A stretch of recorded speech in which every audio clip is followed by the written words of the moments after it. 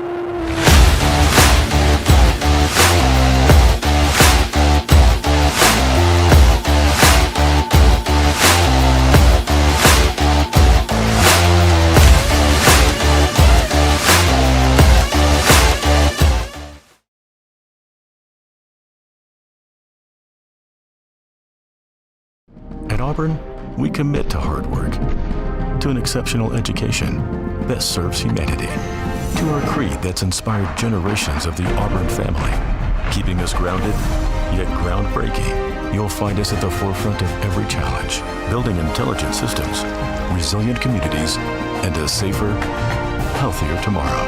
Because when the work of the world demands the best and brightest, it will find them right here. Listen up, class. It's time we get to learning. Every day, we're able to. So you can be more like Einstein. Like George Washington Carver. Well, unless you're allergic to peanuts. And LeBron James. And other ordinary people who have done extraordinary things. By continuing to grow and learn. That's right. We keep learning by being in school. Did you know if you miss 18 days of school, you're really missing 10% of the whole entire school year? And 10%, that's a lot. That's like erasing Alabama, Mississippi, Louisiana, and Texas off the map. Oh no, that's like half of the SEC, no more college football. Not to mention, over 8 million students nationwide miss nearly a month of school each year. Well, it will take you over 3 months to count the 8 million. So obviously, that's a lot too. Let's think about it this way. If you want to be really good at sports, would you miss a month of practice? If you want to be a rock star, would you go a whole month without playing the guitar? If you wanted to win a hot dog eating contest, would you never eat a hot dog again? Of course not. Hot dogs are delicious. We're getting off track here and I'm kind of hungry, so. When you miss school, you miss out on the opportunity to be successful.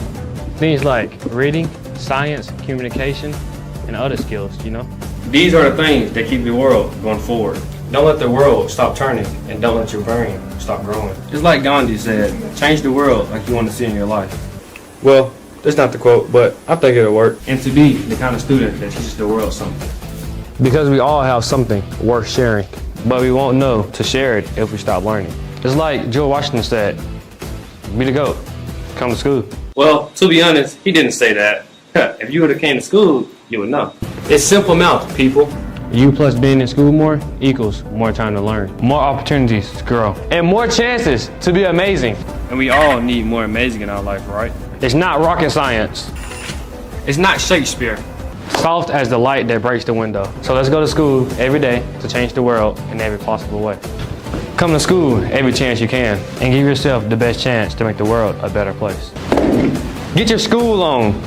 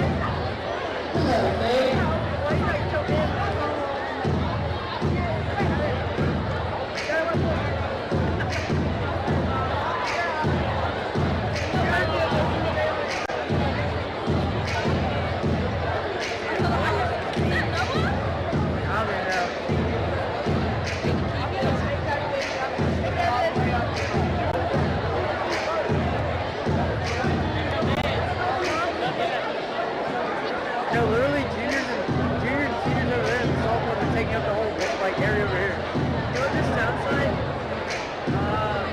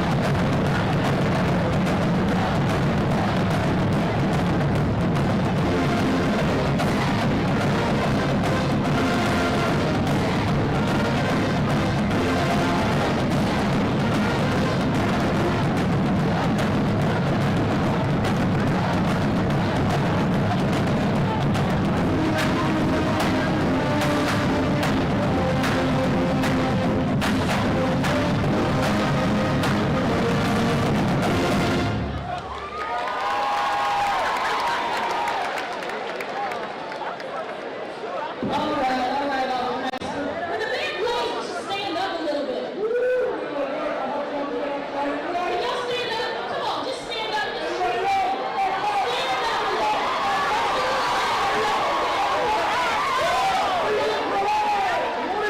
I gotta take this jacket off. It's so hot up here. Repeat after me. Ready?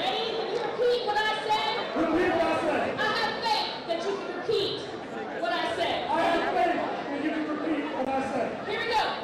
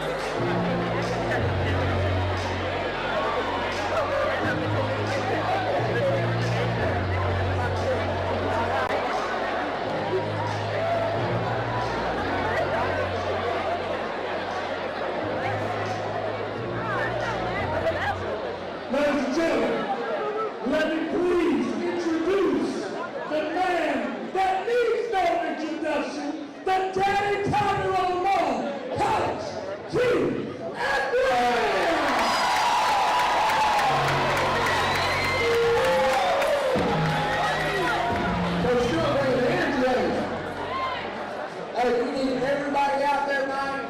Need you being loud. Sellout since Tuesday, so they're gonna have a big crowd there. We need everybody in the student section. Bring your ponchos, white it out. Let's get ready to roll. All right? Y'all ready? Everybody ready? How loud are we gonna get tonight? Let's hear it. Let's hear it. One time.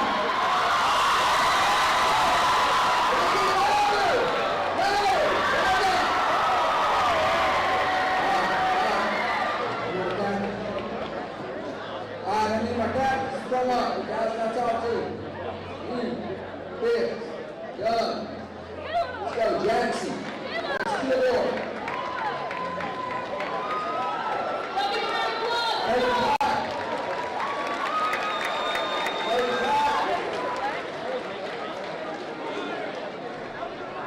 Alright, these are the captains for tonight. Great senior group. We're going to go out and put it on the Bulldogs tonight. I nothing to say, man. Let's go.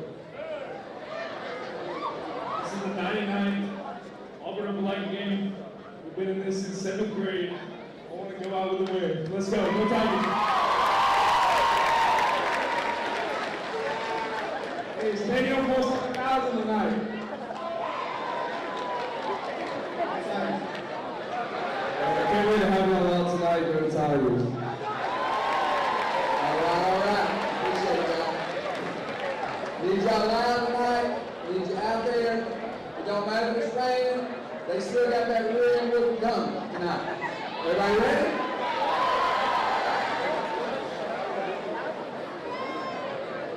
Go Tigers.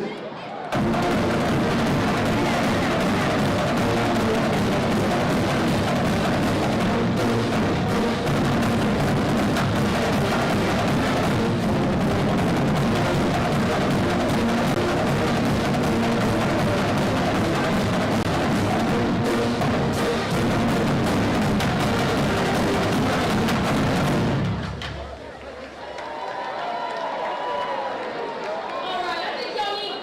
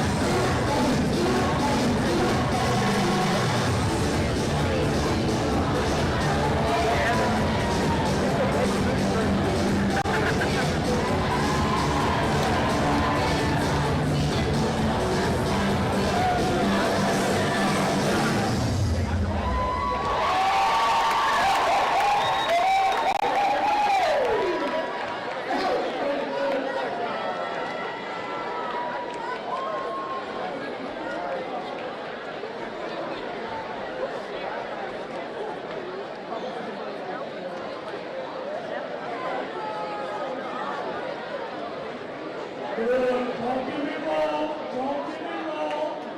We love that foosball on Friday nights. Ain't no doubt about it. We cannot forget. How could we forget?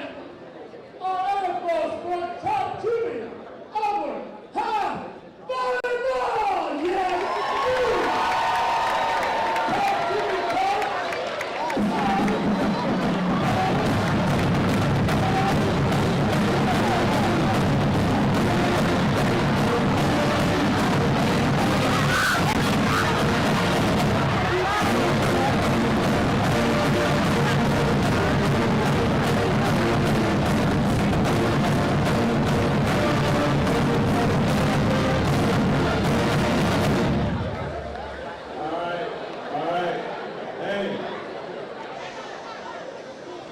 Listen, I know I'm new around here, but I gotta say,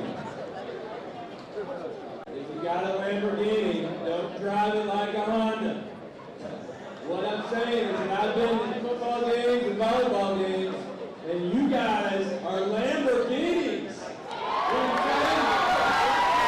I want to do something right now. This side's gonna say, go blue, this side's go white. We're gonna do it 4 times, you gotta be loud. You ready? Here we go.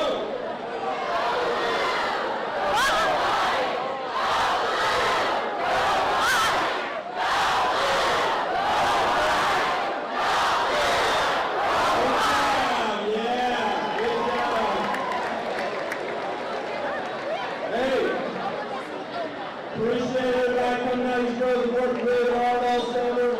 We got a top 5 ranking right now, and our crowds have been awesome. I expect the Tiger Cage to become one of the toughest places in the state to play. And you guys are making that happen.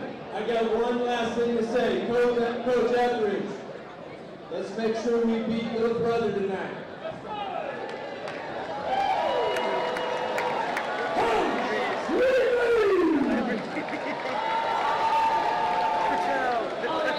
Auburn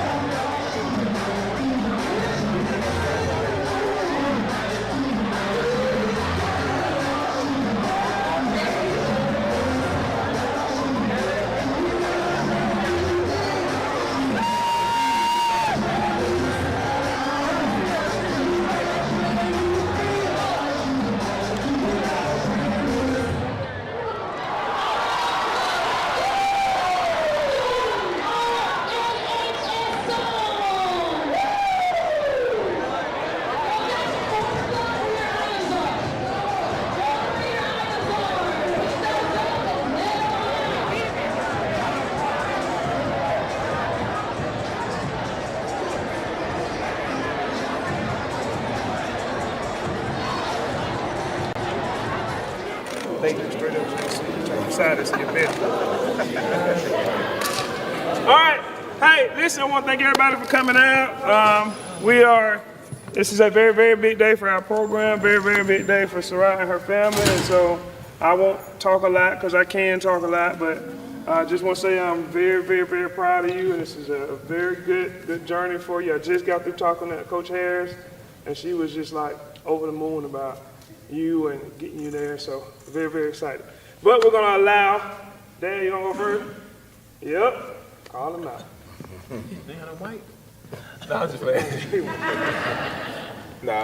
Thank y'all first of all for being here and supporting Sarai throughout this whole time. And Sarai, personally, I can't express how excited I am and yet proud to have you as a daughter. You battled through a lot, from me kicking you off the court to you, running in the house to your mom telling you get back out there.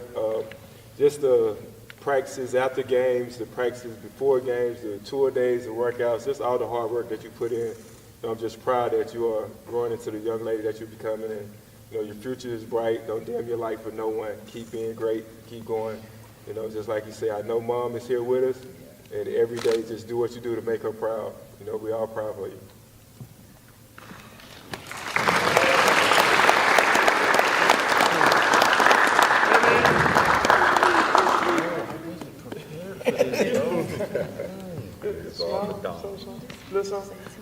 Speech.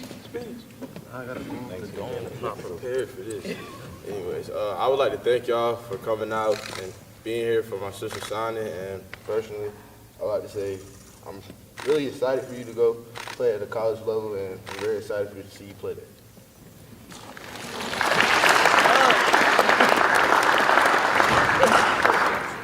I know, right? Thank y'all for coming out here. I'm her oldest sister, Soraya. Baby. I was so proud of you. I was very proud of you. Through the thick and thin, you being on girl and everything else. But Mom is looking at us right now, smiling. Just do what you need to do, and I'll be with you every step of the way. Love you.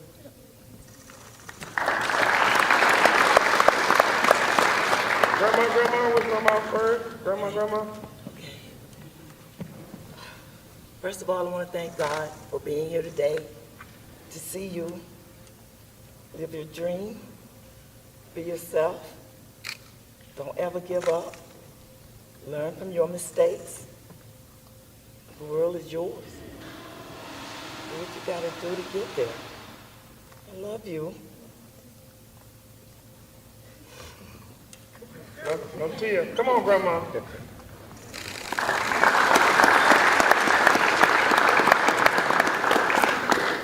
First, I'd like to take this opportunity to thank each of you for coming out and sharing in this opportunity for Soraya. I know my daughter is very proud at this point, and so am I.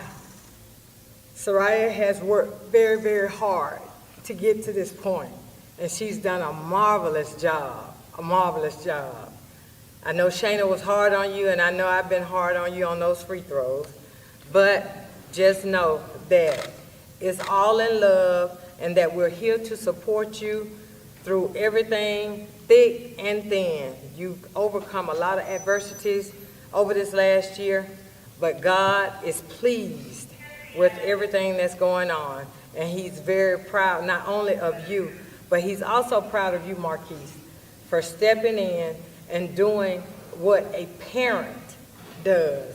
You're not just a father anymore, you are the parent. And I know God is pleased, and Shayna is very pleased, and I'm very proud of you myself.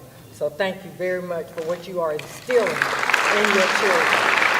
And may God continue to bless you, Soraya, and we thank God for this opportunity.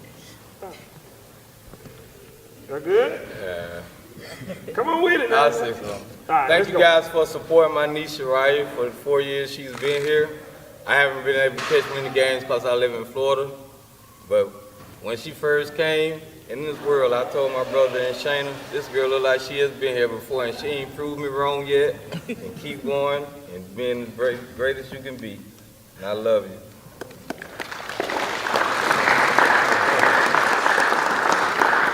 All right, you ready? Let's get it. Stand up. Sorry, I got a little emotional. 30 minutes, let's go. I said I just wanted to start off by thanking the man above because I wouldn't be able to do anything without him. I would like to thank the coaching staff of Auburn and as well as Coach Pritchett, Miss Langford and Miss Connie, who all helped me and advised me on this road I'm on, whether or not I knew what I was doing. I would like to thank everyone for all the support and love throughout this journey and all my AAU coaches and my teams because y'all helped me get better every time I step foot on the court with you all.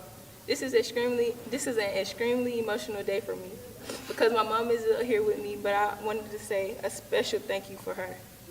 The woman who carried me and held my hand through thick and thin. I wouldn't be able to be up here talking if it wasn't for the main lady. Thank you, Mom, thank you. And thank you all for coming, and I'm blessed to continue this journey and legacy at the Auburn University.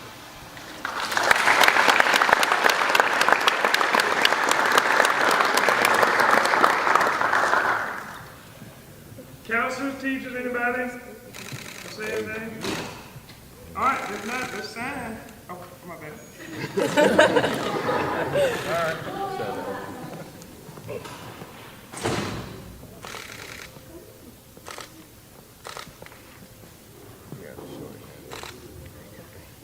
It's all right. I didn't practice.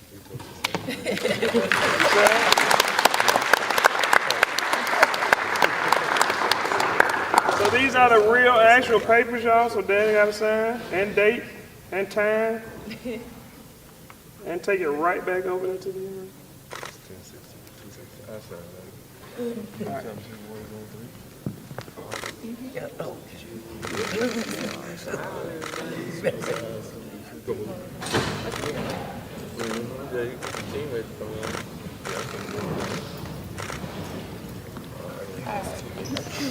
Get a picture of graduating.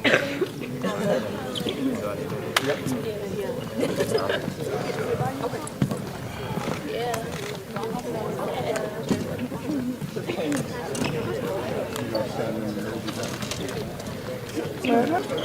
Thank you. No action. Shoot over your shoulder.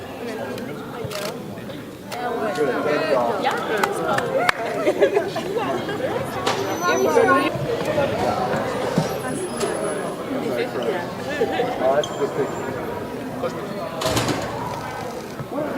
Hold on. 1 second.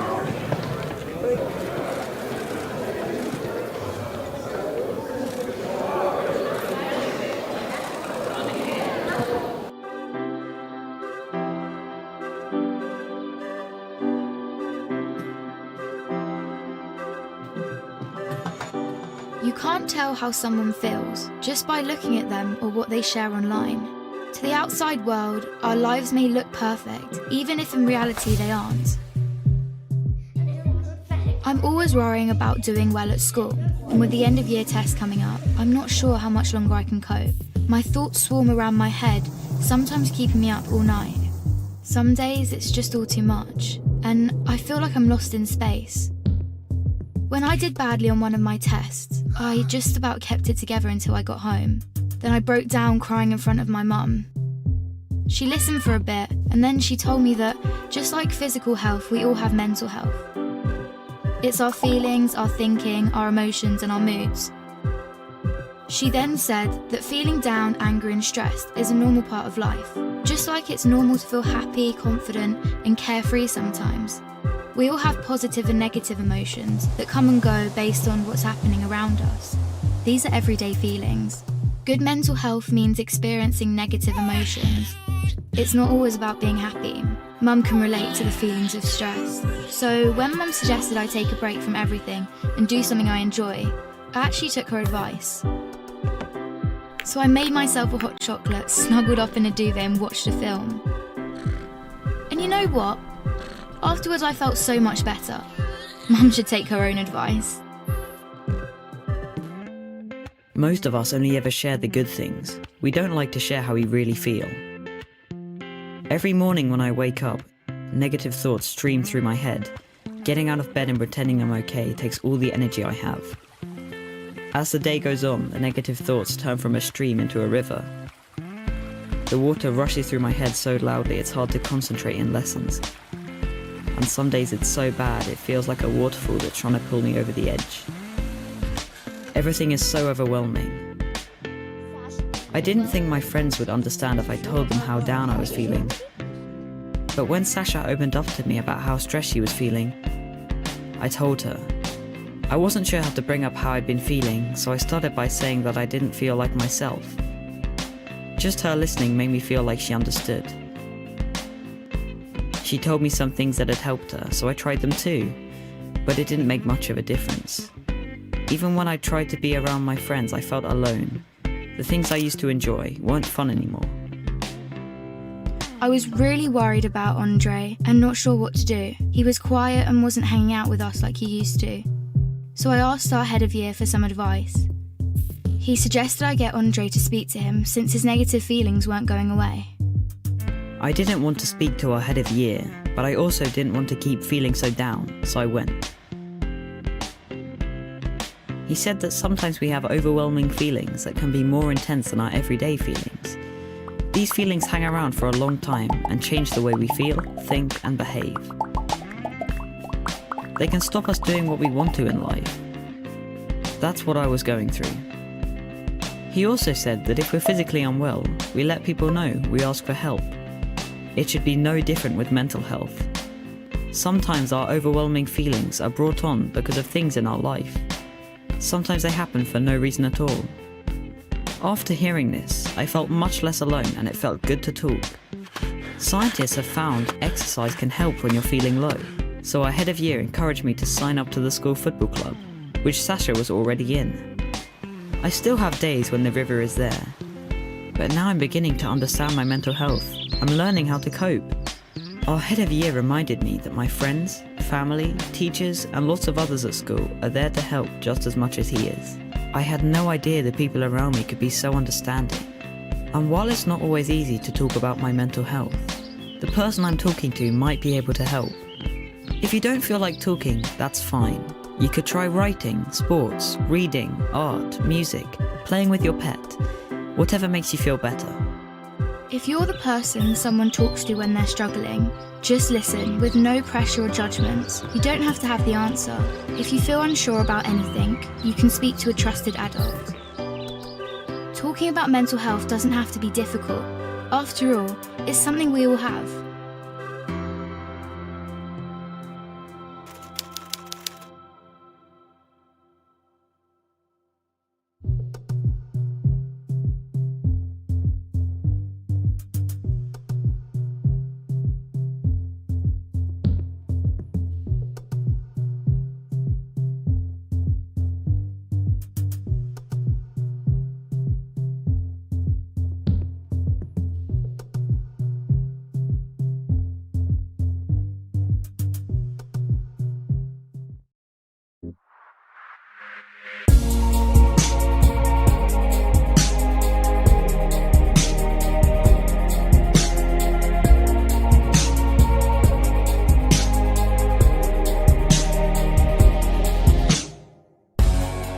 We had Brock and we moved here away from all of our family, and when he got diagnosed at age 2, it sort of forced us to just get up and get on with it and figure out what we're gonna do. We didn't have a lot of time to wallow because we didn't have anybody to help us. We were just had to figure it out. So of course it's heartbreaking, and he's not gonna play basketball at Auburn, and you know, he is probably going to live with us forever. But the longer time goes on, it's exactly how we want it, you know? There's lots of things we want him to do. There's lots of things we want him to achieve in school. But mostly, we just want him to have a happy life. And he does. I mean, he's a happy kid when he's, you know, not trying to stab someone or bite them. I have been a dance teacher all my life, and I was super blessed to have an autistic child, and he doesn't say a lot, and at first when he was little he liked to dance and he liked to listen to my inappropriate rap music, and it really was, I mean, I know that sounds cheesy, but it was God that told me to do it. I mean, I have this gift, and I have this child, so let's put them together, because there's not a lot for special needs kids to do extracurricularly. I mean, we tried, soccer and choir and everything else, and it was just a disaster because it's not made for special needs kids. So this is a studio where only children and adults with disabilities can come. We don't take regular kids. No regular kid. He definitely has his moments, but I just love parents that are newly diagnosed that come to me. I just like to tell them that it's not a death sentence, and it can actually be really cool. Once you get past the initial grief of it, you have to grieve them, and then you move on, and then you start living your life. I have a really good story to go along with this. All right. Okay, so he had a teacher named Melanie too. Lots of people know him as Melanie. And we had gone to eat at Mellow Mushroom. And Brock flaps his hand. I mean, this is constant right here. I mean, and people driving in cars think he's waving at him. He's totally not. And he'll keep flapping. They're like, okay, buddy, hi, I waved at you. That's just his thing. I mean, it's a lot of autistic kids' thing. They flap. And so he was doing that in Mellow Mushroom, and these two teenage girls were sitting at a table, and they were doing it, making fun. And normally I just blow it off, but Melanie couldn't get past it. So she took Brock's hand and walked him over to the table, and she said, hi, this is Brock. He has autism, and when he's bored or excited, he flaps his hand like this, so he must be really excited to be here. And I just wanted to know if y'all wanted to meet him or if you have any questions about autism. That blew me away. It was such a cool way to handle it. Instead of being mad at them, you turn it into a learning experience. Now, they looked like they had seen a ghost and probably mortified, but it really, I bet they won't do that again, They didn't know what was wrong with them, and now Melanie explained it really nice. So a lot of it is having a child with behaviors. He doesn't look like there's anything wrong with him. He's a cute little kid, but he does some weird stuff that you just can't explain. So most of the time I just act like it didn't happen. He likes to give people hugs that he doesn't know. And so, the cashier at Walmart really didn't get it, but I just asked them if they can please just appease him. It really means a lot to me when somebody treats him like there's nothing wrong with him.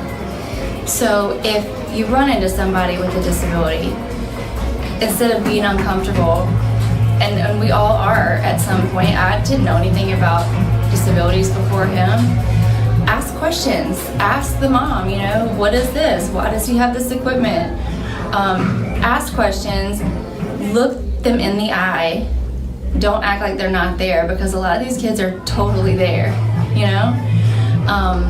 and just be interested. I love it when people ask me questions about him, why does he do that? What does he think about this? What does he eat for snack?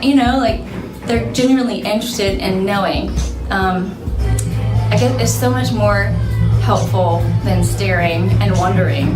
Just come talk to us. Most, especially these parents, would love to tell you about their kids. And it's a hard thing to do if you're not used to it, but we like that so much more. And he likes it too. He loves attention.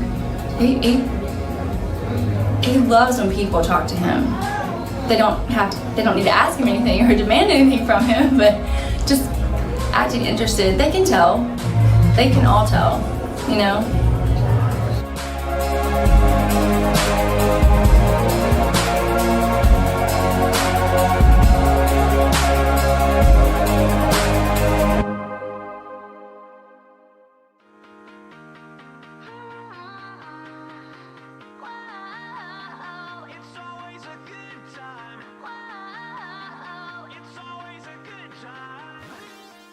Hey everyone, my name is Michelle Blumen. I work at Drake Middle School in Auburn.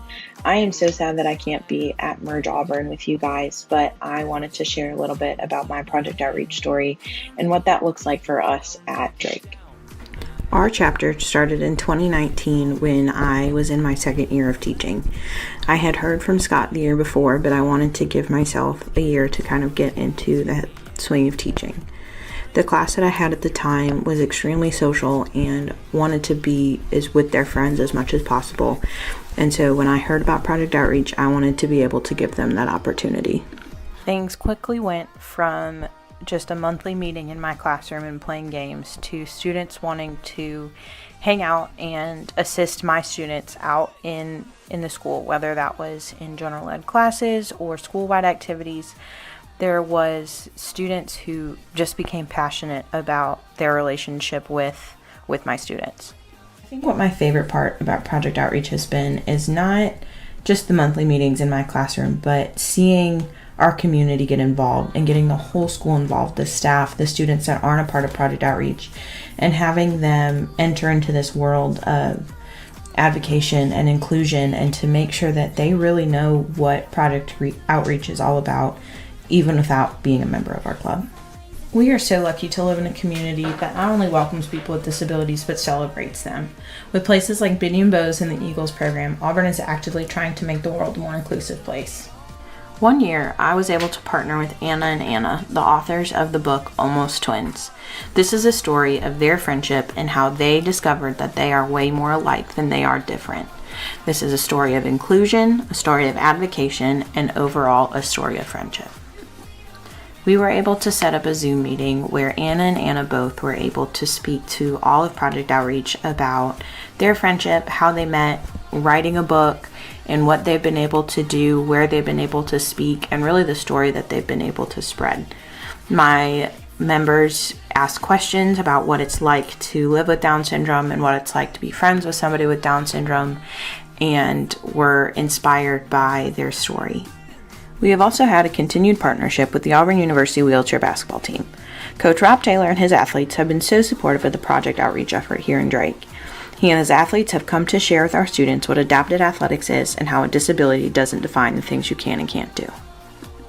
By far, my favorite part of Project Outreach has been watching my students create friendships that last well beyond their year at Drake. William is a student with Down syndrome who I taught a few years ago. His friend Cole is a typical student in his grade. Cole joined Project Outreach after meeting William at Dare Camp, and through Project Outreach their friendship grew and they remained friends throughout the year.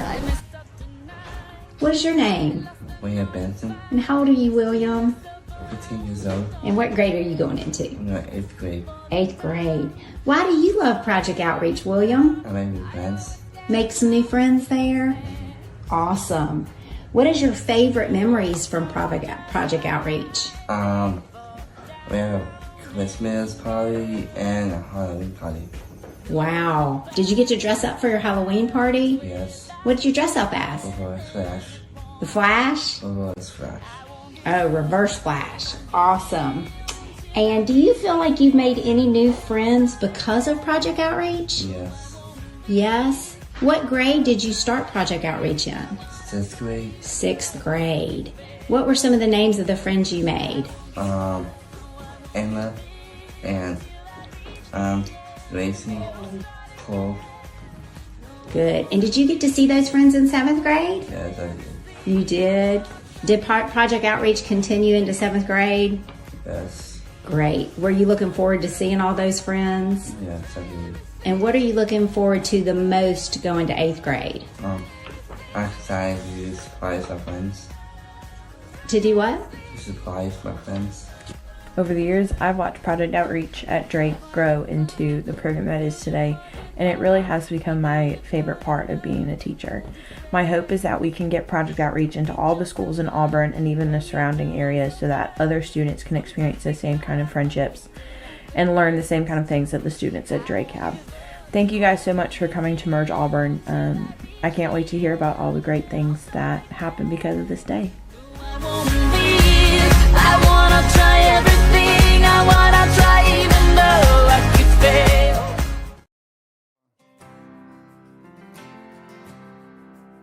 For the last 15 years, Project Outreach Gulf Coast has done something beautiful that most of the world isn't even aware of.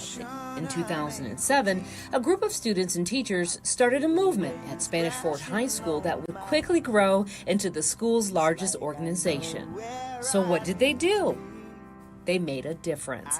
They changed the school, they ate lunch, they went to homeroom, they had parties and even attended sporting events. So how in the world, you may be asking, did any of these things help change the world? How did they make a difference? because they invited their friends.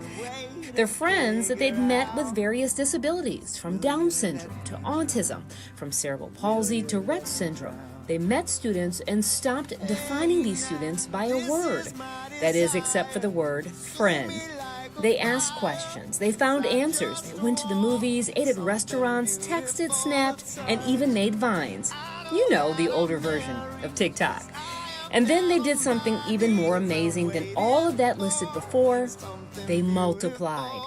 It was the students who took the ideas they'd created, dreamed of, and executed, and shared them with other schools.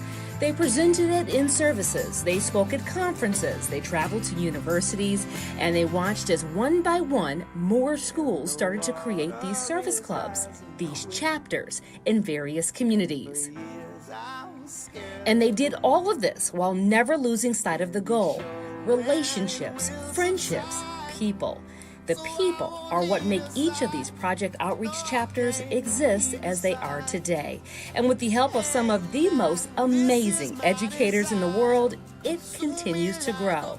It's now 15 years later, and we have more than 35 chapters across the state of Alabama. And the best part? These students graduated. They moved away. They moved home. They became teachers, speech pathologists, doctors, businessmen and women. They became advocates, entrepreneurs, and even now, they're still maintaining these friendships, these relationships. So keep your eyes open. Keep them wide open. These students are just getting started, and our teachers are right there rooting them on. Because anyone who puts their heart and their mind and their soul and strength to a goal, they usually end up accomplishing it. They are the difference makers of the world, and we are so thankful for each and every one of them. From the past to the present, and for many years to come, we cannot wait to see the next chapters begin. We can't wait to see more and more students in classrooms, teachers in schools and communities change the way they see each other, especially those with disabilities. So if you or your child is lucky enough to be in one of those schools that has a Project Outreach chapter, just know there are hundreds of former students who have paved the way for that chapter to be right there. And who knows, one day you may just see them leading the way from the inside.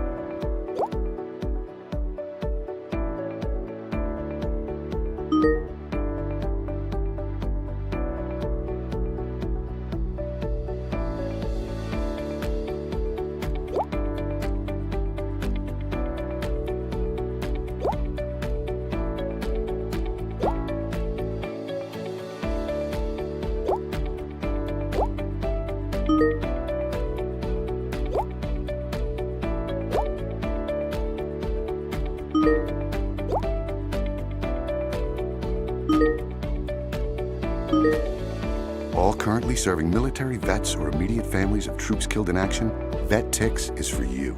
Sign up for free to become a VetTixer and start creating new happy memories that will last a lifetime. Go to vettix.org to become a member now. VetTix, give something to those who gave.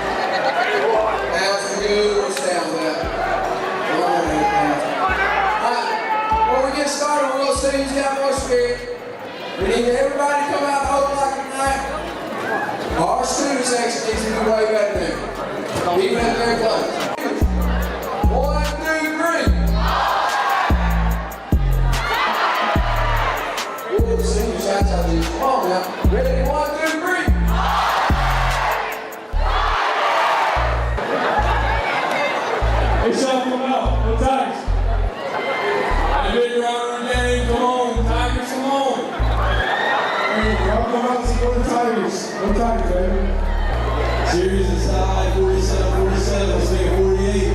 That's right, now go support these guys. Go Tigers. And only Sanford.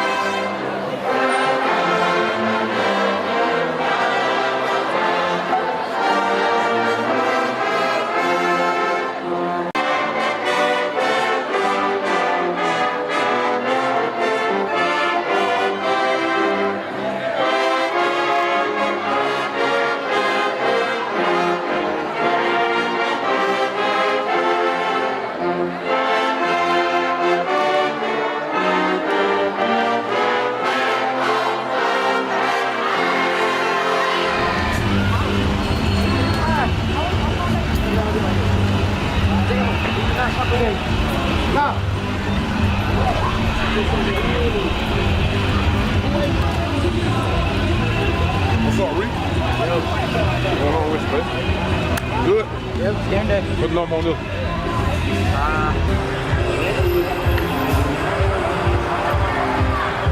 You're fucking kidding me.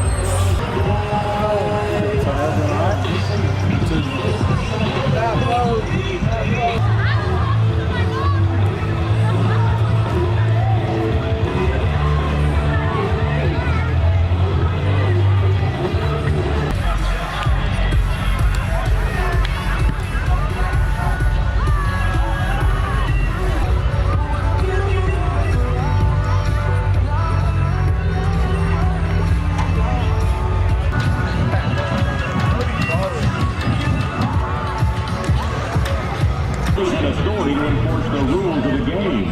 Please read the 100 degrees outside.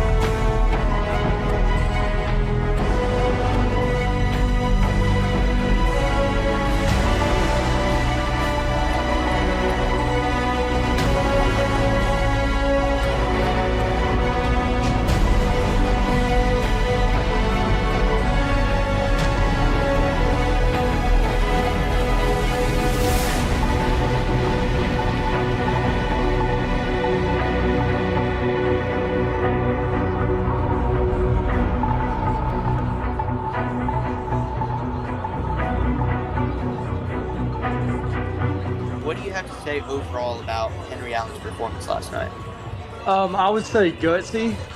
We had some things that didn't go our way during the game, but he was able to, when it was time to play the best, he played the best. When it was time to really come back, and when we were down 2 scores with 7 minutes left, you got to be the best player on the field, and I think he was.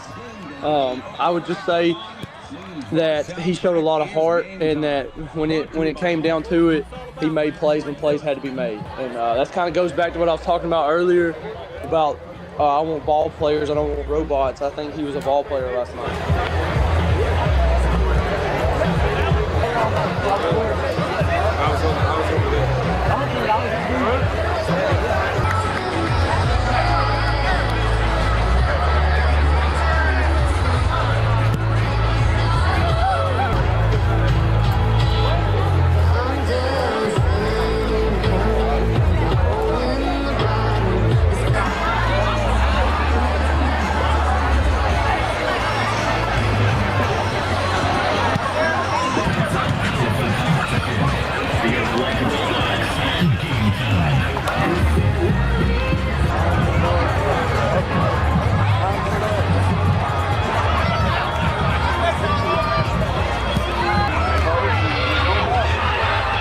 I think we got a really good running back room, selfless. I think our guys are really good friends on and off the field. They're each other's biggest cheerleaders when somebody else is in. That's just like last night, when the game was at hand, and, we get speaking of unselfless, you got a guy like Mikhail Ammons, who's a senior this year. He when it was his time to come in, guys that play in front of him like Tyus Flakes and Omar Mapson were, just as excited to see him get in and get carries as if those 2 guys were in there. So, family, unselfish.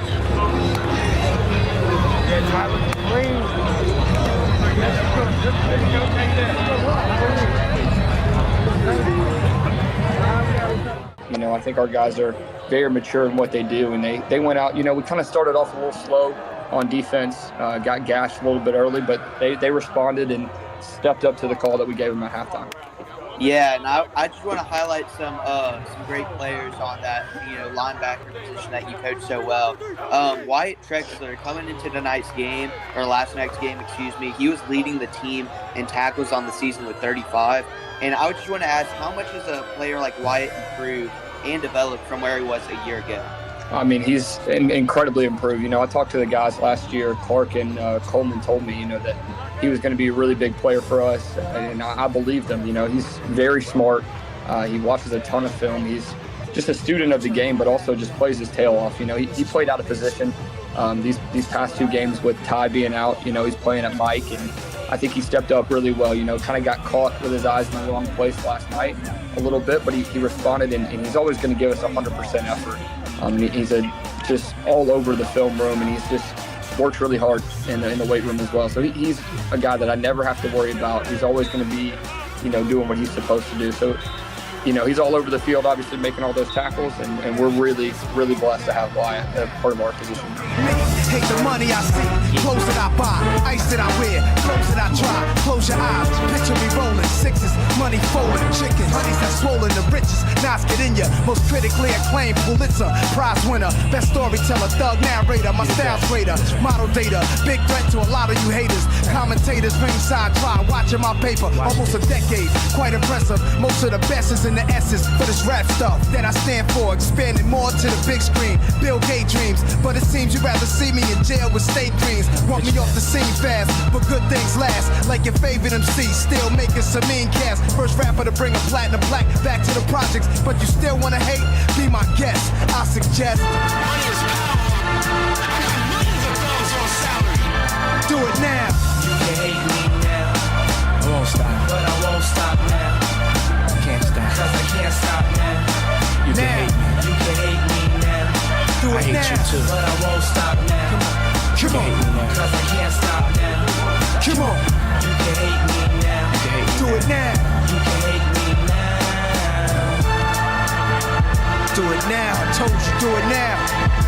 Let's go. You wanna hate me, then hate me. What can I do but keep getting money? Funny, I was just like you. I had to hustle hard, never give up until I made it. Now y'all saying that's a clever nothing to play with. Hate on me, I blew, but I'm the same OG. People warn me, when you on top, there's envy. Took my people out. I would say that we're trusting each other a lot more each week. You know, the trust is there, the camaraderie is there, but also the standard that Coach Goolsby establishes as a defensive coordinator. It never changes. We always have high expectations for our guys, and we never let up. So I always say it starts at the top. With Coach Goolsby. He does a great job with, having us coaches establish the standard, and the coaches staff, we do a great job of keeping that standard high for the players. And then the players, they hold each other accountable, and they practice and they work to that standard consistently. So it's a all around effort from everybody, and we preach attitude and effort every single day. And when those guys really buy into it, you see special things happen. Go, Coach. Time to get it. Let's go. Yes, sir. We had the duck, baby. Duck on wheel. Duck on wheel. We had the duck. I like this. I like the way this feels. Let's go. It's a thin line between paper and hate. Friends and snakes, growing old or early grave. Hell or the pearly gates. I was destined to come. Predicted. Blame God, he blew breath in my lungs. Second to none. Wicked turn wives to widows. Through satin pillows, the desolate one. Took a little time to claim my spot. Chairman of the board until this game stopped. And I side with the Lord. Ride for the cause while driving out my doors. Plotting, I'm sure to catch me with the to my jaws. Tried sticking me up, but I flipped on these ducks. Instead of me, ambulances were picking them up. People fear what they don't understand. Hate what they can't conquer. Guess it's just the theory of man became a monster. On top of the world, never falling. I'm as real as they come. From day one, forever falling. Come on. It won't stop. It won't stop. Never. Come on. But I won't stop now. Cause I can't stop now. You can hate me now. But I won't stop now. Cause I can't stop now. You can hate me now. You can hate me now. You can hate me now. Come on, people. But I won't stop now. Come on. It ain't gonna never stop, y'all.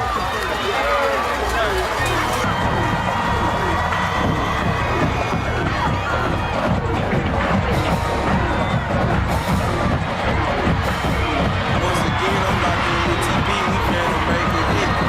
Drop my ski, I'ma get it in blood. Bring it back, murder and love. If I flop, get rich out the glove. 70 P's, 70 I'm ready. Get him, get brr. Can't tap on watching the rip. Best 50 from a mouth for earth. Land me down, ain't no hurt. Know it's how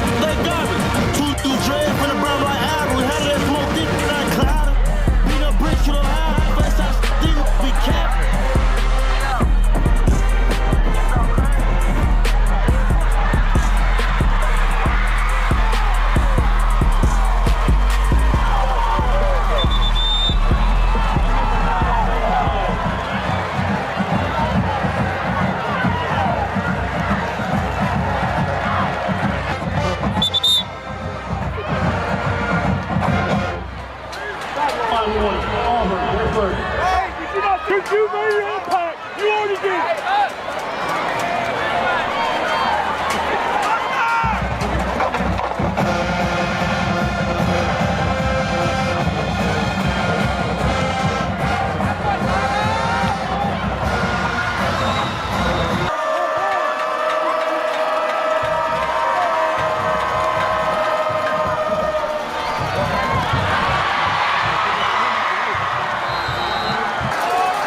Record button.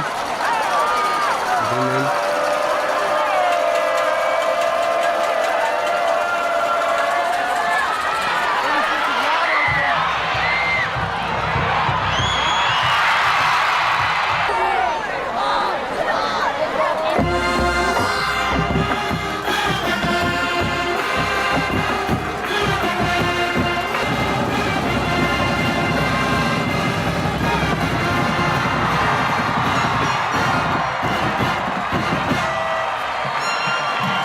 Number 47, Johnny Cicino. 41-yard field goal is...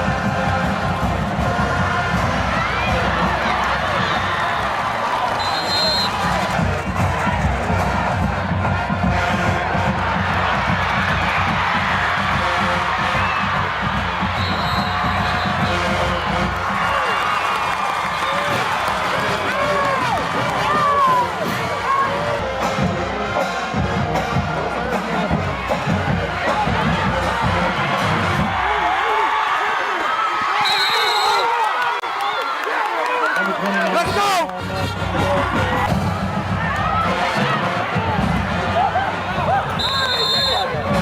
Oh yeah! Hey! Hey! Go in the lead! Hey!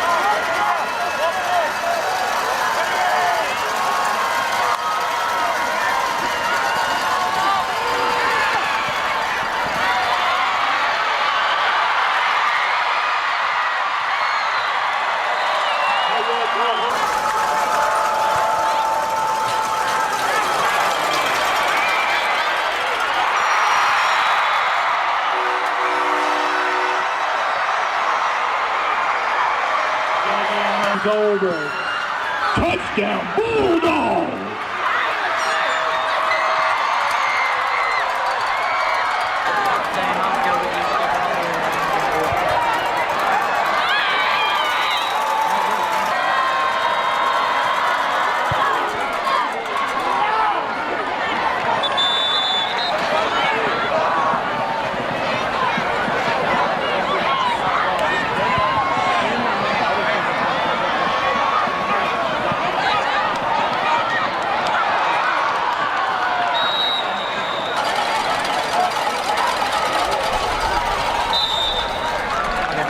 And that's the end of the first half. Your score.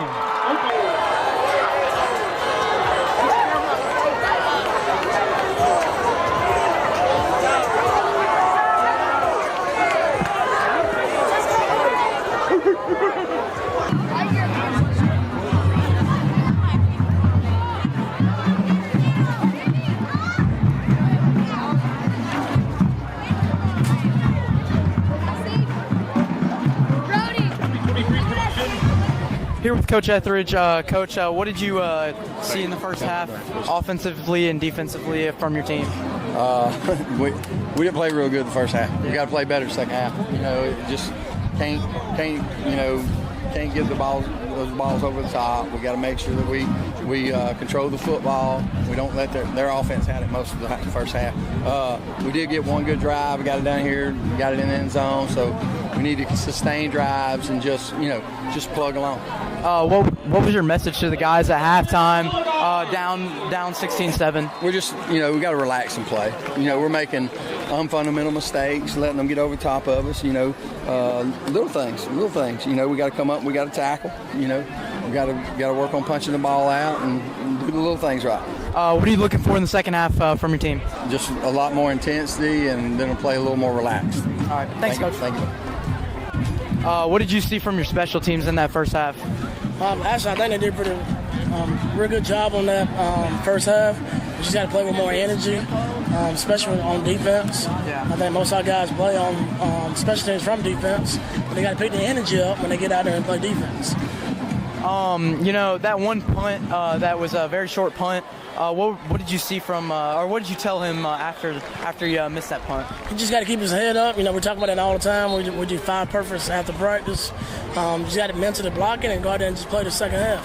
What are you expecting from your special teams second half? Playing with more intensity, playing with that hair on fire kind of mentality, and also just getting down to trying to hit somebody. That's the biggest thing. All right, thanks, Coach. Yes, sir. Go Tigers. Come on. Get it on the. I was gonna try and catch it, but Back there behind you. Why'd you miss it, man? You're supposed to catch that sucker.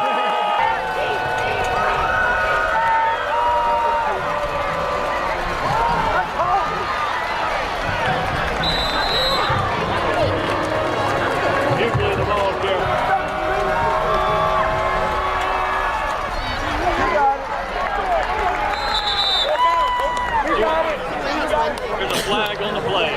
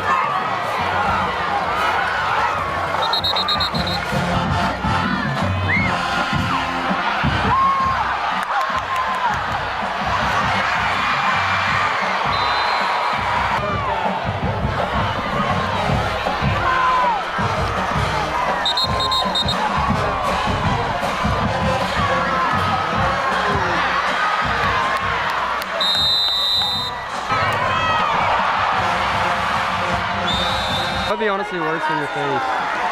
Poor dude got hit by the ball.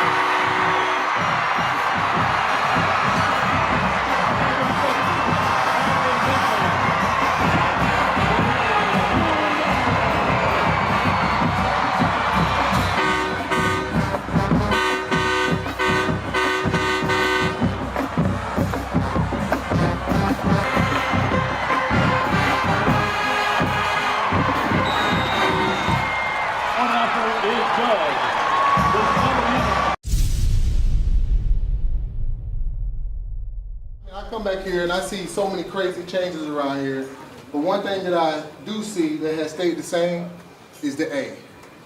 Everybody in here has taken up the A and made the A to what it was. I mean, back when I was playing, we didn't have records like y'all have right now. And one thing I want to tell you guys is this.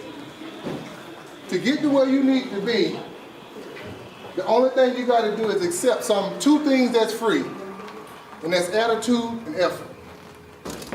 That's one thing that I, myself, can control. You can control, is your attitude and your effort. No matter what situation that you go through, your attitude and your effort is not going to change. What happens outside of this room is what's going to change. All right? And so I want to tell you guys this right here. I started exactly where you guys have started right now. When people told me you weren't big enough, you weren't strong enough, and I put them pads on every single day. And I hit, and I hit, and I hit. And that's what each one of us do every single day. So when y'all leave up out of here, and when y'all put them pads on, you got the names on the back of your jersey, and you got that number on your chest. We represent the A. We represent the A. But let me tell you guys what. The attitude and y'all effort are what's going to get y'all through this season. The coach is going to coach. They're going to do what y'all need to do. Circumstances are going to change. You're going to lose and win football games. But if your attitude and your effort stay the same, y'all going to win football games no matter what. All right? I'm going to say, who the A? We the A. Who the A? We the A. Who the A? We the A. Are y'all ready? Who? Are y'all ready? Who? Let's bring them Auburn Tigers out.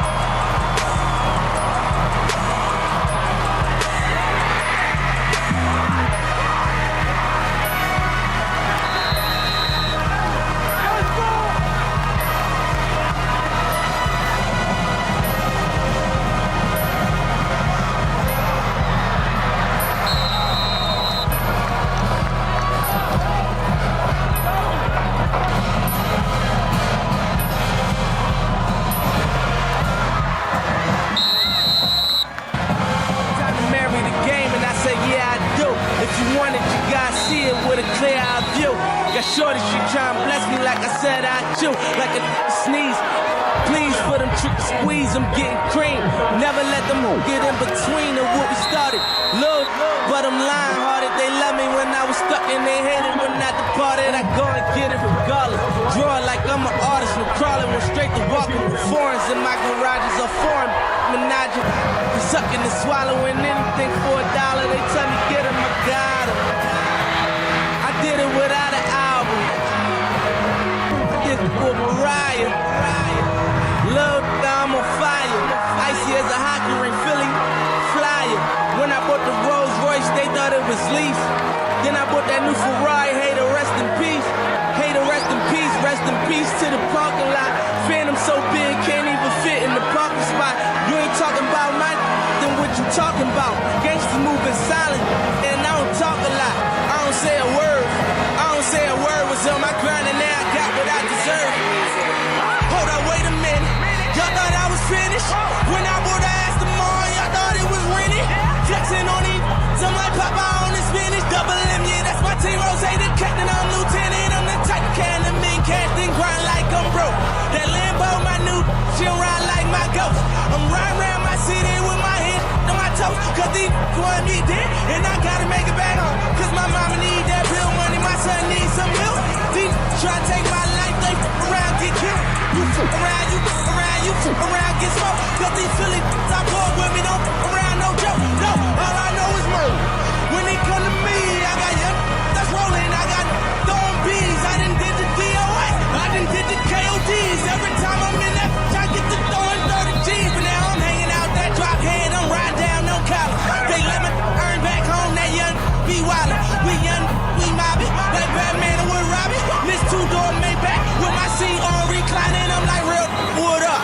Real wood up. If you ain't about that murder game, then shut up. If you did me in your ass, I get your pussy stuck up. When you touch down in my hood, no, that tour life ain't good. Kept me down in MIA.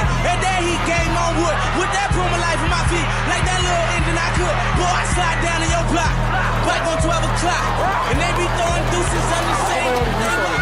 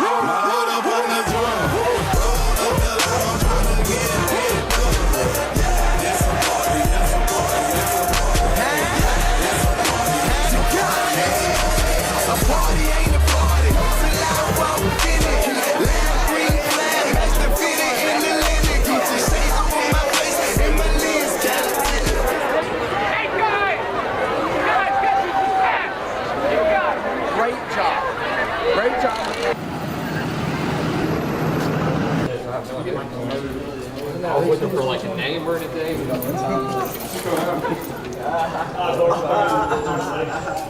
Hey, quick glazing. Quick glazing, bro.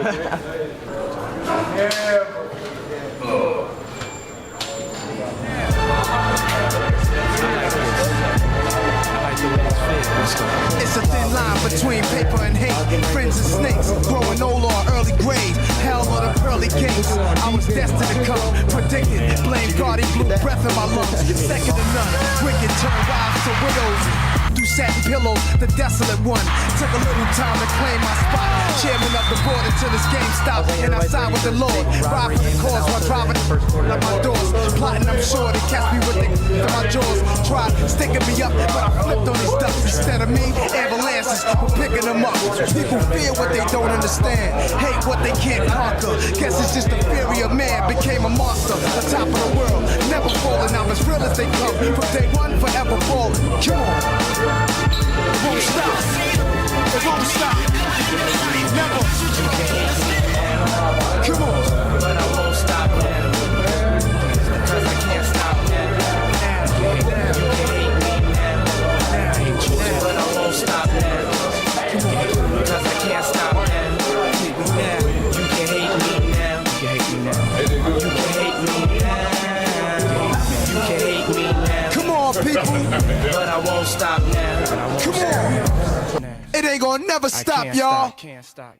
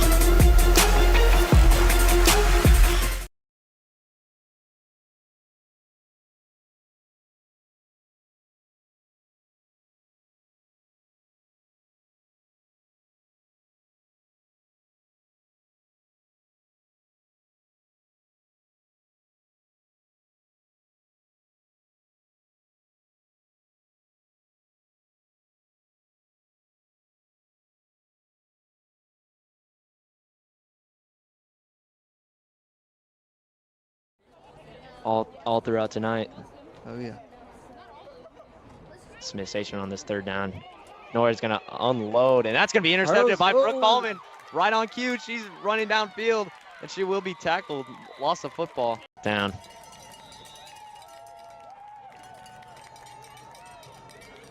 Looks like she'll take it herself.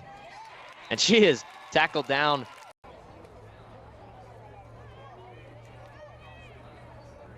Norred awaiting the snap.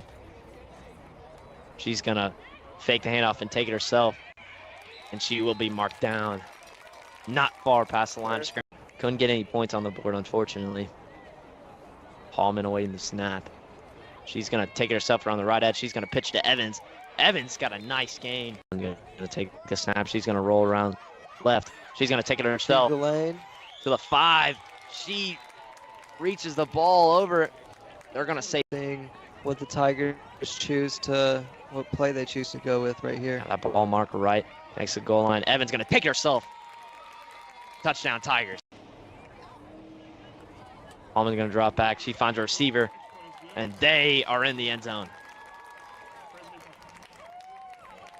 Open down the sideline. Gary in motion. Norred gonna pump fake. She's got pressure from Palmer. I think she was on that clock as they can to not give Auburn another chance to set this lead and maybe 14-0. Nored's got pressure, and she's sacked by Palmer. In motion. She's going to take it herself. Brock pitches it back to Hallman. Hallman's got pressure. Escapes. She hauls it downfield and got a receiver. And she's down right about the 20. Popular formation the Tigers have been rolling with throughout this first half. In motion again. Punt in motion. They're going to unload and complete with the receiver. For that first down. Hallman going to drop back. She's got pressure. She's going to take it herself. And she gets the first down. Great rushing play right there. Did see Auburn kind of start out strong in their first drive and then for some reason just kind of fall off. Catherine gonna pitch it to Holman. Holman gonna give it off to Brock. Brock's on the run, and she will be taken down across half clock, but maybe seal the game. Plenty of time here for both these teams.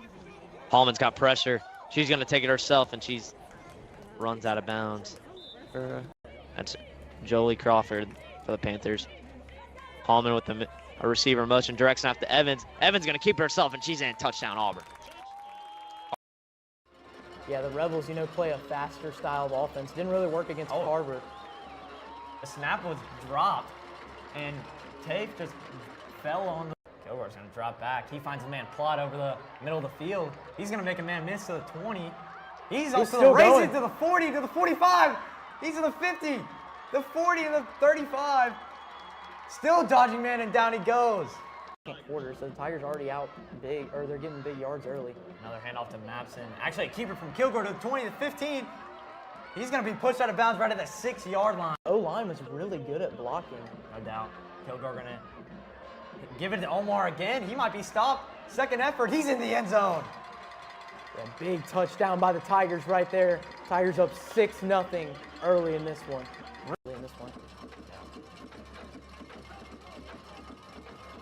Shotgun, man in motion. He's going to hand it off to Purdy. And he is met. Yeah, he went nowhere Greg there. Williams. There again.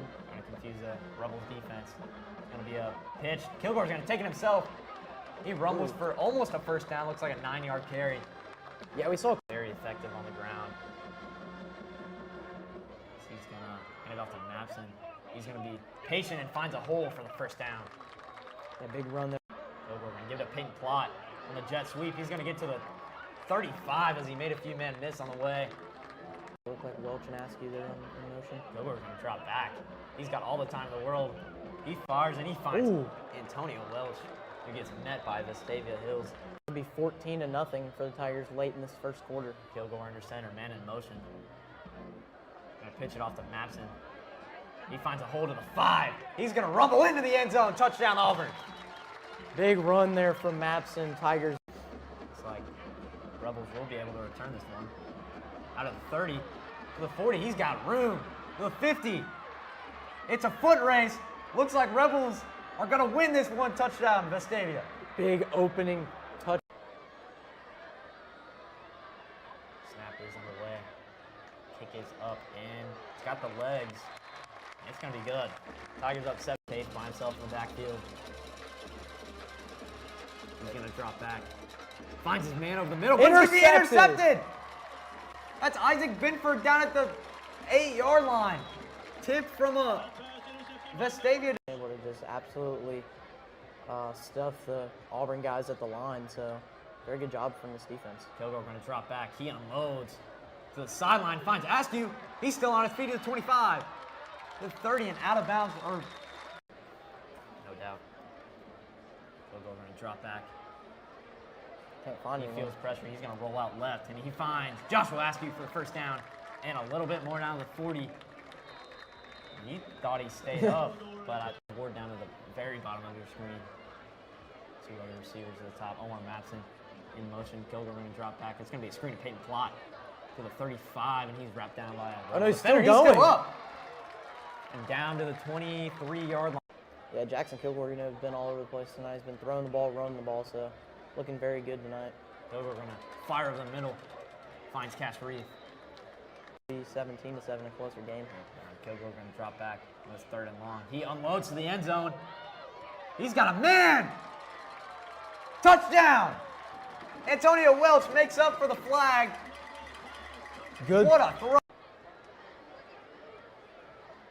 Tigers are just about 2 minutes to go in this half. Kilgore going to drop back. He's feeling some pressure. He's going to step up and unload downfield. He's got a man. Oh, and that's going to be obvious PI right there, yeah. Little play sequence there. Kind of looked like they were just trying to make sure Auburn doesn't have any time to get the ball back, so. He's going to keep it himself, and he is dropped. We did see Kilgore a few times, actually, in the first half, air it out a few times, so he was able to find some open guys downfield. Mapson going to get carry early in this second half. Trying to gain back some of that momentum that they lost late in the first. Mapson going to get it again, and he hits a hole to the 45. He goes down. Took a few Vestavia for the Tigers. 2 men in motion. Kilgore going to keep it himself. Past midfield to the 45 to the 40. Down to the 35-yard line. Man in motion. He's going to pitch it out to Mapson to the left side. He's going to run around the left end. He's going to make a man miss to the 15, and he gets stripped up. Peyton Plott in motion. They're going to give it to him on the jet sweep, and he's going to make a man miss. And he's still on his feet to the 5 and wrapped out of bounds. Back again, so good job by the Tigers not to get that holding call. Kilgore under center, man in motion. Pitch to Omar this time right, and he's going to thunder through a hole. They're on second down years old. It's going to be Peyton Plott in motion, but Omar up the middle, and that is his 3rd touchdown of the night. He hasn't made a mistake. I mean, the interception really wasn't his fault because his receiver couldn't come up with that ball. So play action for Vestavia. He's going to be met by Mike Gunn. Really, they had 5 drives that they couldn't score, but then towards the end of that first half, they were able to score. So Hardy's going to get the carry. He's just going to get a few. Tafe. Yeah, Tafe's been running and passing the ball tonight, just like Jackson Kilgore's done. Tafe's going to drop back. He's got pressure, and he's going down. Michael Foster came around the fence a little confused here. Purdy again around the right side. Nice play from the Tiger defense. Another tackle for loss. Really what Auburn's defense has been doing too, or Auburn's offense has been doing as well. So Vestavia's defense, they've just been able to tire them out, and that's why Auburn's been able to score. Tafe under center. He's going to pitch out of Purdy. It's going to be a trick play. And it's ripped down from Caleb Pitts. Kilgore in shotgun with Mapson in the backfield with him. Going to be a handoff to Mapson, and he's got a hole to the 25, and he's down the sideline to the 30. Yeah, you know, if you're Auburn, you gotta score on this drive because Vestavia's been moving the ball. Kilgore going to drop back and find his man, Antonio Welch, for a nice game. They're going to be a read option, and Kilgore's going to keep it himself down to the opposite 40-yard line. Yeah, Jackson Kilgore tonight has just used his legs. He's uses that from both quarterbacks. Tafe doing a good job on it with his legs also. Both sporting the number 11. They hand off to Mapson around the right side. He's going to cut back to the 35 to the 30, and he's going to be taken down right around the 26. Kilgore going to drop back. He's looking. He's going to step up. He's going to take it himself to the 25, to the 20. To the 10, man. And he's pushed out of bounds right around the 7. Mapson, Kilgore under center. Askew in motion. It's going to be a jet sweep. He makes a man miss. To the 5, he's going to go around the left end, and he's going to walk into the end zone. Touchdown, Auburn. Joshua Askew. Yeah, big jet sweep there for the Auburn Tigers, and now puts him up. Screen, right side of your screen. Mapson in motion going that way. Kilgore's going to drop back. He's going to step up. He's going to take it himself. Across the 25 to the 30. 35 to the 40, and he's dragged out of bounds. That might be a late hit. About 9:20 to go, man in motion. Looks like Antonio Welch. Kilgore gonna roll out left. He's gonna make touchdown. Touchdown there. Peyton Plott making it look easy. Purdy back there with Tafe in the backfield. Tafe will drop back. He's got pressure. Caleb Pitts tracking him down. Tafe gonna take it himself. And he is met by Auburn defender. Number 2, Peyton Plott. About 7 to go here in this thriller. Oh, it's a block punt. The ball is still loose. Last week. Correct. Man in motion, that's Cash Reeve. It's going to be Charlie Ward up down the left side and touchdown Auburn. Yeah, he Charlie walked Ward, in, untouched. Charlie Ward, you know, last week saw him score a touchdown, another touchdown here tonight. So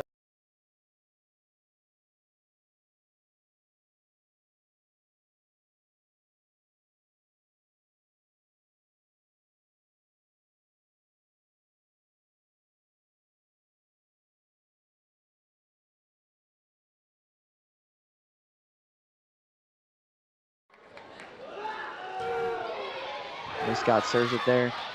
And there's Stow. Gabby Springer. kill. A big kill there for Gabby Stringer. There's 5 out of the last 6 matchups. There was Stow there with a big hit, and then there's Stringer again.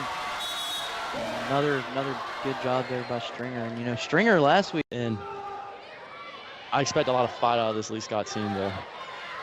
Yeah, I mean, that's one thing you got to have. You know, Enterprise we saw last week had a lot of fight in them. That team already, you know, keeping the pace early here. What a dig from number 11 on the Lee Scott Warriors. Good block there by, looked like Cam. She's a AHSA All-Star, South All-Star. She's a big leader on this team with another block. Yeah, big block there by Campbell Fettner again. So already 2 blocks. Another good serve there by Dickinson. Yeah, Dickinson set that one up for. And now Nice dig from Etheridge. Sets over this like face, and what a kill. Cross court. And there's Stringer again in the front for the Tigers. Leading the pack, and there's Etheridge. Swing from Etheridge. Conley Etheridge with the end of this first set here. As this sets up to Gamble. Nice cross court here. That'll be a kill for Gamble. So Stringer.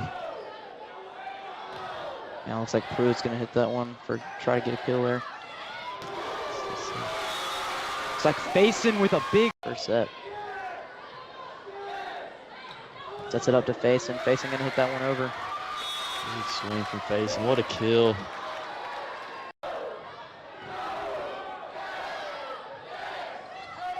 Now Stow gonna try to. It looks like Faison saved that one there. It looked like Stow was gonna try to save it. Faison. Nice dig from Faison. Tries to tish it back over. And that's gonna be match point there, and that's the end of the first set. The Tigers win it, 25-10. Good dig there from the Warriors. Sets it up for Etheridge, and Etheridge with a kill. Try to get a kill here. Dig from Etheridge. Good block there from Dunham.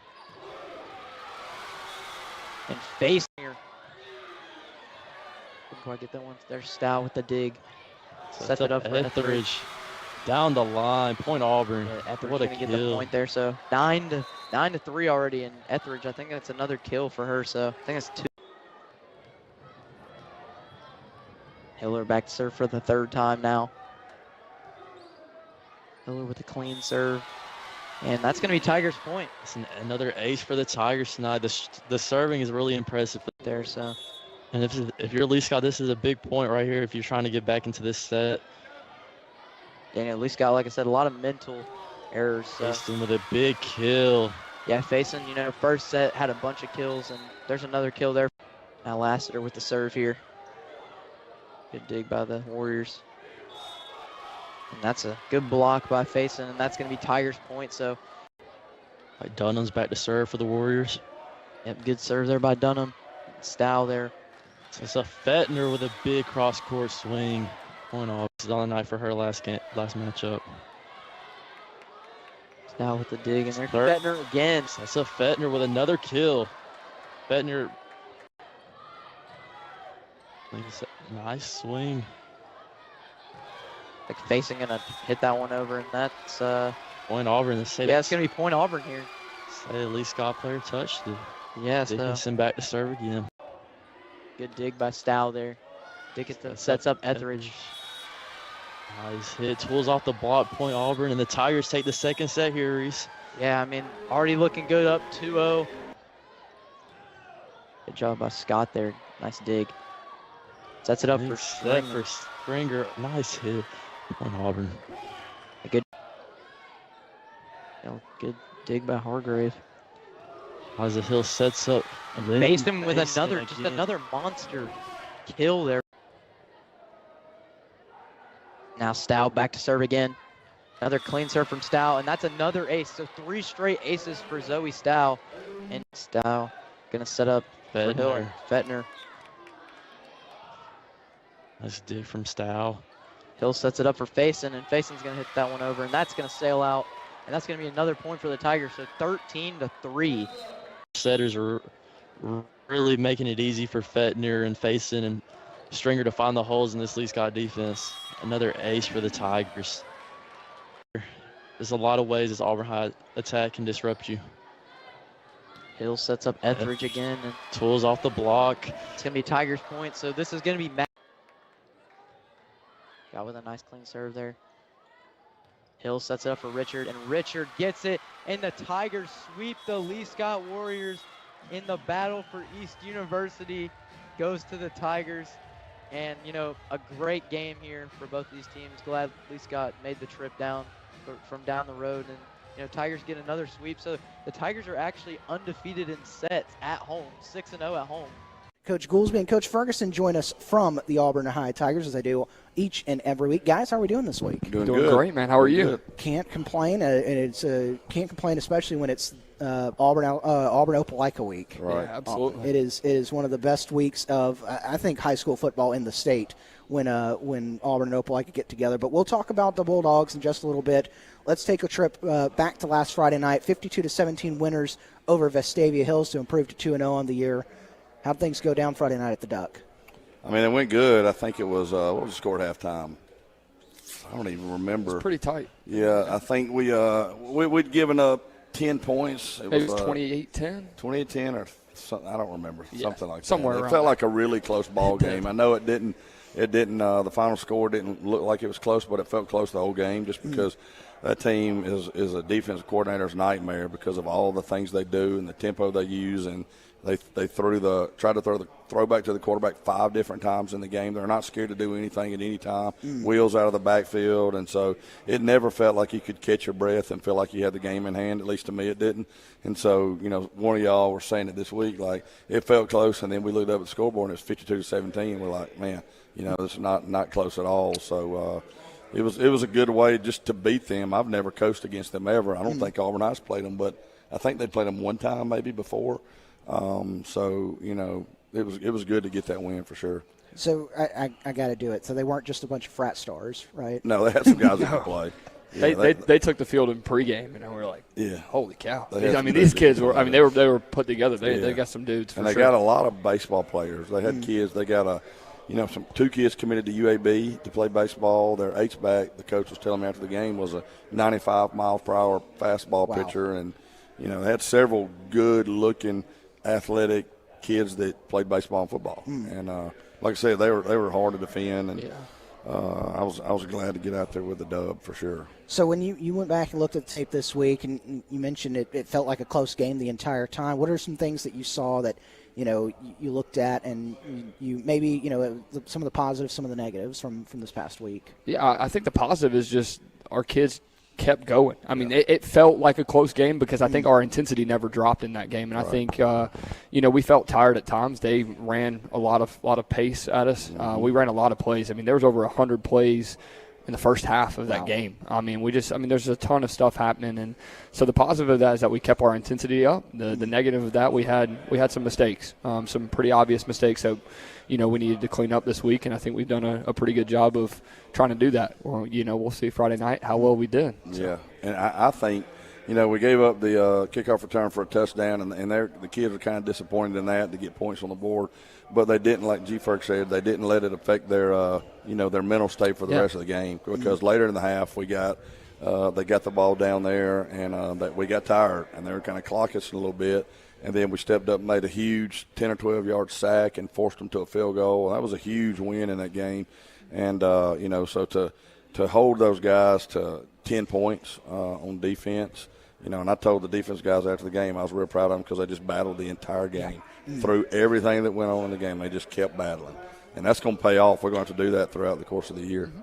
When you look at, you know, the teams that you play, you know, you played North Miami Beach, you played Vestavia Hills, you've got Moody coming up. Last year, you know, you look at the different out-of-region games. Do you think, you know, playing those big-time out-of-region games helps you guys prepare for this region when you come into even though, you know, you look at some of those teams and you say they're still a step down from some of the competition we play in region? Yeah, I think it helps. But, at the end of the day, those aren't region games either, And the region play kind of hit me this weekend. Like, here's where it really matters from here on out. Like, you got to, this week's a big rivalry game, Auburn-Opelika and all that, but it's a region game too. And you don't want to start off, behind the 8 ball in region play. So I definitely think it helps. But then, and we hadn't really talked to our kids about region play or anything. It's Auburn-Opelika. It's the next game. Like, go do your job and go play and do what we try to do every day in practice.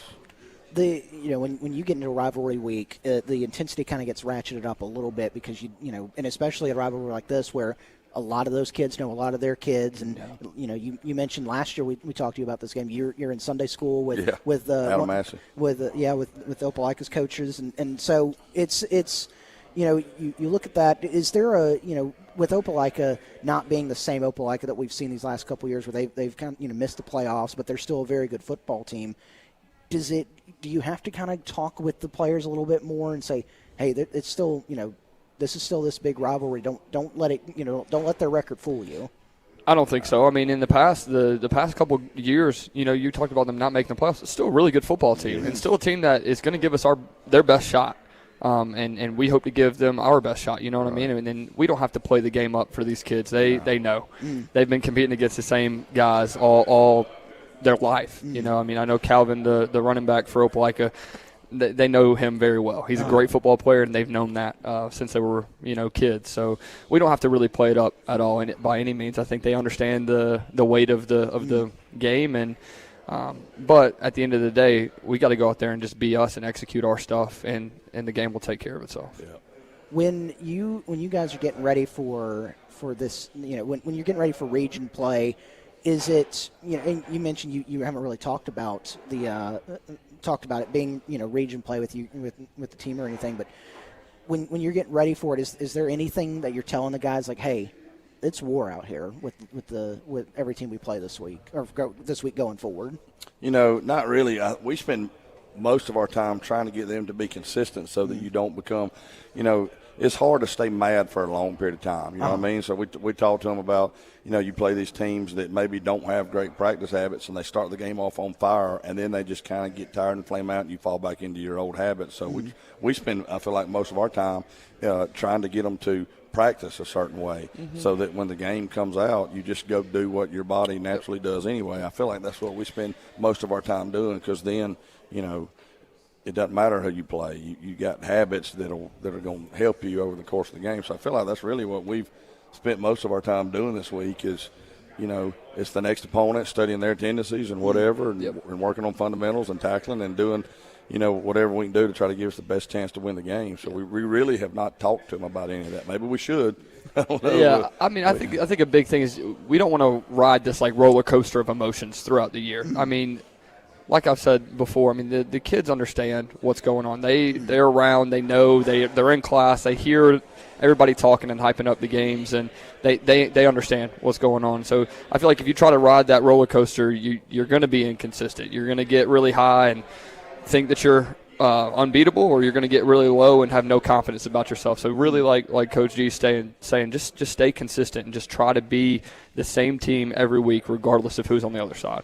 So looking back at this past week against Vestavia Hills, we're reintroducing the Player of the Week segment that we a drawing that we did a couple years ago while we were here at Wild Wing Cafe, and so we'll get a couple names from you guys for Offense Defense Player of the Week, and if they win the drawing at the end of the night, we'll have a gift card here for them next week. But Offense, Defense, Player of the Week. I know both of you guys are on defense. Yeah, I don't know how you pick a guy on offense. Yeah, there's a billion of them. I think I'm going to go with Kilgore though. Yeah. Jackson had a great game. I just pulled up his stats. He threw for 250 plus with 2 touchdowns, and he ran for over 100.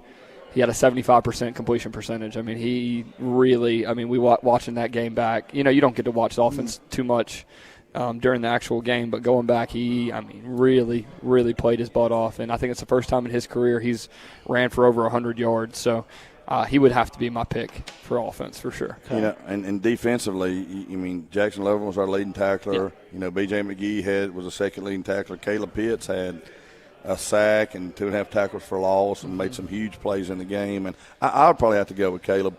Caleb Pitts, he's a senior for us, and he's practiced as consistently as he's ever practiced in his career. And Friday night he was a very calming. After we gave up the one defensive touchdown we gave up, he was the calming voice underneath the tent that was saying, "Hey, we're good. Like, let it go," and being a leader like we've asked him to be.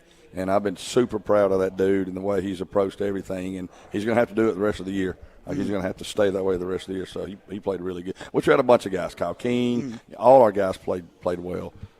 But I'd probably go with him. All right. So we've got Jackson Kilgore and Caleb Pitts for the Auburn Tigers. We'll see if they win the thing at the end of tonight when we do the drawing later on. Now let's take a look at the Opelika Bulldogs. What do you guys see on tape from them? 2-0 coming into this game just like you guys. Yeah, I mean they got good receivers. He mentioned the running back, that's really good, and he's a powerful runner, and he's a guy that can run through a tackle and they go score. You always look at who's the guys that can go make a move or run through a tackle or that can go take it to the house right now. He can, and they got a quarterback that can. He's going to be really good. He can move around the pocket, navigate the rush, and he can sling it now. He can really spin it. He's thrown some really good deep balls to their wide receivers, and then they're huge up front. I mean, they're the biggest O-line we faced this year. And so, they're going to be a challenge, and they're going to do a lot of different things. And we're going to really have to play hard, and we're going to have to really be on our P's and Q's on defense to take care of the things that they want to do. And then, defensively. Yeah, I think defensively, I mean, their D-line's really good. That goes without saying. They're really, really big. I mean, you have Malik in the center, who's a Power 5 guy. I mean, he's going to really – he's going to be playing on Saturday. So it says enough about him. And then I think in the secondary – I might be wrong, but I'm pretty sure they returned everybody in the secondary this year from a secondary that played really well last year. And anytime in 7A football, if you can return all 4 starters in the secondary, you're going to be in a pretty good spot. And so, like Coach G was saying, they have probably the 2 guys on offense, 2 best skill guys we've seen all year. Yep. 2 guys who can score anytime they touch the ball, and then defensively, they're experienced and they've got absolute dogs up front that'll get after you. So it's going to be a good football game. Excellent. So Friday night, Auburn hosts Opelika. Big game here in the area. I know there's a lot of games getting moved to Thursday night because of weather. Not the one in the Duck, though. They're going to be playing Friday night. So if you get a game Thursday night, I would say maybe try to go over to the Duck and check that one out. I don't know if you can anymore. No. I think I saw something earlier today that if you do not have a ticket to be inside of Duck Sanford Stadium, it is you're out of luck at this point. Yeah. And so with that in mind, obviously every week is a great atmosphere inside of that stadium. It gets ratcheted up for Auburn-Opelika. I've been in there a couple times for those games. Now with it being officially sellout, 2 days before you even kick the thing off, what do you think that atmosphere is going to be like? It's going to be electric. I mean, it's always fun. Our side is always filled up. I think our home fans come out a lot, but it's just so much different when you look on the away sideline and that side's filled up. Holy cow. I mean, you're in for a treat. The end zone fills up. It's going to be a lot of fun. The 2 student sections are crazy for the Auburn-Opelika game. Yeah. I mean, it's ridiculous, and we're blessed to be able to – we can be a lot of different places, but just to be able to coach in this game, it's one of the top rivalry games in the state. Yeah. You know what I mean? And to be able to coach in it, we try to tell our kids that, you're blessed to be able to play in it. And we go to Opelika play, and the linebackers warm right in front of their student section. The student section is just hammering us and me. And, where else in the world do you get to be a part of something like that? It's great.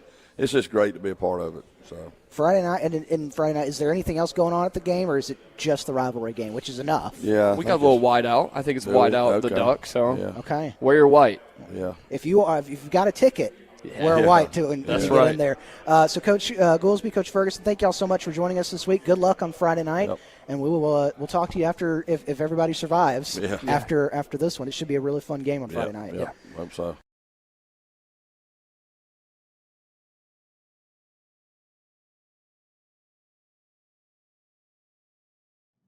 Hello everyone and welcome to AHS Countdown. I'm your host Reese Kinder. I'm joined by my co-host here, Charlie McGowan. And today we got a huge matchup between the Auburn High Tigers and the Opelika Bulldogs. This is a rivalry game, and I mean, it will be a huge game tonight. The 99th meeting between these 2 crosstown rivals. And last year we saw a thriller as the Tigers pulled out at the end 31-30 on the road. But now with that, let's get started off with the Opelika Bulldogs. They are currently 2-0, coming off of a big win last week. And, I mean, this Opelika Bulldogs team with a new head coach and a few recruits actually committed to Auburn University, looking really good to start this season. With all that being said, what are some things that this Opelika team will need to do to secure a big win, Charlie? Yeah, Reese, Opelika's got to come into Duck Sanford Stadium into a hostile environment. And this offense really needs to put on a performance, a really big performance to get this dub. The passing game definitely has to be top tier. The rushing game will have to be top tier too, but this Tiger D-line is just really good at stopping the run, as they showed against Vestavia and North Miami Beach. So Colby Key and the Opelika Bulldogs wide receiver unit is going to have to get the job done on Friday. Yeah, I mean, this Opelika defense too is not anything to mess around with. You know, have only given up a total of 27 points this season. I mean, I know you're playing some lower tier opponents, but still that's pretty good considering that they have some recruits like Malik Altry on their defense. And I mean, honestly, this Opelika defense, if they can play good tonight, I think they have a good chance of beating this Tigers team who hasn't really shown any mercy on offense. But now with that, we're going to get into Auburn's season so far. And, you know, coming off a big win, 52-17 against the Vestavia Hills Rebels, Tigers are currently 2-0, looking for a really good start to the season at 3-0. And with that being said, what are some things the Tigers need to get it done against the Bulldogs tonight?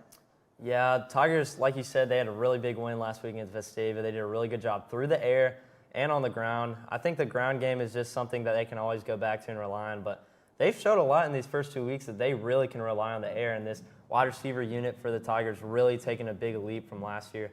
So I think, honestly, if they can just give Kilgore some good protection back there, I think they'll be fine on tonight. Yeah, I mean, the Tigers' defense, like I said, first game gave up 0 points, and then last game gave up 17. So the Tigers' defense has been really good this season. And like you said, you said earlier, Auburn's offensive or defensive line has been really good. So, I mean, if this defensive line can continue to play good tonight, I think the Tigers come out with a big win on this rivalry game. And it's gonna be very tough, but I think they can do it. But now, with that, this rivalry game, there's a lot to play for tonight. If Opelika wins this game, they will be 3-0 and leading the region. And if Auburn wins, they will be 3-0 leading the region. So high stakes for both of these teams tonight. And what are some things that the Tigers need to improve on to come out on top in this game? Yeah, Reese, the Auburn offense did pretty well last week, but the Tigers O-line kind of forced Jackson Kilgore to make some plays with his leg, which he did really well. But this tonight, if they're going to do that again, it might not be the same result as last week. Yeah, I mean, this Tigers defense, really, if you look at it, they had a few broken pass coverages last week, allowed the quarterback for Vestavia Hills, Tafe, to kind of get out of the pocket and just run all over the place. So the Tigers really need to contain Opelika's quarterback tonight and make sure there's no broken pass coverages if they want to win this one. But with that, now we're going to move into the keys to the game segment. And Auburn has different X factors that can help them win this game tonight. And what do you think those X factors will be in this game? Definitely this Tiger wide receiver core. They really showcased their talent last week against Vestavia. I mean, just really running around the Rebel defense. So if they have that going, I don't see a way where the Bulldogs come out of Duck Sanford with a win. Yeah, I mean, last week Tigers defense had a few. They actually had an interception. A week before had a fumble recovery, and I mean that defense has just been unstoppable so far this season. And if you can get some stops and cause some havoc like you did against Vestavia Hills, I think the Tigers are going to run away with this one. But with that, now we will move in to our player profiles segment, and this is where we will highlight one player that are either on offense and defense that will play a crucial part into tonight's game for Auburn High. Charlie, who do you have as your player profile tonight? I have Joshua Askew. He had a field day last week against Vestavia Hills. Not sure if he got a touchdown or not. I don't think he did, but he really was just all over the place through the air and was Jackson Kilgore's probably his top target, along with Peyton Plott, but I think Joshua Askew was silently the key to last game. Yeah, I mean, that receiving core, very fast receiving core we got here. But for my player profile, I'm going with Number 0, senior defensive end Caleb Pitts. I think his pass rush will play a key factor into tonight's game, especially with what we saw last week. He was able to force some pressure on Vestavia's quarterback at the end of that first half and, make them lose some momentum going into halftime. And then he also has some great defensive plays this season. And I think if he plays good tonight, I think the Tigers get a big win against their crosstown rivals, the Opelika Bulldogs. But with that, now we're going to send you to a quick commercial break. But don't go away and stay tuned for tonight's Friday night lineup.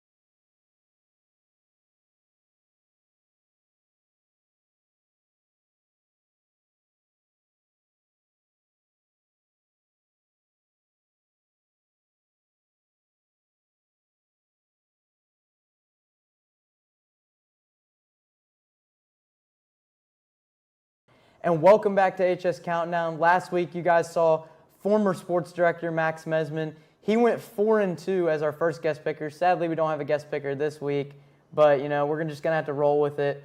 And now we're gonna move into tonight's Friday night lineup, where we pick some of the best games around the region. And with our first game up, it's number 16 Hoover at number 5 Hillcrest. And Charlie, who do you have in this one? Yeah, I have Hillcrest. I'll just go ahead and say it out there. Hoover coming off a really tough loss from last week or it was at Hoover, but Spain Park coming in and winning. So I think Hoover's morale is kind of down, and going to Hillcrest, I think Hillcrest is going to run away with it. Yeah, and Charlie, I actually think I'm going to go with the upset here. I'm going to go with number 16 Hoover taking the win at Hillcrest, and I think it's going to be a close one, 21-10, and I think Hoover's going to get the job done and improve to 2-1 on the season and possibly move up in these rankings. But with that, now we're going to move into the next game, and it is number 6 Enterprise at number 10 Dothan. This is probably one of the better matchups of the night besides Auburn and Opelika. And this game at Dothan, very high stakes for both of these teams. Enterprise, and we saw them last week barely beat a Pike Road team that's decent, and then we saw Dothan last week get a big win. So both teams are 2-0. And Charlie, who do you got in this one? I got Dothan in this one. It is at Dothan, and like you said, Dothan is coming off a big win, and Enterprise did not look really impressive against Pike Road last week. This is a really, like you said, this is a really good game to watch. I'm going to be tuned in because Auburn does go on the road to both of these teams later down the. Actually, Dothan's at home. Dothan's at home. Yeah. Still, we play both of these teams. Yeah, we play both of these teams. So this is definitely one of the games to watch. So yeah, I'm going to go with Dothan. Yeah, Auburn playing Enterprise next week, so at Enterprise, it's going to be a very tough game. And I'm going to have to go with Dothan here because like you said, the Pike Road game was just kind of too close to call there. And I think Dothan's going to have a lot of momentum, especially being ranked 10th now. Yeah. And I see Dothan just getting a big win at home against the Wildcats and improving to 3-0 on the season. And now we're going to move into our third matchup of the night, which is number 24 Daphne at number 12 Mary G. Montgomery. Mary G. Montgomery coming off of a win, and Daphne 2-0. So good start for both of these teams already. And Charlie, who do you got in this game? Yeah, good start for both these teams, but I am going to go for the home team, Mary G. Montgomery. I've gone for the home team all picks, but that's not the reason why. I think Mary G. Montgomery is a really talented team, and I think Daphne is also a really talented team, but I think Mary G. Montgomery is too much to handle for the Daphne team. Yeah, I would say Mary G. Montgomery's defense very good. Offense, a little slow that first game. Lost that game by a field goal, 17-14. But I still see MGM coming out with a win here. But it's going to be close. I say honestly 17-10 in this one. I say it's a low-scoring game. Just a lot of defense played, but I'm going with MGM on this game. And now with our fourth matchup of the night, it's going to be number 18 Prattville at Oak Mountain. So very good matchup. Oak Mountain in 6A, so is Prattville. So both of these teams highly rated in 6A. And, I mean, Prattville 2-0, and so is Oak Mountain, so should be a good matchup. And, Charlie, who do you got in this one? I do have Prattville in this one. I think Prattville offense has looked good so far in this beginning of the season. I think Oak Mountain's a talented team, but I do think Prattville comes into Birmingham and gets a big win early in the season. Yeah, I'm gonna go with Oak Mountain. Actually, I'm gonna go kind of with the upset here, and I'm gonna say Oak Mountain gets the win because this Oak Mountain team last year had a really good season in 6A, and I think they're gonna have it again here playing Prattville at home. And I think Oak Mountain's gonna end up winning this one. I'm gonna say 35-28. I say Oak Mountain wins in a high-scoring battle between these two teams. But with that, now we're ready for the matchup of the day. It's the number 23 Opelika Bulldogs at the number 7 Auburn Tigers, and this one's going to be a good one. Rivalry game, very big week for high school football in Alabama this week. A lot of rank-to-rank matchups, and this is another big one.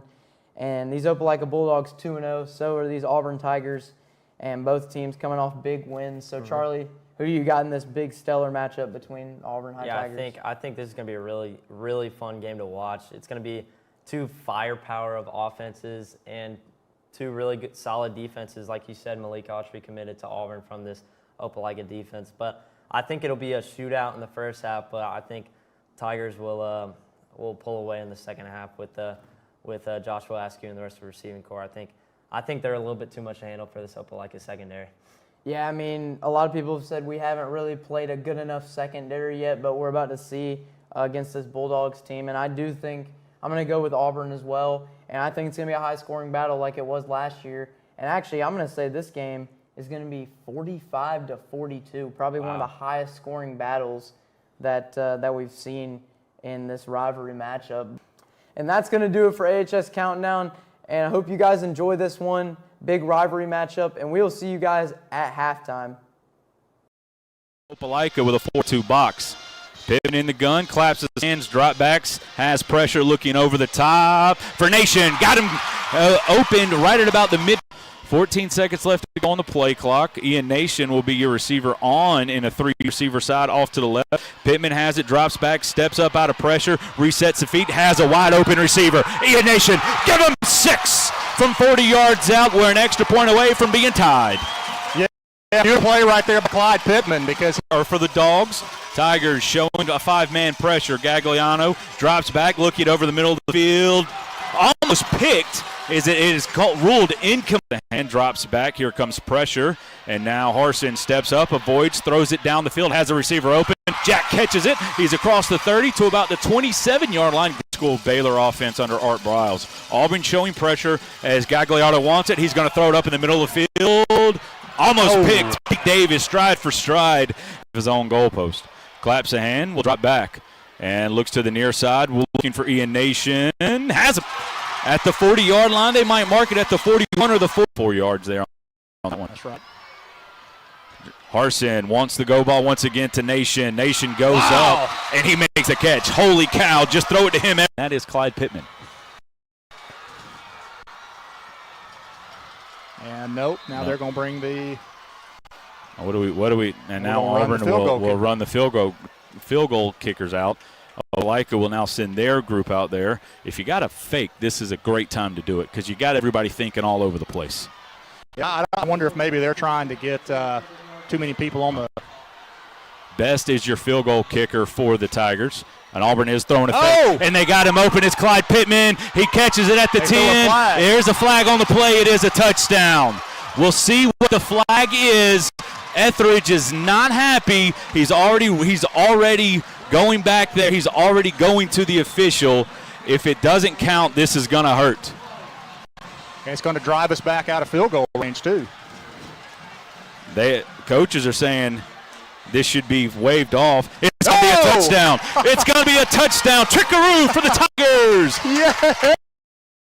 Down pass to Clyde Pittman. That's why you see the offense and the defense was so that you lose Clyde Pittman. That's correct. He checked in. The ref threw the flag. Pittman in the gun, and he's going to inside read, and he's going to keep it. Keeps his feet. He's at the 30, 35, 40. 45 cuts back and hangs on to the ball. Nice job there by the defensive player. Fade ball to Ian Nation. Nation will check onto the line of scrimmage. Here comes motion for Blomeyer. And it's a keep for Pittman, and he's into the open field, has his first down, cuts back, makes a great cut, runs over a guy in the end zone. Yes, he is. Touchdown, Tigers. What a run from Clyde Pittman from 15 out. Gagliano was going to roll out, looking for the receiver behind him. Was good coverage there up on the inside. Is the punter, and I mean, that's your quarterback back there, so all kind of different options. Under center now is Opelika goes. There's a bunch of weirdness going on here. 3 seconds, 2 seconds, 1 second, and Opelika is going to take a delay. Holy cow. Yeah. That almost felt like Opelika decided to play chest here. Yep. It's not. There wasn't a timeout called. I don't know. Auburn needs to make sure they're ready to go.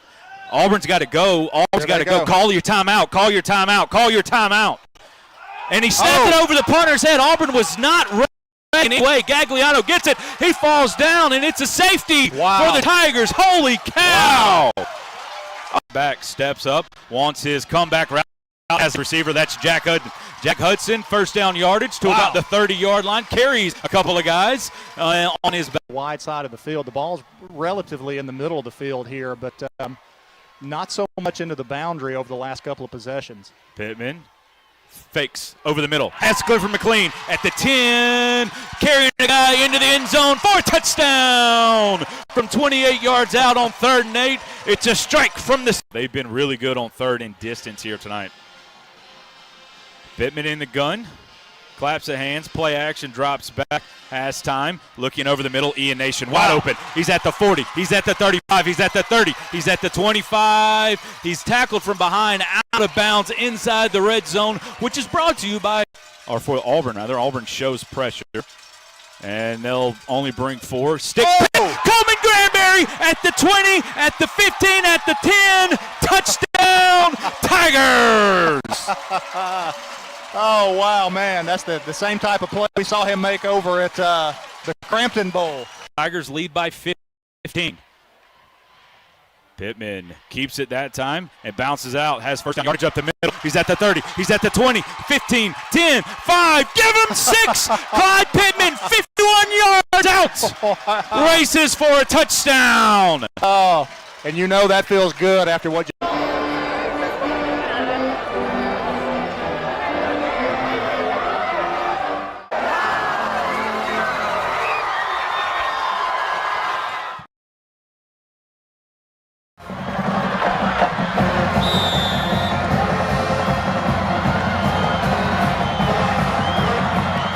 Has it, play action, rolls out, throwback, has him open, gets a block, Yeah! He's in the end zone, he's in the end zone, Yeah! the throwback with 21 seconds, the throwback with 21 seconds, Griffin McLean for the touchdown. We're tied, ball game not over yet, Tigers got to hit the extra point.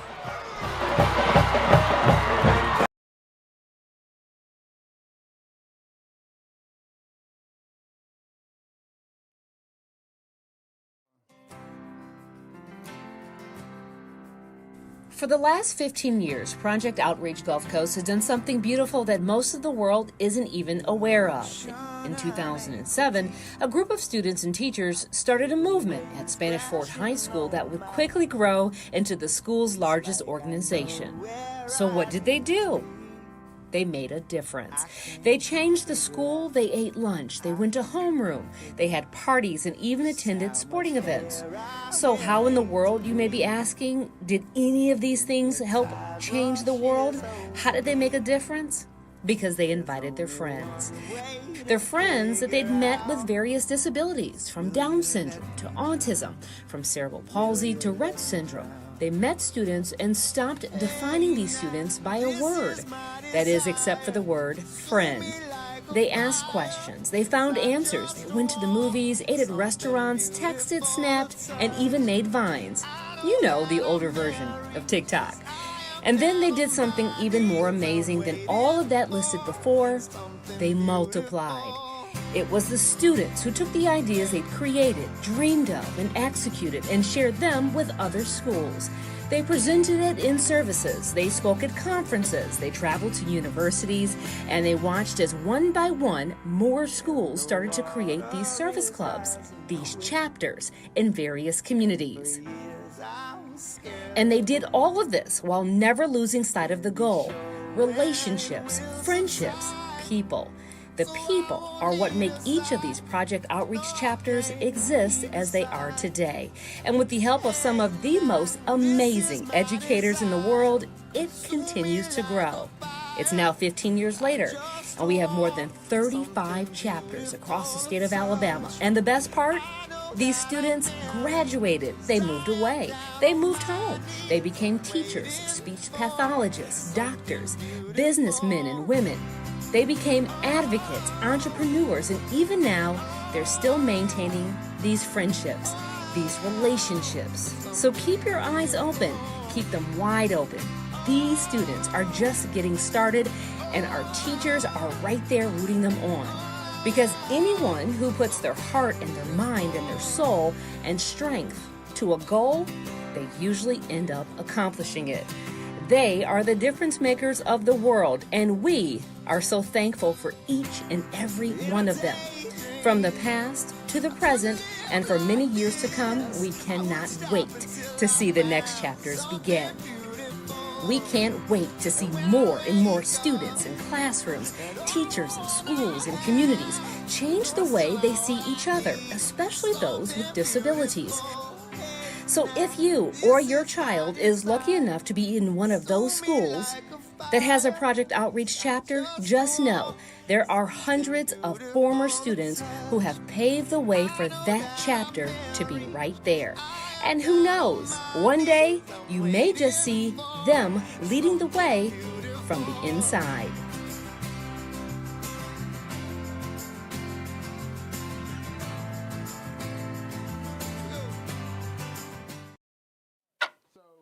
Y'all do what you gotta do, and first thing I'm gonna say on Katie, get my chair.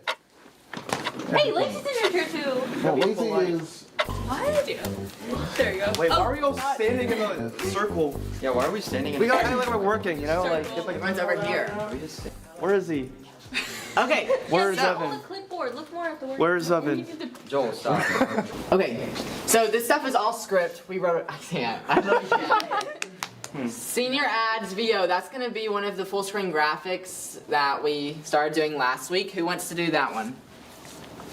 No one? Okay, I'll do that one. Who wants to do the benefit concert VO? They have the photos. So You already have the photo? Is it going to be like a video, or are we planning on doing a full screen graphic?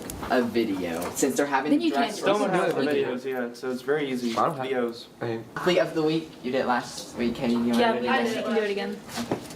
Katie? Do we know who they are? No, but I'll get that. College wrap up. It's just me and Taylor. Yeah, me and Joel do that. Sour ones. Where's Mimi? She's on here. That sounds good. Okay. Sounds good. Yep. Alright. Okay. With everything assigned, it's Tuesday. Let's get to work, okay? Y'all know that today y'all gonna work, okay?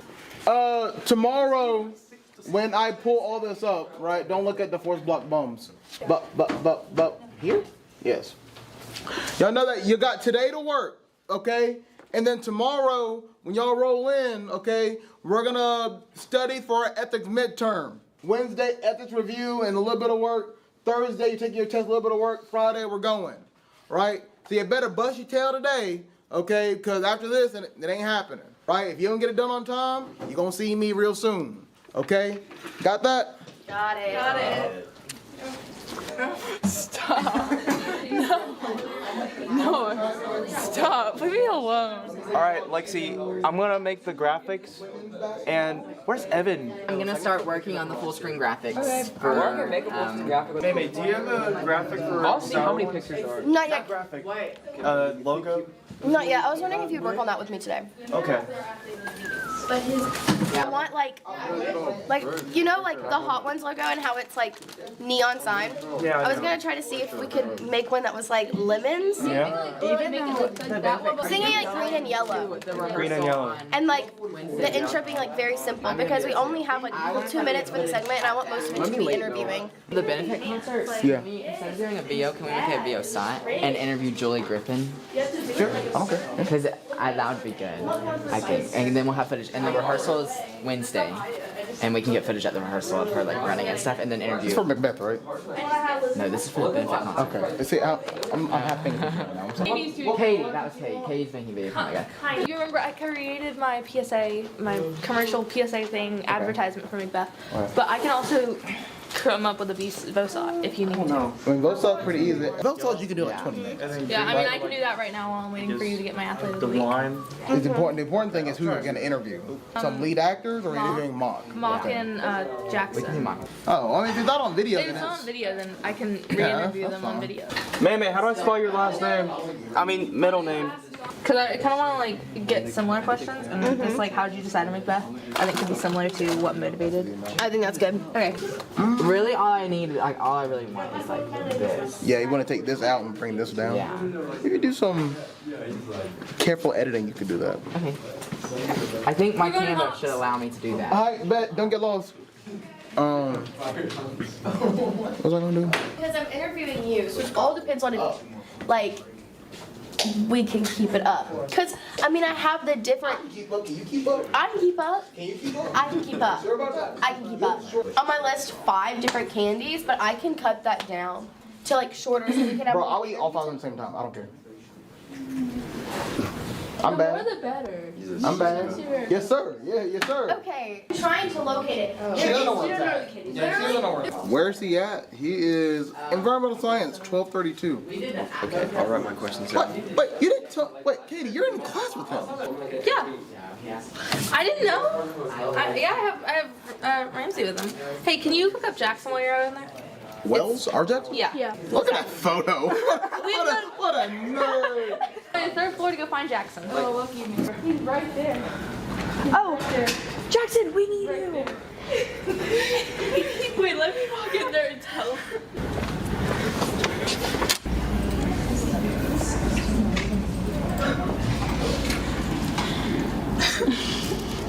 This is right there. Everyone. You look so happy. Everyone's looking. Everything. You ready? It's a nice camera. Hey, can we close your door for a second for an interview? Okay. Hey, this is about Macbeth. Understood. What are you looking forward to about Macbeth, and what motivated you to try out? Understood. Why are you making me director? Because you're the director. Okay. So are we ready? Are we ready? Always. Let's go. All right, good. Hi, so what's your name for the camera? My name is Jackson Wells. I wish you great best of luck in Macbeth. Thank you. Good job, guys.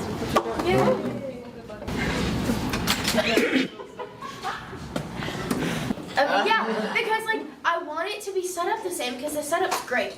Like the introduction and like opening with like your reaction and then the introduction to the person and then the on-screen graphics of the person and then going into the actual like segment and the interview. I really enjoy that setup, but I don't want to get in trouble with. You won't. I don't care. But Smith better change. Our amazing director. Mm-hmm.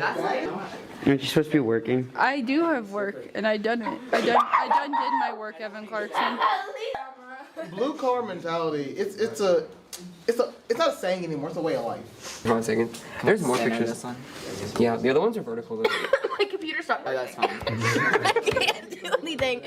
My computer stopped working. Oh. Yeah. We're not doing the benefit class because we have choir practice. I know, but what if we can go bit to do it because it starts at 5:30? He's not gonna let us do it. I know. Okay, but if it. I think it's Antoine. Oh, yeah. So they're the good ones. I mean, he's 6'5", so. Because my mom didn't want to. Bradley's not 6'5" though. No, is he? Bradley's like 6. It was good. But he's the other good one. And 5'11". I don't know. But he's like highly recruited too. Like a combo. Like he had a visit to Auburn the other day. Isn't it Scott Bagwell and Rob Pate? No, not that is not him.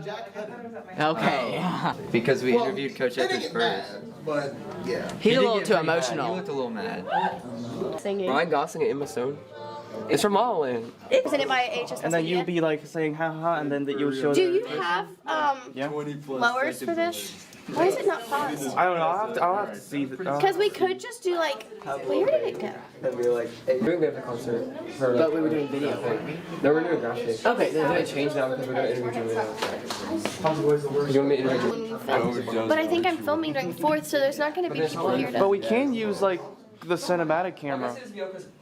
That thing's like 20 times better than this one. Okay, we can use cinematic. Yeah, we can. And I can edit for you if you want as well. Really? And it'll be more pictures. If I get my name in there, bro, I'm good.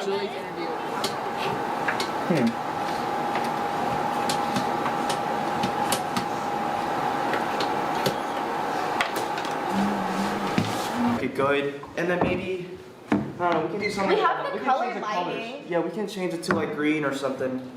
And then we can, are they gonna sit on these sides or? Well, I was thinking like, we could either do that, or we can just have them sit kind of.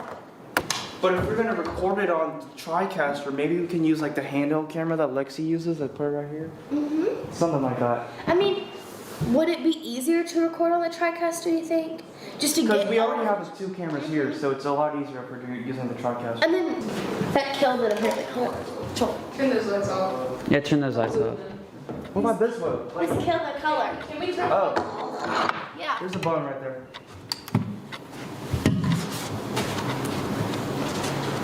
This looks, it's too dark right now, really. Does that kill it? It still looks good on the camera.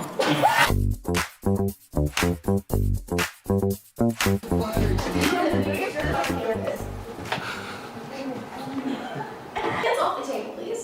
Wait, do I need to be in? But get you. We're not switching cameras, right? Walk through the drive-through at Central Phoenix City, thinking they're gonna give him some food. He didn't. Our new president. Would a car on fire? A car on fire, right? So this is the part of the show where we pull up the Instagram post from AHS Parking. And it's Courtney's car on it's the fire. car on fire. Moving on. Our next candy choice.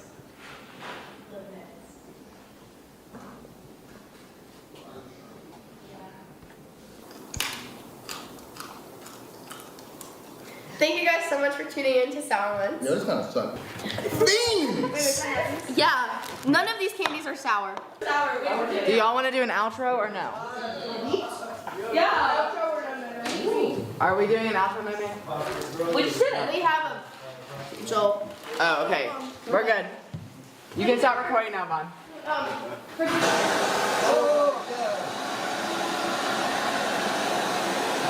It sounds like Pacific in here. The name dropping was crazy. Biggest thing, turn off my lights, turn off my cameras. We'll get the recording. Clean up, make sure there's no candy, no wrappers, no nothing in here, right? And yeah. Okay. I don't need to worry about too much. Let Joe work with magic. Yeah. Okay.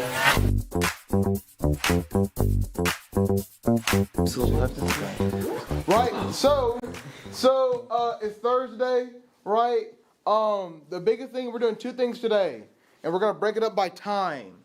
We get out of here at 11:37, so I give you 45 minutes to clean up a lot of this stuff for the show, right? Clean up a lot of stuff for the show, okay? So like a lot of this stuff should be done, and then we'll tackle our test tomorrow along with our show. Yes, the current plan now is we're doing both a show and a test, right? So that puts y'all really on high alert, okay? Because we gotta knock out a show and a test, and that's not easy, okay? That's Katie. Hello, Katie. There. Right. So that is the current plan. Now, if we get to tomorrow and we're not ready for the show, Okay? We'll do the test, and then whatever time's left after that, and then I'll look at you very sternly for 45 minutes. Right? Sound good? If you have any questions, right?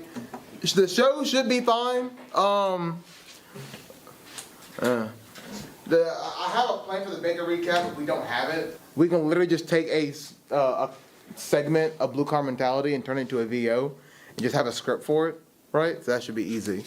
But yeah, anybody got any questions? Are we doing one? It's not up there, but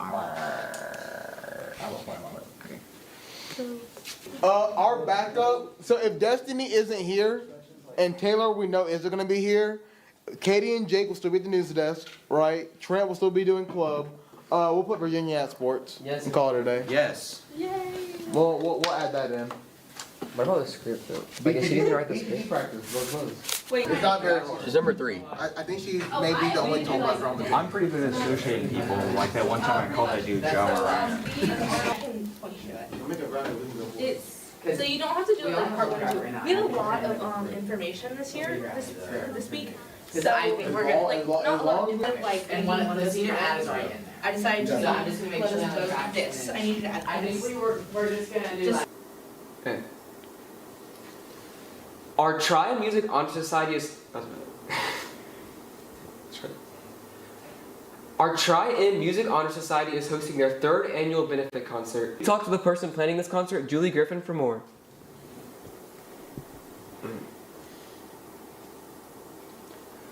Please come out and support our fine arts students at this performance. They would love to see you there.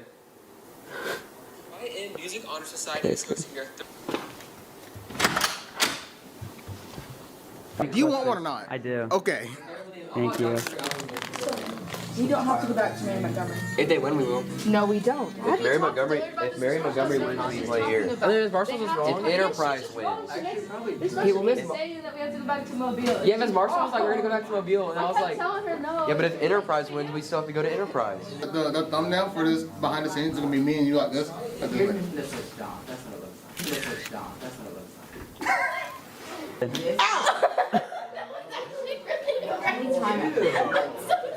I didn't mean to hit you that hard. Are you okay? Dillard, are you okay? I didn't mean to hit you. Are you okay? Dillard. We're gonna go record. Dillard. Oh, can I come with you guys? Bye-bye. I didn't mean to hit you that hard. Wait, Oh Dillard. my gosh, Dillard, bro. Dillard, can I go with them? Yeah. All right. Yeah, Yeah, I don't need a script, I already know what I'm talking about. All right, where do you want to go? I'm just gonna pull up the stats. Where do you want to do this? Okay. Outside. Be over here. How about we get one with the iPad and I film you guys getting that, and then we get one with the camera, and then I actually use the one on the camera, but I can just have the behind the scenes footage just so. You know what I mean? No. To the college wrap up. I'm Taylor Gagne, and I got 5 games to recap for y'all this weekend. Hello and welcome. It's not that bad. All right, just talk. That's good. Hello and welcome to the college wrap up. I'm Taylor. You can kind of hear the wind. I got. Yeah, no. I would I sit did there that. like, That's crazy. I was like, oh my gosh. And I'd text my mom and I'd be like, I fearless got another leader. 37 on my geometry quiz. I'm not your fearless leader, by the way. Wait, that's you're driving to the land by yourself.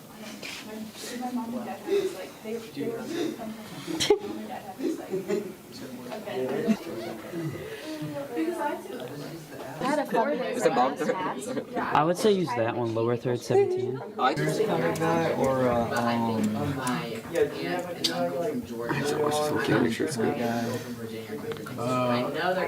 Definitely about his. Actually, that's a lie. The intro? Yeah, Star ones. Wait, did you add the green to it? Wow, that's cool. Okay, how long is it? Cut down. 22 minutes. Okay, that's not bad. What are you making, Vaughn? I'm doing Katie's job. Katie, Vaughn's doing your stuff? What? What is Vaughn doing for you? Just finding clips. I have 3 things to do. Oh, okay. I just need somebody to find clips. Carson, I'm done. Okay, thanks. We got cold open. Do we have song on it? Yeah. Okay. I need to find it. It's in downloads. Yeah. Okay. This is your stuff. And then listen to it one more time and make sure everything. Make sure to keep the audio down. It's loud. Yeah, put it down to like Negative. -6. That's not. 6. No, I mean like the audio like here.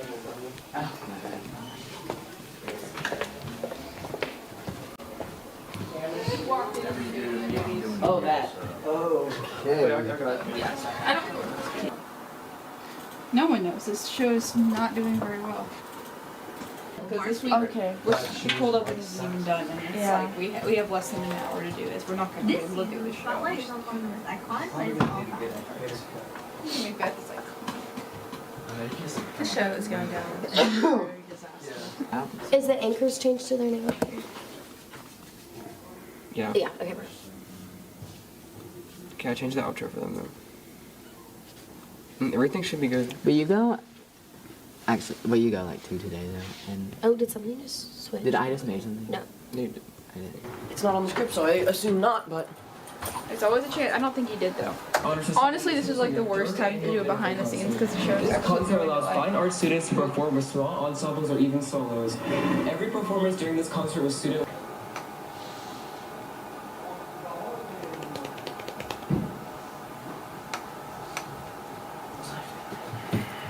What?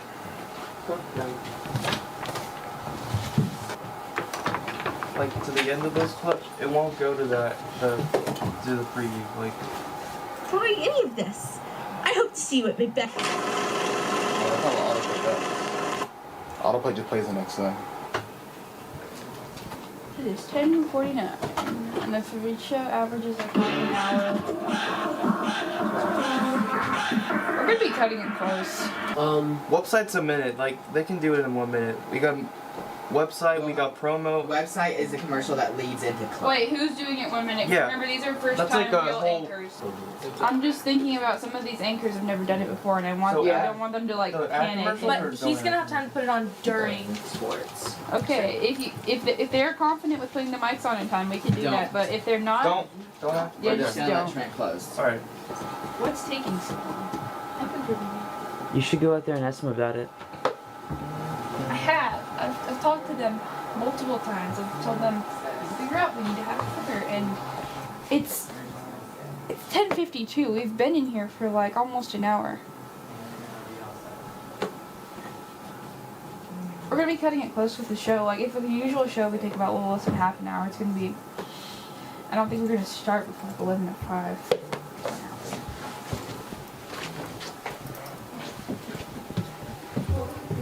In the script, where that's full screen graphics are gonna be correct. Website. Can you repeat that? Yes, my bad. Full screen. When it says full screen, that's gonna be graphic, right? Yes. Gotcha. And then Chef holiday Everson. Chef Everson, yeah, sorry about that. Thanksgiving schedule first, and then exam. No, okay, can we switch that? Oh no. Okay. Switch Chef Everson and Career Discovery.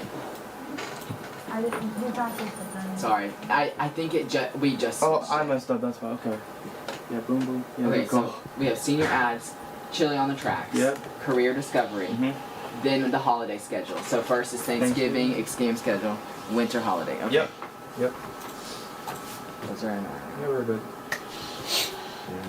Can I just get a mic check on the anchors? Katie, act like you're reading a script. Hello, Auburn High School. I'm Katie Shockley. Okay, that's good. And I'm Jake Fiasco. And All you're right. watching. All right. Jake. Hello, Auburn High School. I'm Katie Shockley, and I'm Jake. Maybe a little bit. All right, just a little bit. Keep talking, Jake. I'm Jake Sestoso, and we're here to show you the brand new news of this week at Auburn High School. It is pretty cool news, and I hope you stick around and watch it.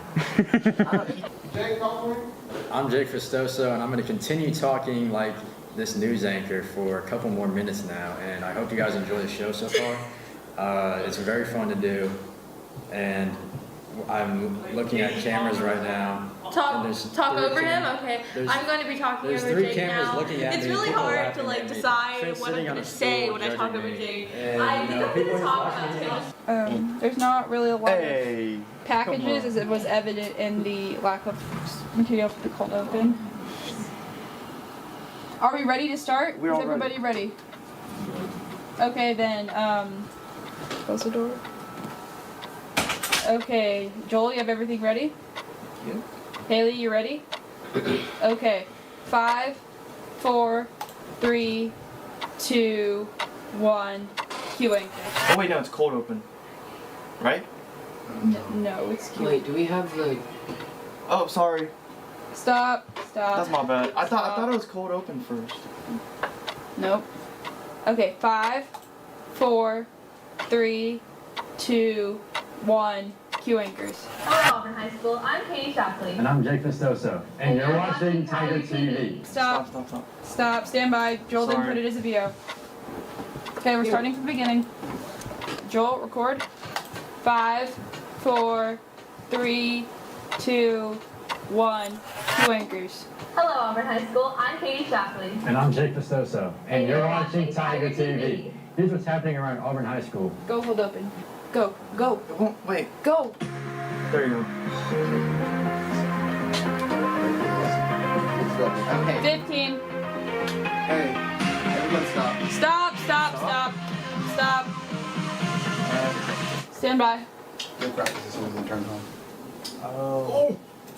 Wait, which one is that? I was wondering. Grab system, where's it at? Okay, we'll be starting from the beginning again. Time's a charm. This is the first time. What is it? Yes. No. Okay, Joel, record. It's like. Oh my god, okay.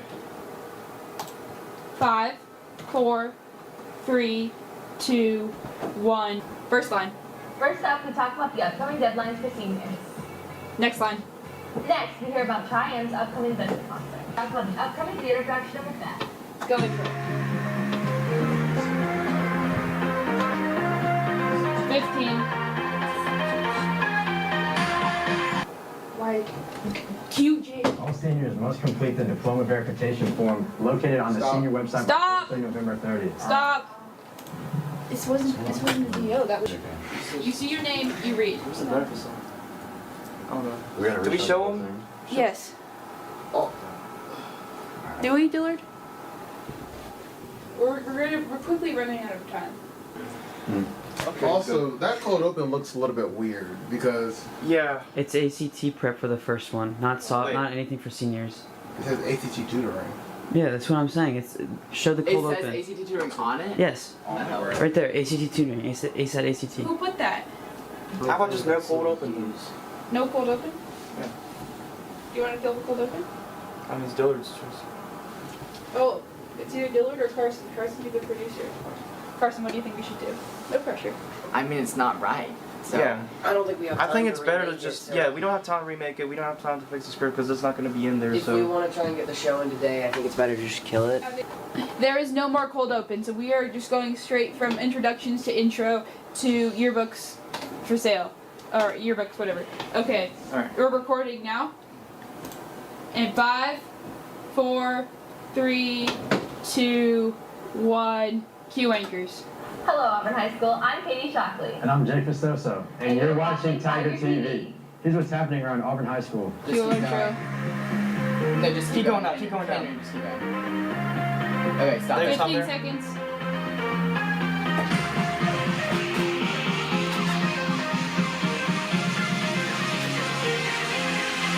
Five, 4, 3, 2, 1. Cue anchors. With the semester coming to a close, make sure to purchase your yearbook before it's too late. The yearbooks are available now on the Jostens for $75. Beginning Saturday, November 18th, the price will increase to $85. AHS is sold go graphic. every year, so be sure to purchase it early. Speaking of yearbooks, senior ads are on sale now. These must be purchased and created through the Johnson's website. The deadline to purchase is Thursday, November 30th. Okay, right after this we have the chili. All seniors must complete the diploma verification form located on the senior website by Thursday, November 30th. Many seniors completed this during Tiger Connect last week. Names as they appear on PowerSchool will be used if not verified. Any diploma errors not verified or verified in error will be the responsibility of the senior to pay them to replace. Parents cannot complete the form due to the seniors needing to log in with their ACS's account. Code Chef Everson Okay, go is graphic. hosting an event to support culinary classes and FCCLA students. It is in downtown Opelika on Saturday, November 18th. It is from 11 a.m. to 1 p.m. Buying a ticket will allow you to get 6 chili Right after samples this we have the career discovery full. Kill graphic. Exclusive for additional. Alright. The Career Discovery 2024 Go is graphic. Region 5's premier hands-on career expo. Central Alabama's top employers will be on site to connect with So part 2 was more. to their career pathway and opportunities ahead. Career Discovery guides students to make wise decisions about their future with the help of experienced local business and education leaders. Focusing on 7 different career sectors, students will gain hands-on learning experience about high-wage, high-demand careers and the education skills needed to pursue those occupations.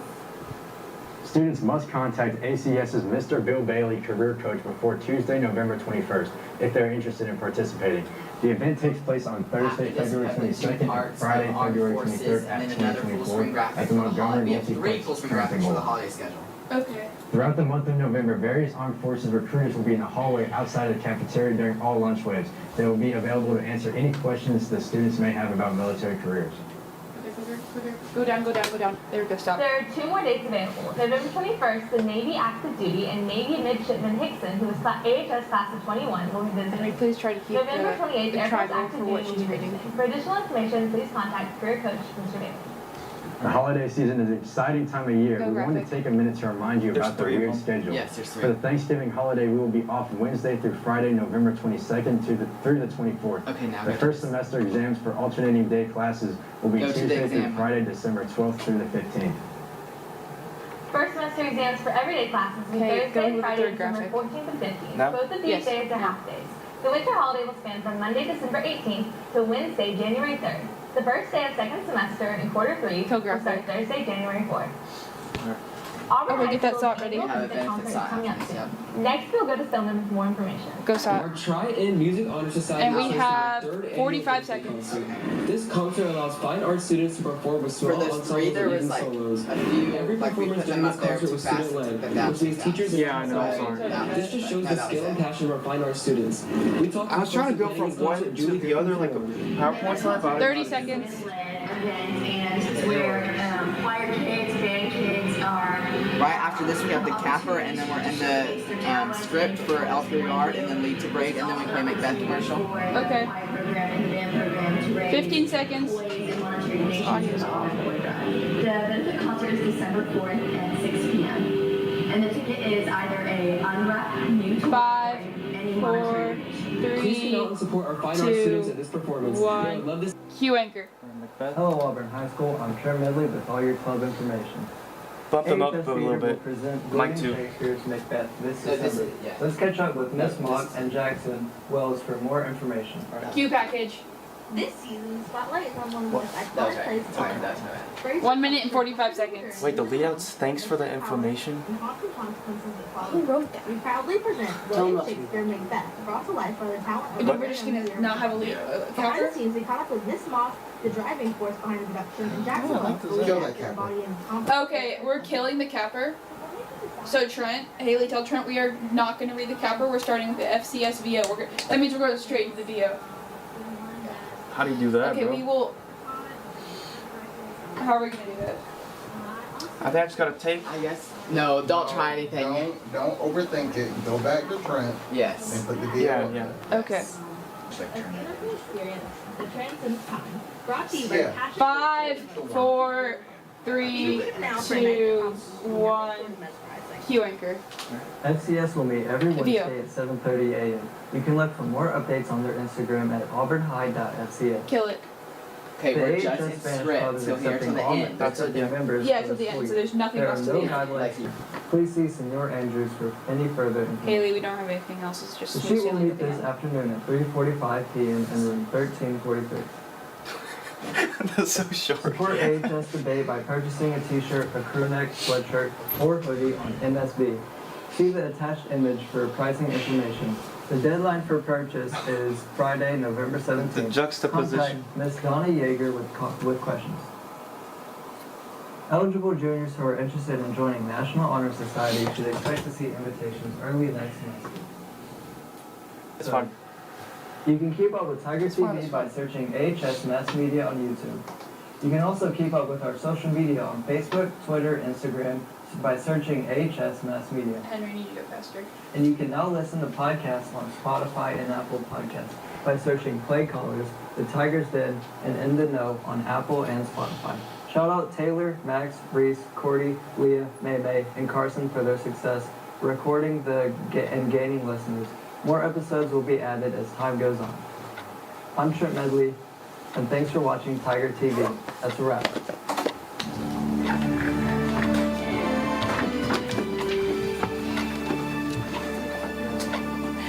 I may be okay, but this is not okay. Alright, clean up. Clean up everything, clean up my eyes, turn off my camera, kill my lights. Right? Put up the headsets.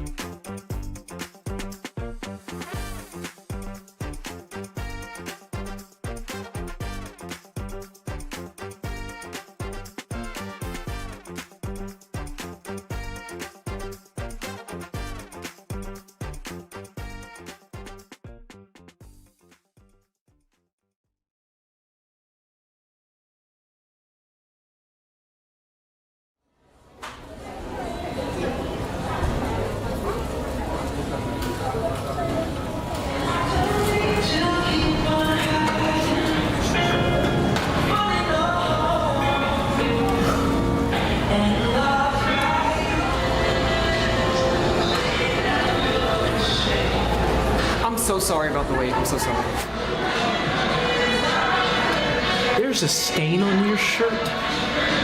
I would suggest you change before you drive away customers or women. I'm sorry, the bathroom, it was out of toilet paper. Let me get some menus, okay?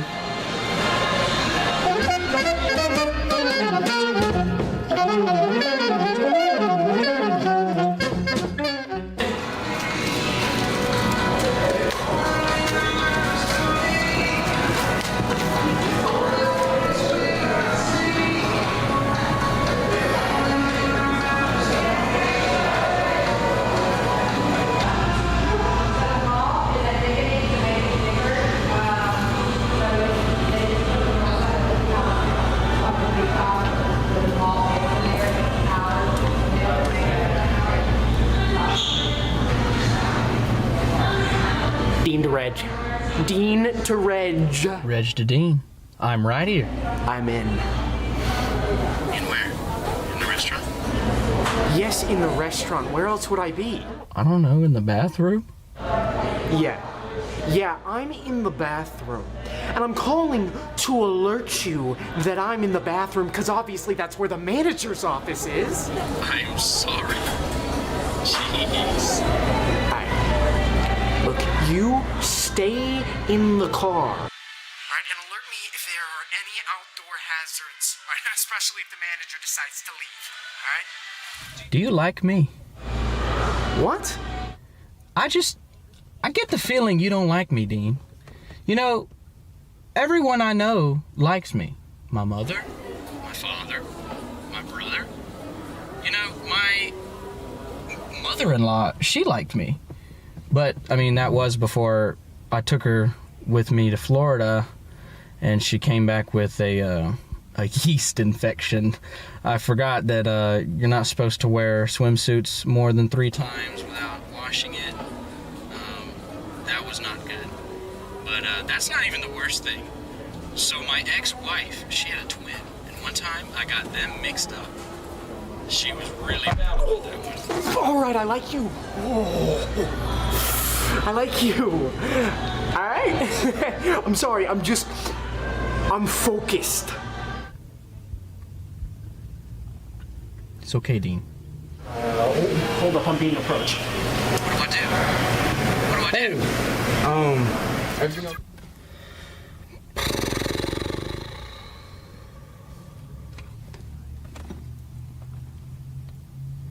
He better change before he drives away any business or women.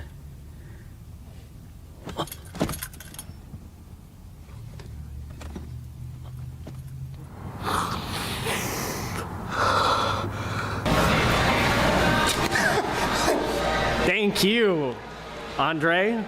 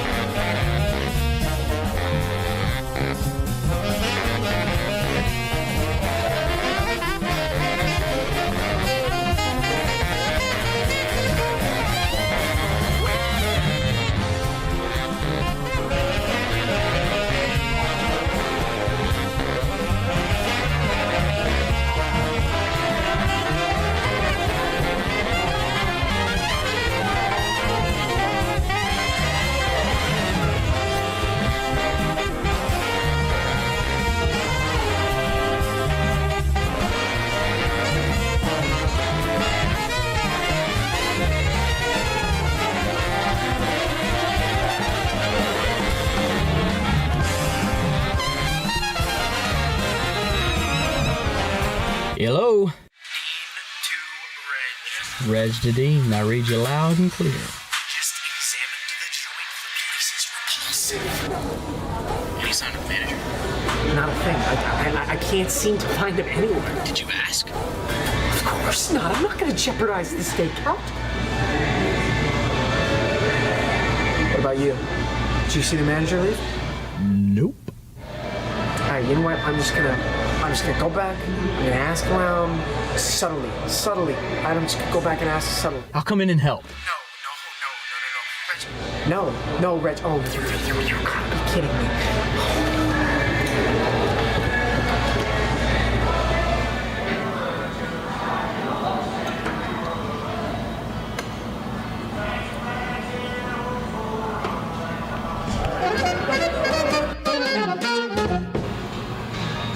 Hey, Dean, why every time I come in here and try to talk to a waiter and waitress, they walk away from me?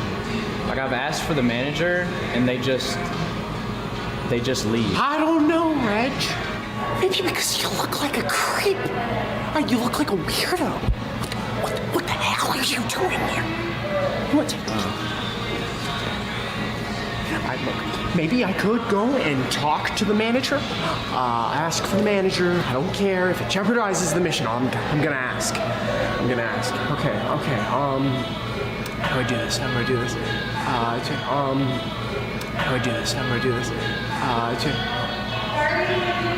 Where are you going? To talk to him. Oh. The manager. Ooh.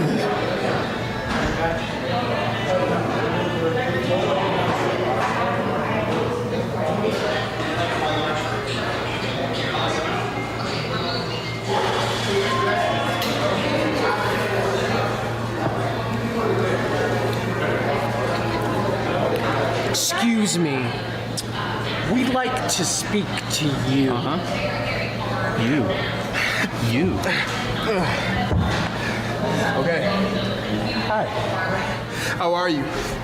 Good.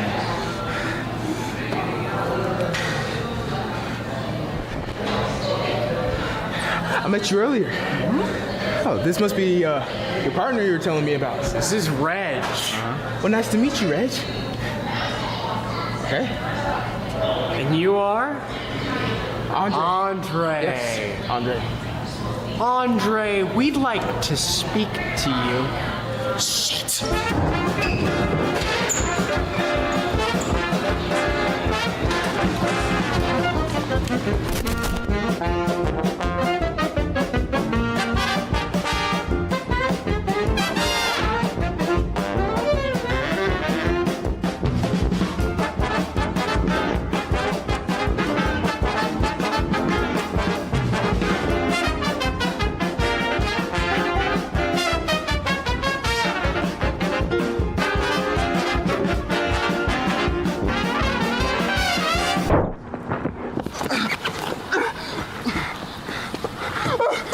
I won't charge double for pickles anymore. I swear.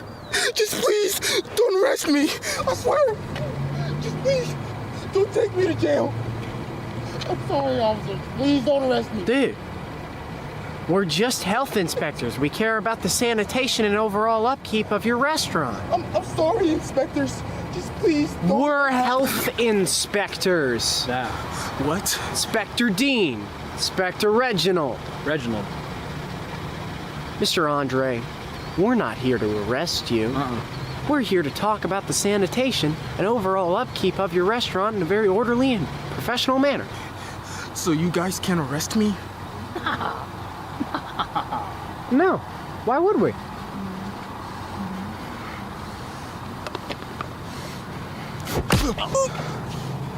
Stay away from my restaurant.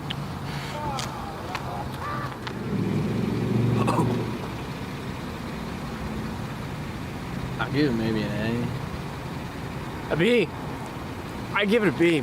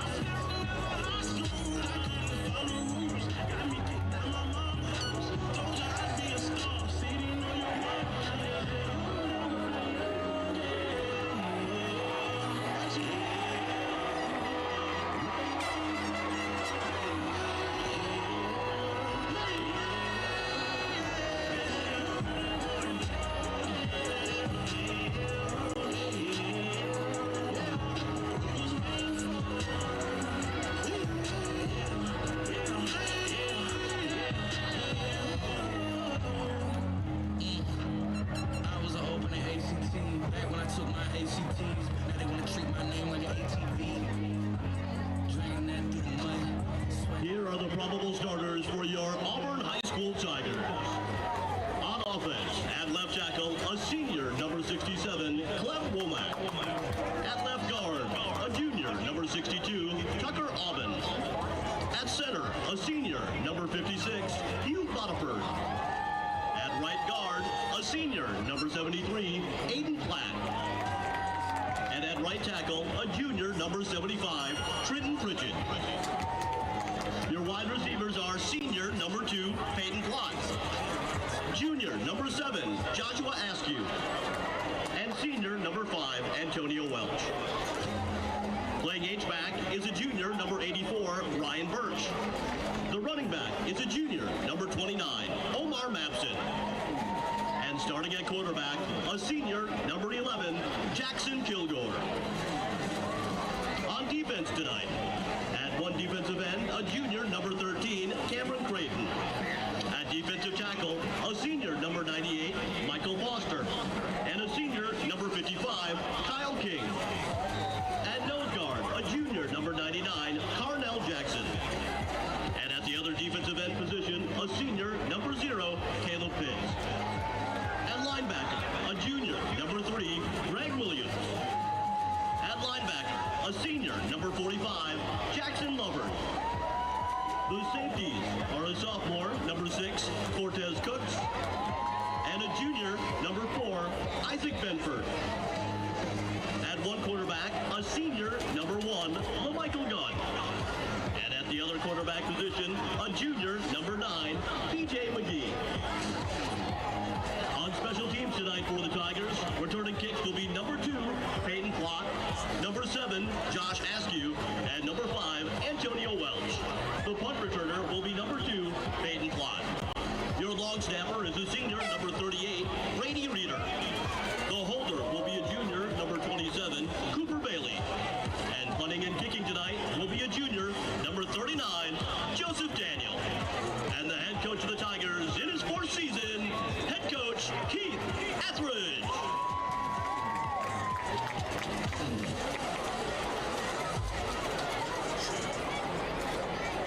Jersey, my city on my back, I got no record, me dirty.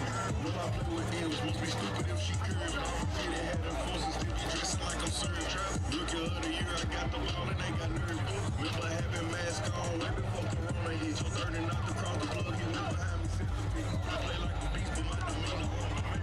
Go so hard, they got me tight, my number big 12. Unranked underdog, trying to go when I ball. Lost a ton of lessons, I can't see myself falling out. And I'm having accuracy, I pull up and shoot off the rip. Off the hip, check the score, it's 20 zip. Swoosh. If you ain't got no check for me, don't check for me respectfully. Can't let my kid have it, I'm building on my legacy. I can pick nobody, I'm just trying to build better me. Introduction about to show you something that you ain't never seen. Go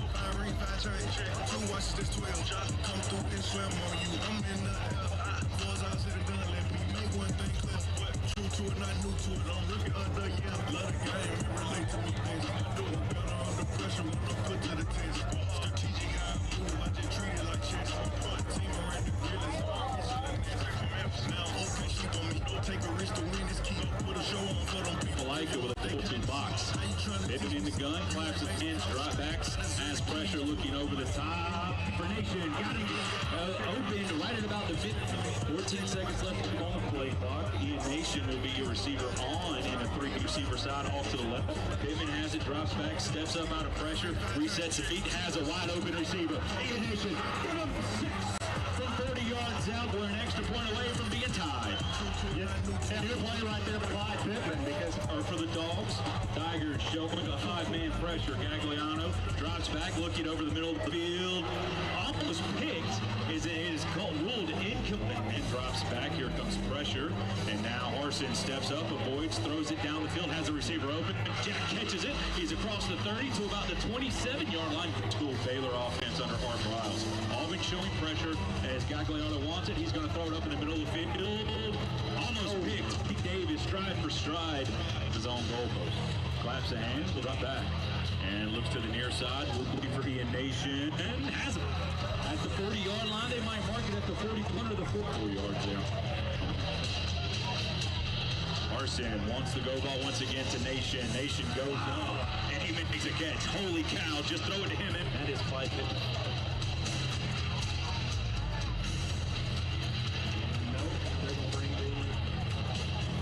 What do we, and now Auburn will run the field goal kickers out. Opelika will now send their group out there. You got to think this is a great time to do it because you got everybody thinking all over the place. I wonder if maybe they're trying to get too many people on the. Best is your field goal kicker for the Tigers. And Auburn is throwing it. Oh! And they got him open. It's Clyde Pittman. He catches it at the 10. There's a flag on the play. It is a touchdown. We'll see what the flag is. Etheridge is not happy. He's already going back there. He's already going to the official. If it doesn't count, this is going to hurt. It's going to drive us back out of field goal points, too. Coaches are saying this should be waved off. It's going to be a touchdown. It's going to be a touchdown. For the Tigers. Now pass to Clyde Pittman. That's why you split the offensive defense was. So you lose Clyde Pittman. Yes. He checked in. The rest of the flags. In the gun, and he's going to inside read. He's going to keep it. Keeps his feet at the 30, 35, 40, 45. Cuts back and hangs on to the ball. Nice job there by the defensive play. Check onto the line of scrimmage. Here comes motion for Blomeyer. And it's a keep for Pittman, and he's into the open field. Has his first down. Comes back, makes a break. Put over a guy. Yes, he is. Touchdown, Tigers. What a run for Clyde Pittman for 50 out. Gagliano is going to roll out, looking for a receiver behind him. That was good coverage there from the inside. Is the punter, and I mean that's your quarterback back there. So all kind of different options. Under center now is Opelika goes. There's a bunch of weirdness going on here. 3 seconds, 2 seconds, 1 second, and Opelika is going to take it away. Holy cow! That almost felt like Opelika decided to play chess here. It's not. It wasn't a timeout called. I don't know.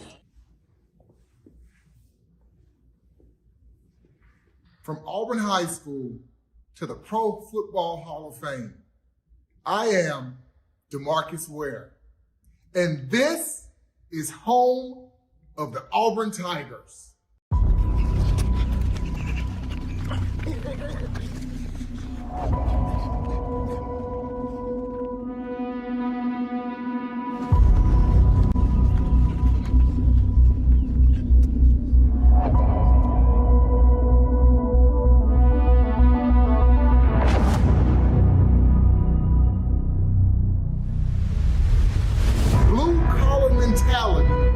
There is nothing like playing for the A.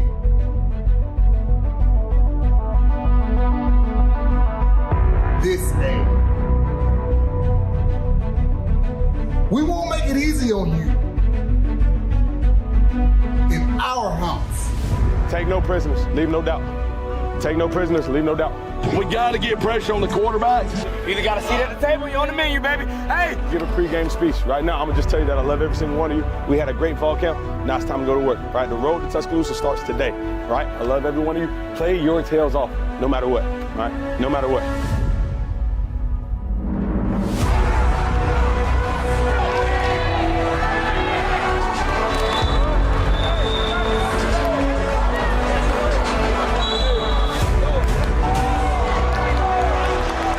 Start strong, finish stronger, all right? Start strong, finish stronger. Start strong, finish stronger. Start strong, finish stronger. 124. Make sure you get on good side. Relentless energy, relentless effort, relentless attitude. Let's go, guys. Hey, let's go. 1, 2, 3. D.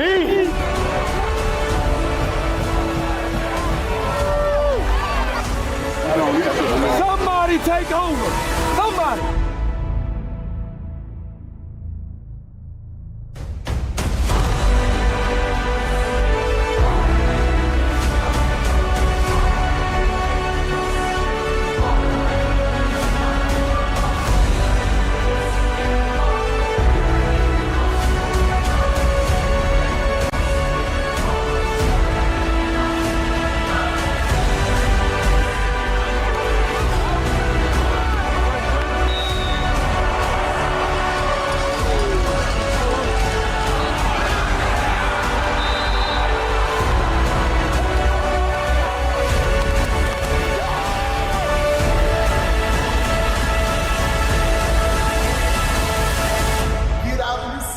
And welcome our Auburn Tigers.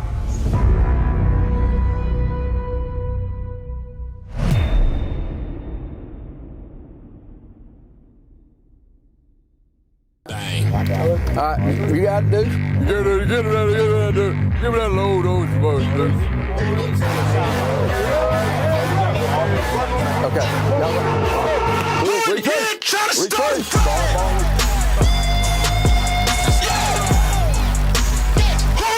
Trying to start him.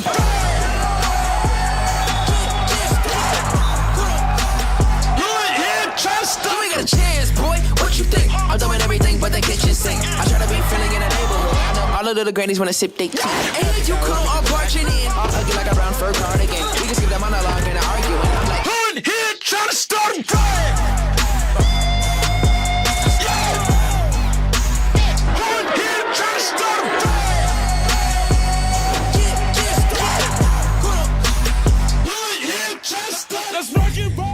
Go out there and you play for that.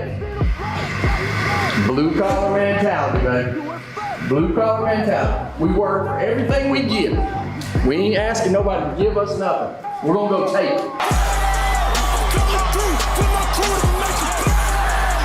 I don't need no super suit. I'm feeling.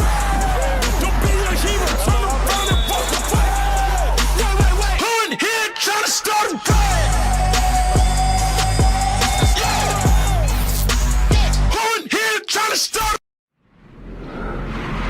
This atmosphere right here at Duck Sanford is as good as it gets in high school football.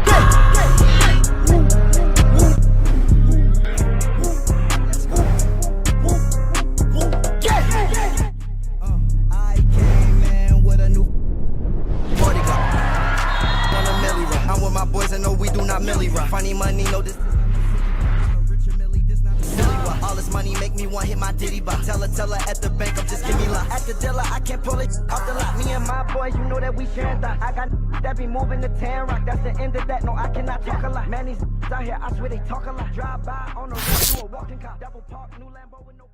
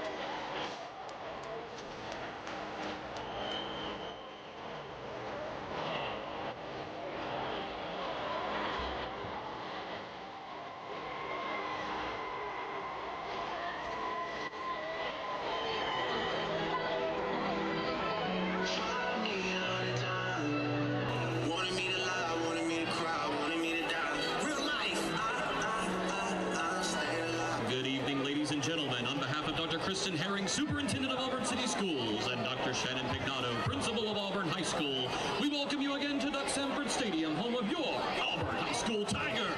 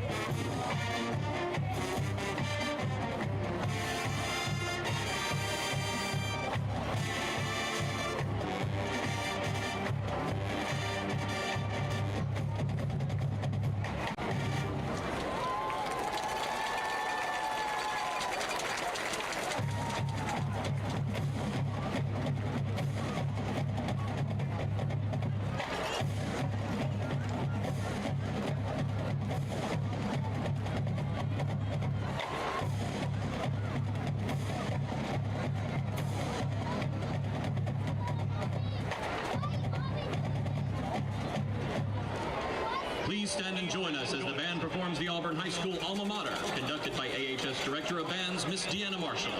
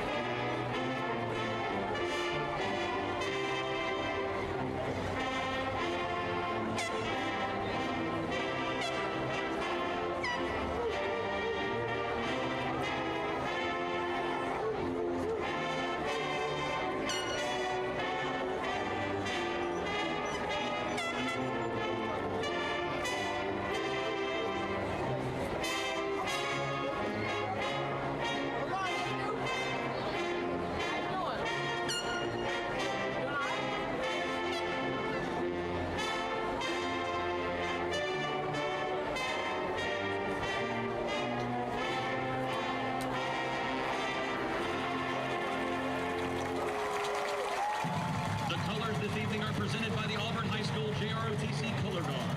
Please remain standing as we honor our nation with the playing of our national anthem.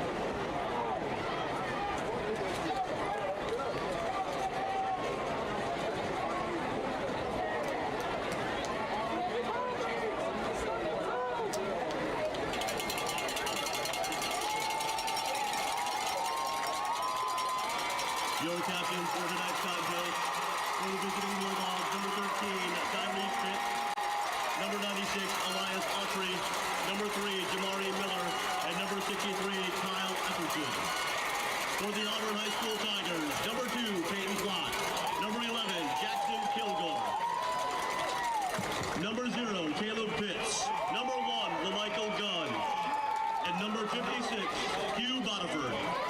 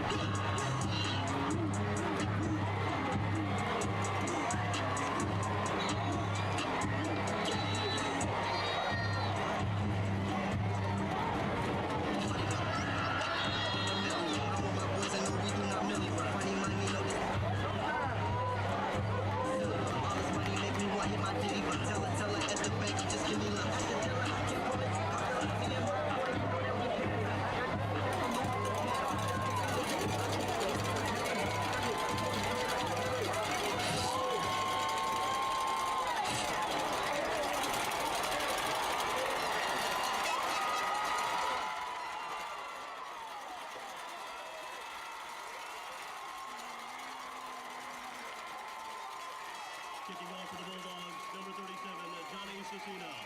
Back deep for your Tigers, number 2, Peyton Clark, number 5, Antonio Wilson, number 7, Josh Askew.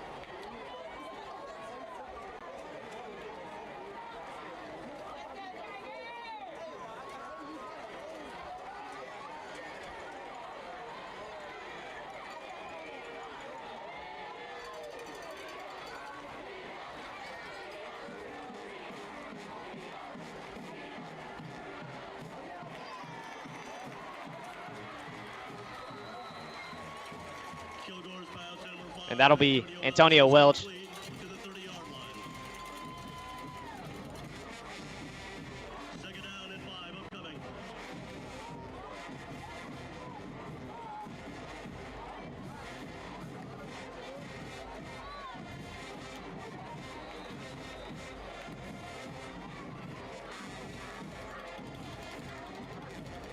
Josh Askew with the catch for the Tigers.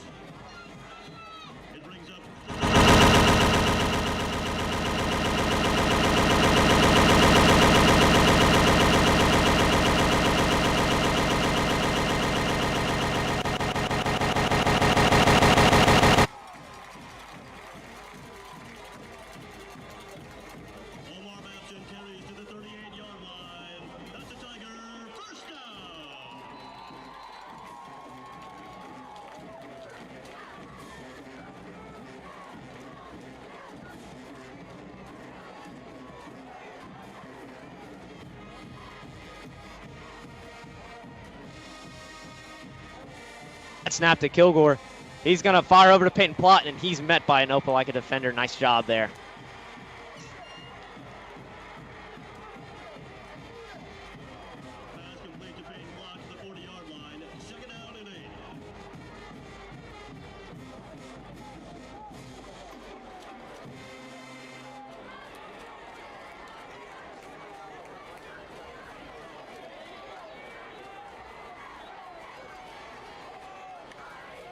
Man in motion. Kilgore going to hand it off to Mapson. Mapson stiff arms the Opelika defender, and he's tackled down in the backfield. Bulldogs getting to Omar Mapson early in this one.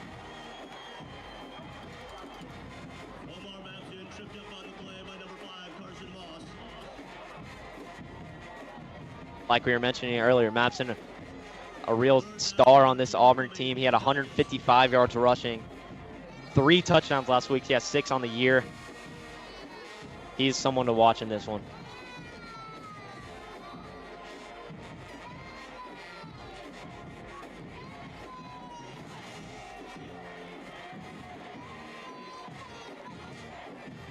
Three receivers at the top of your screen. Kilgore going to pump fake. He's looking at Mapson. He's got him.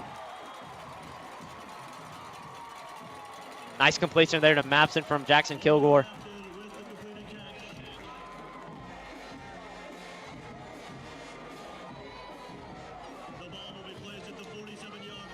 It will be a 4th and 1.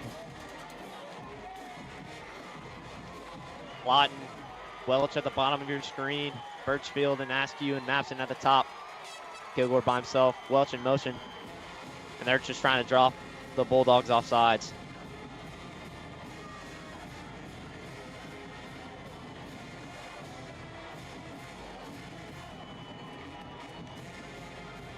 Mapson in motion. He's going to get out. Just sweep. The ball's out.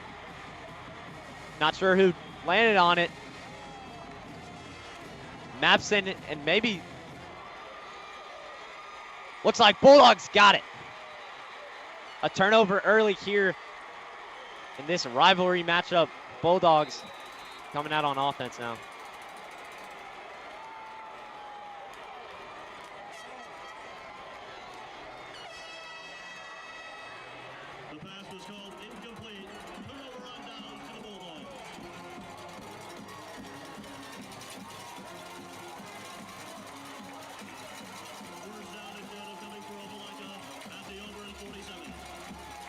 Yeah.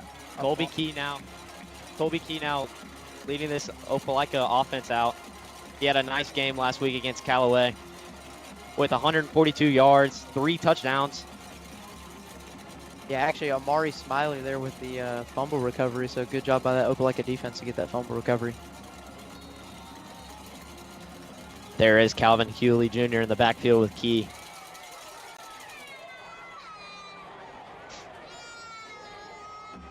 A little bit of confusion. I don't know what's going on here.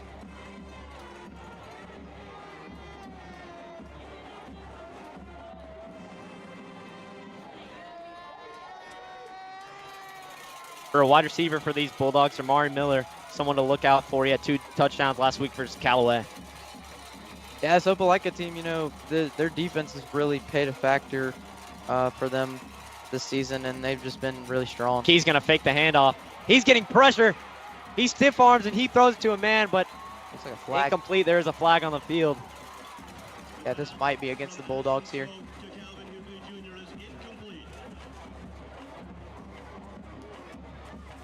We'll see what the flag is.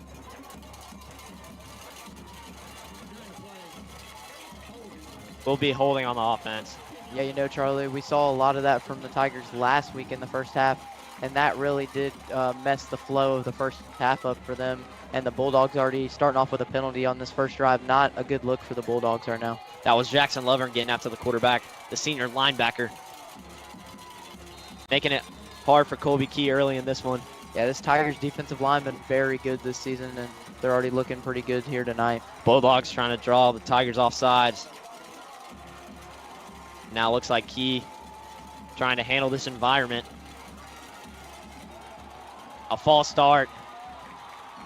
Tiger D-line fired up after that one. Yeah, it looks like this crowd really paying a factor in this first half so far. 2 penalties for the Bulldogs already. Not a good look on this first drive for Opelika.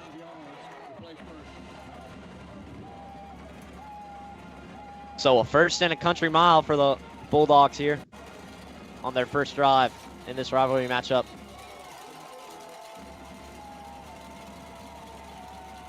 It looks like Tiger's going to bring a 4-man rush here. Man in motion, gonna throw a screen out to a man, and nice tackle there from Mike Gunn, the senior leader on this defense for the Tigers. Opelika fans not happy about that. Thought there should have been a penalty called. That was Jamari Miller, who we highlighted earlier, had a big game last week. They're trying to go to him early already. Yeah, this Opelika team really likes to pass it. Colby Key last week had a great game, and there is actually going to be a flag thrown on the field, it looks like. They're at the far side on the Opelika bench, but maybe they're going to pick this one up, I guess. Maybe.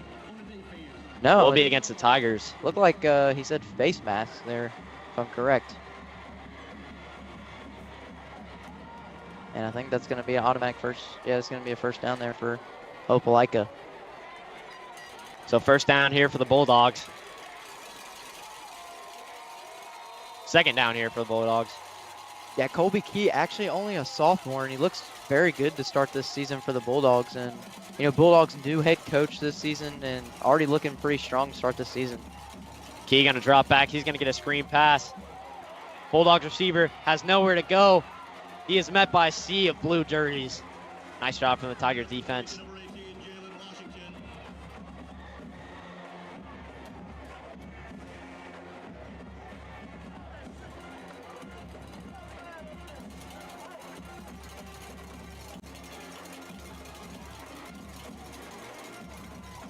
Looks like this crowd's already making it difficult here for the Bulldogs offense. Hard for Key to stay composed. Yeah, both sides actually really energetic so far in this rivalry game. Miller in motion. They're going to hand it off to him. He's got a hole. He spin moves past a player. And he's down around the 30, 25-yard line. Nice job from Jamari Miller making a play out of what seemed like nothing. Yeah, really, Calvin Hughley we haven't really seen him yet, you know, get a carry, but Jamari Miller already making a big impact for this Bulldogs team so far. So the Bulldogs now driving early in this one. Yeah, Coach Goldsby bringing another 4-man rush here.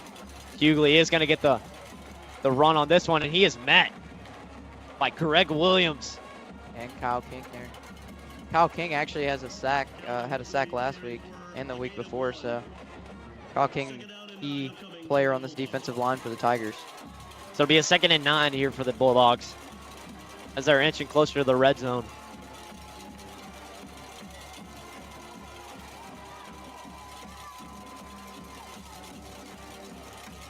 He now with a new back in the backfield. Hand it off to him. And that's Greg Williams again with another tackle. Yeah, we really saw Greg Williams have a great game against Vestavia Hills last week, and already starting off strong here for the Tigers. And, you know, that linebacker position, we interviewed Coach Ferg on Playcallers actually Thursday. If you guys go back and listen to that on podcasters and YouTube. Yeah, Coach Ferg really said that linebacker position, a tough position to play. And, I mean, Greg Williams really showing out here for the Tigers early. Yeah, Greg Williams, a late addition to this Tiger defense. He came in the summer. Yeah. And he's already making a huge impact in this linebacker room. That was Jordan Waits on the carry. It was a new back in the backfield, but we're going to get a live look in on Enterprise in Dothan, a big game in Alabama High School. Check in on that score. Actually, we'll stay on the field.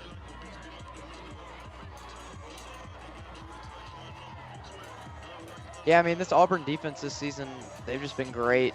Really haven't given up a lot of points. Last week was the most they've given up, which is 17. And, you know, I think a key player for them also is Isaac Benford. He got a fumble recovery in the first game for a touchdown, and he had an interception last week. So look out for that junior DB, Isaac Benford.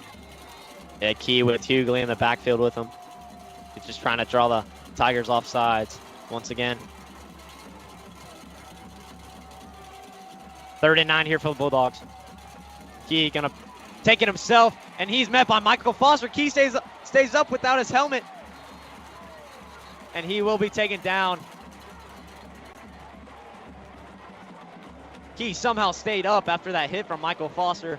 Yeah, good tackle there by Alex Gamston, the junior linebacker.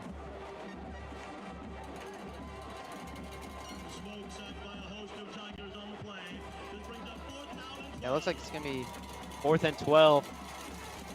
Looks Yeah. like their offense is going to stay on the field. They With a can't have new quarterback. That's going to be Christian Sankey in for the Bulldogs now. Also 10th Yeah, grader. Colby Key going to have to sit out this one after he lost his helmet. Yeah, maybe just the Bulldogs might be trying to get the Tigers off sides. 4th and 12 here for the Bulldogs. Man in motion. Tigers showing blitz. That's going to be a false start. It's going to move the Bulldogs probably out of field goal range here.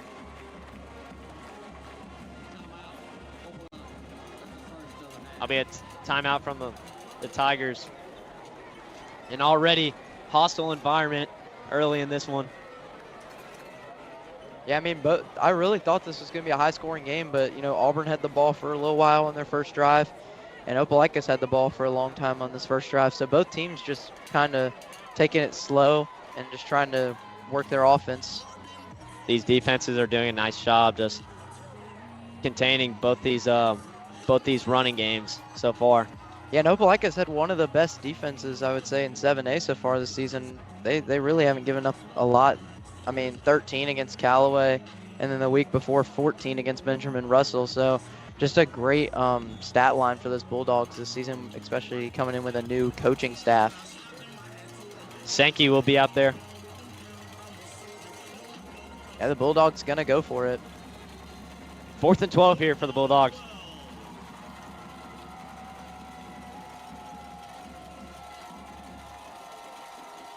Trying to draw the Tigers off sides. Couldn't seem to do it so far.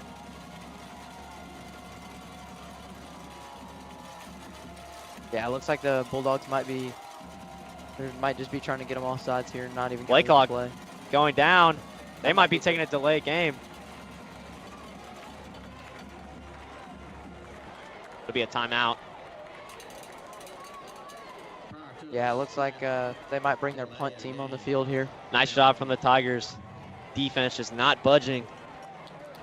I don't know. I mean, they keep coming back. Okay, so yeah, it looks like they're going to keep they're going to bring the special teams out now. I mean, Opelika kind of was trying to get Auburn to go off sides there, but Auburn did not budge at all. So Tigers going to get the ball back hopefully here.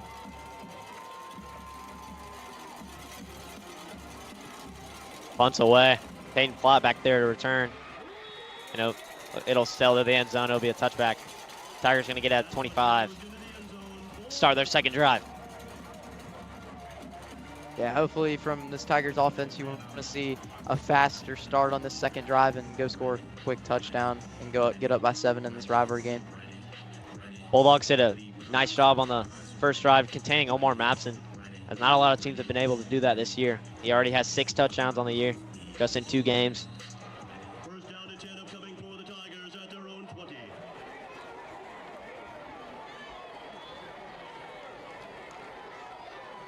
Kilgore by himself.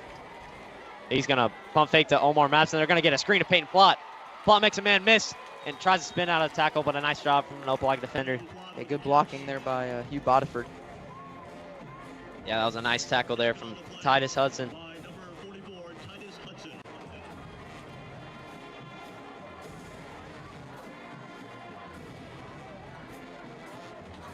Man in motion for the Tigers. They're going to pitch it off to Mapson. Mapson with some Opelika defenders tracking him down, but he goes down the sideline for a nice pickup. Yeah, I would like to say that first drive, the Bulldogs really did contain Mapson and were able to force some mistakes on the running side of the ball. And I mean, honestly, this Opelika defense, like I said, really going to play a key factor here if the Bulldogs want to get an upset win at Duck Sanford Stadium. Kilgore gonna fake the handoff, and he's gonna take it himself. Another nice tackle there from Ty Hudson. Yeah, we saw that a lot last week. You know, those RPO plays right there by Kilgore, and he got a lot of yards last week and already starting off running the ball here. Yeah, like you said, 110 yards on the ground from Kilgore last week. showing he can be a nice dual threat. Welch in motion. They're going to pitch it at Mapson. Mapson's got room, and he's going to be taken down. Short of the first down. It'll be about be a third down in about 2 or 3.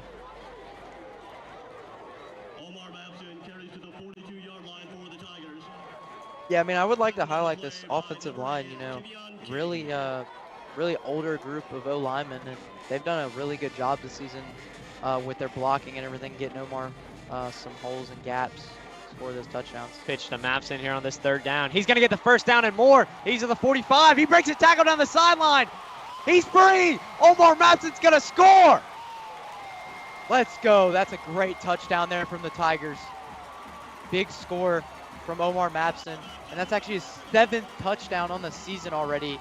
And good blocking there from the O-line. And Omar was just able to find a big hole there and take it all the way to the house. Omar Mapson, 59 yards to the house. That's a way to answer from that first drive. Yeah, I mean, that first drive started a little slow. And now the Tigers on the board here late in this first quarter. And now Joseph Daniel to attempt the PAT.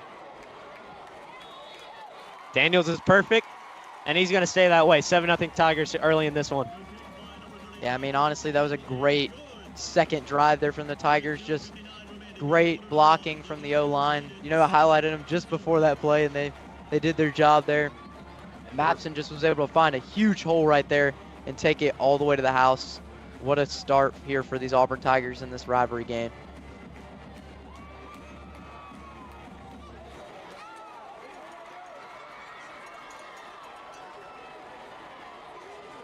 Daniel going to be out here for the kickoff once again. He's done a nice job on all year. These first 2 games, I guess you could say. Yeah, I mean, Joseph Daniel's been perfect, honestly, these first 2 games.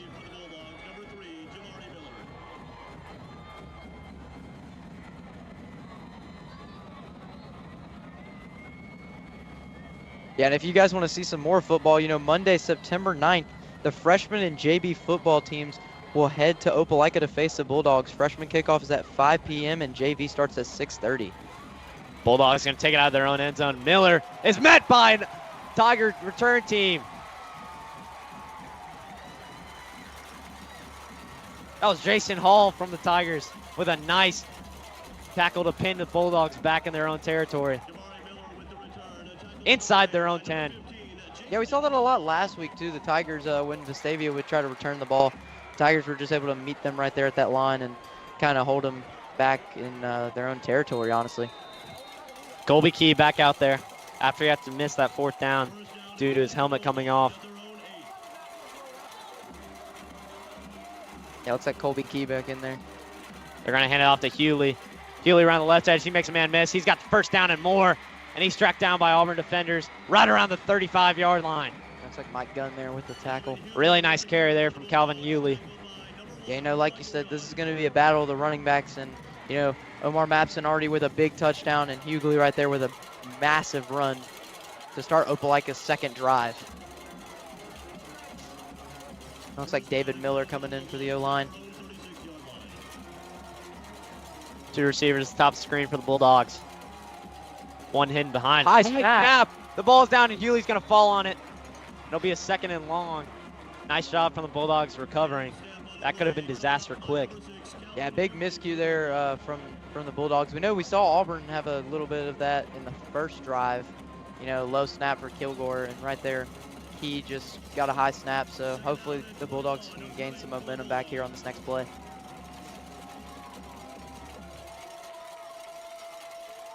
Hewley going to hit the line, a new back in the backfield. That's Jordan Waits. A little bit of confusion from the Bulldogs. Play clock clicking down. About 5 seconds, they're going to snap it. Colby Key going to fake the handoff. He's got a man in open field, and he's going to be tackled there. Nicely done by B.J. McGee. Good catch there by Javari Johnson, fullback for the Bulldogs. Sorry, that was Cortez Cooks on the tackle.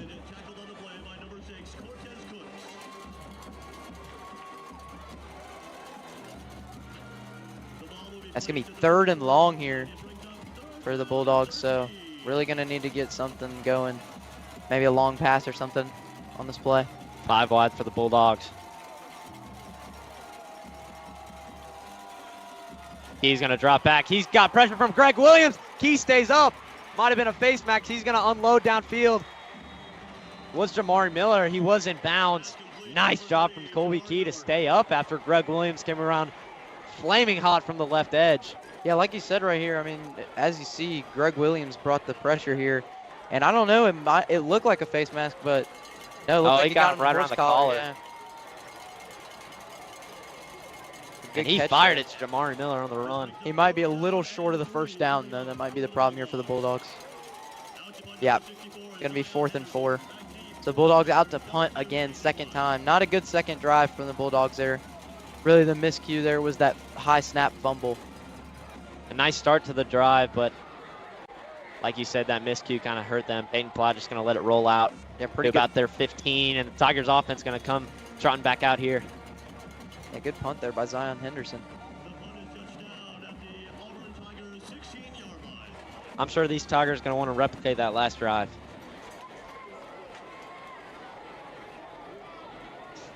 Yeah, Tigers pinned deep in their own territory here, so really going to have to do something and get out. Yeah, nice job there from the Bulldogs flipping field position.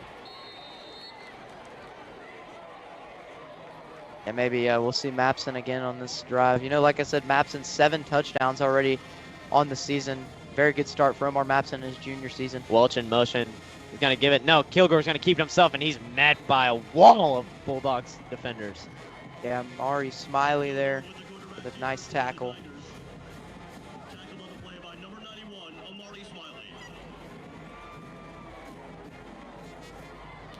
Tigers dialing up a 2nd and 10 play here.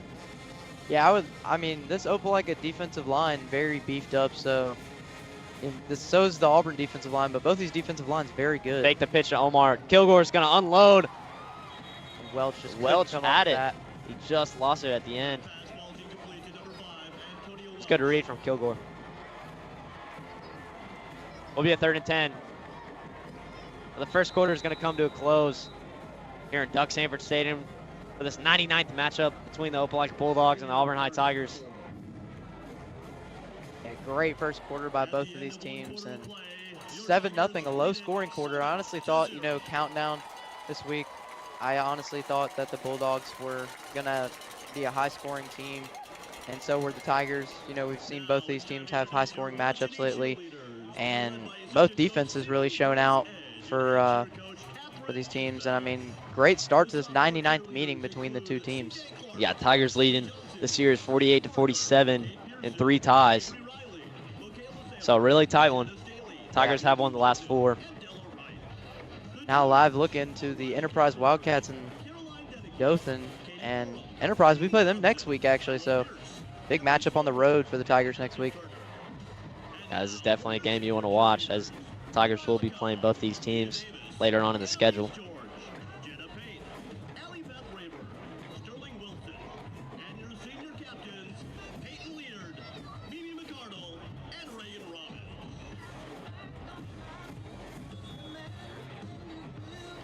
Yeah, and I mean, if you guys like volleyball, show out Tuesday, September 10th. Coach Wheatley and the volleyball teams will host Smith Station. JV starts at 5 p.m., followed by varsity at 6 p.m. So go support Coach Wheatley and the Lady Tigers at Auburn Arena this upcoming Tuesday.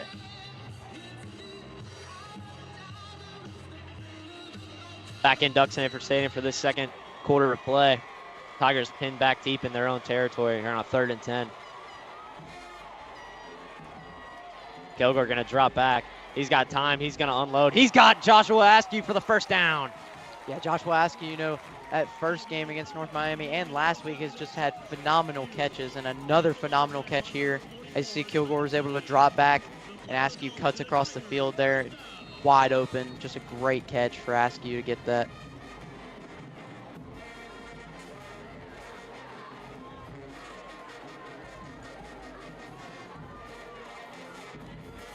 Kilgore they're gonna hand it off. No, Kilgore's gonna keep himself. The dual threat's gonna stiff arm, and he's still on his feet. He tried to cut back, but Opelika defense doing a nice job not letting him get anywhere. A good tackle there by Lightfoot. 2nd and 8 now. That was Malik Autry on the tackle. Oh, I'm pretty sure I saw number 99 tackle him, but my bad.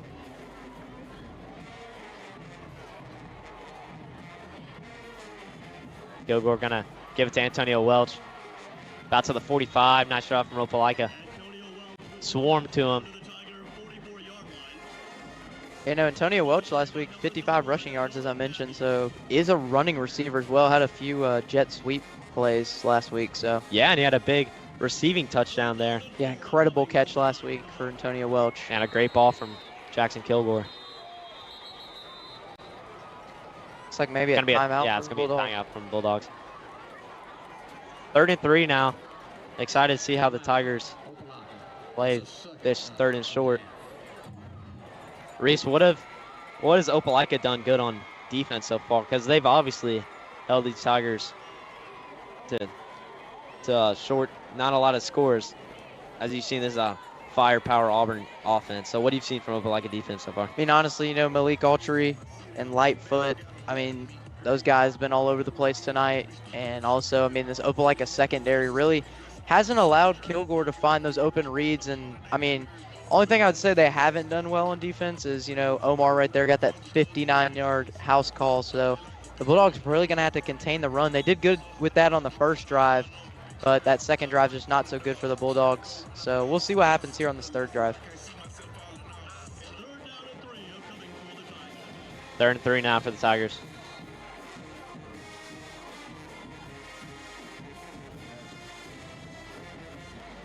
Opelika crowd making some noise now for this critical 3rd down.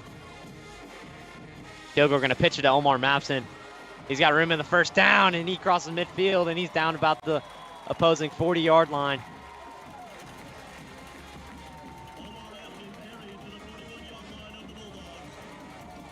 Yeah, like I mentioned earlier, this Tigers offensive line has been outstanding. Coach Jeremy Stanford definitely been great this offseason, teaching these guys some good flag blocking on the skill. field.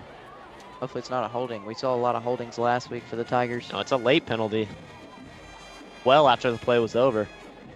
Looks like Welch saying maybe it's a few yards up. Yeah, it is. It is going to be on Opel. I say it's a warning on the coach. Yeah, maybe sideline warning. So will be a 1st down for the Tigers after a nice run from Omar Mapson. Welch in motion.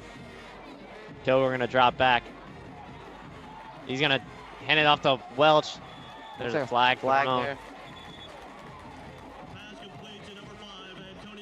A lot of flags thrown early in this game so far, so getting a little physical.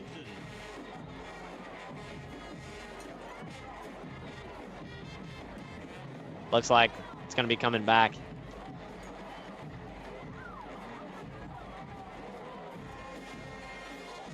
Maybe yeah, like you said, it's very physical so far. You'd expect that in a heated rivalry matchup like Auburn-Opelika. Yeah, I mean, like you said, 99th meeting, these teams have seen each other a lot. Looks like a holding call there from the Tigers, and a lot of those last week in the 1st half. Big mistake here in this 2nd quarter by the Tigers. Yeah, Tigers did a good job adjusting to that. Yeah. Getting that under control in the 2nd half against Vestavia. Kilgore going to drop back. He's got time. He's going to unload to Peyton Plott. Plott went down. It looked like right around the 42-yard line. Looks like 41. Yeah, like you said, he might have slipped there. It's been rainy all day here in Auburn, Alabama. Yeah, I mean, glad it's not raining during the game because this would definitely be a 0-0 ball game possibly.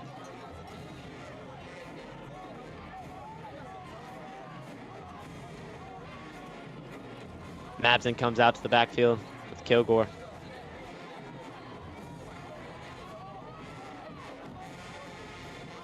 Kilgore going to hand it off to Mapson. Mapson bounces right. He finds a gap and crosses the 35-yard line. It'll be a 3rd down. Yeah, Mapson last week, I mean, just a great game last week for Mapson. 3 touchdowns against Vestavia Hills. And really, I think played until the 3rd quarter, did not play the 4th quarter. Will be Charlie Ward in the backfield. 2 touchdowns on the season. Yeah, we've seen Auburn this season, you know, go with that running back system, and it's really worked for the Tigers. Ward's going to get it, and he is tracked down from Malik Autry. Yeah, Malik Autry with a big tackle there. That will lead to a 4th down. Tigers might be forced to kick it here. Looks like offense will stay on the field. Looks like Charlie Ward back out there again for the Tigers. Mapson taking a little bit of a break. Be a 4th and 4 here for the Tigers. It looks like they will punt it with Kilgore. We've seen that a few times this season. Yeah, I think we saw that in the North Miami Beach game. Looks like there's some whistles.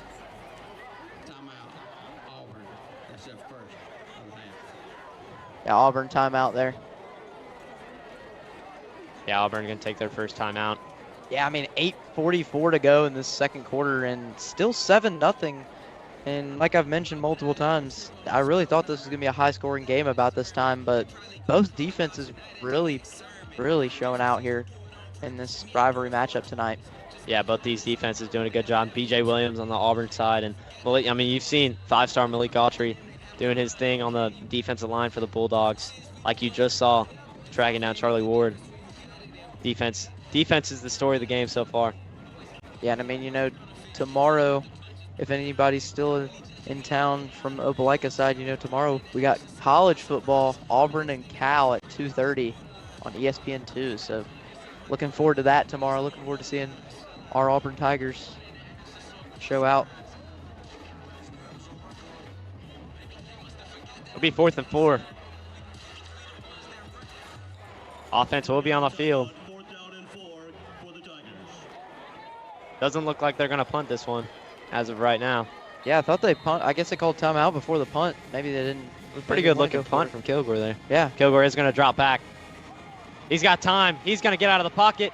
He's got defenders chasing him. He's going to take off. He gets the first down more. He runs out of bounds. Nice shot from Kilgore. Yeah, big run there from Jackson Kilgore, using his legs again like we saw last week. You know, right here, can't find anybody open and just runs right there and just able to find a big lane and get a decent amount of yardage there. Showing that dual threat ability.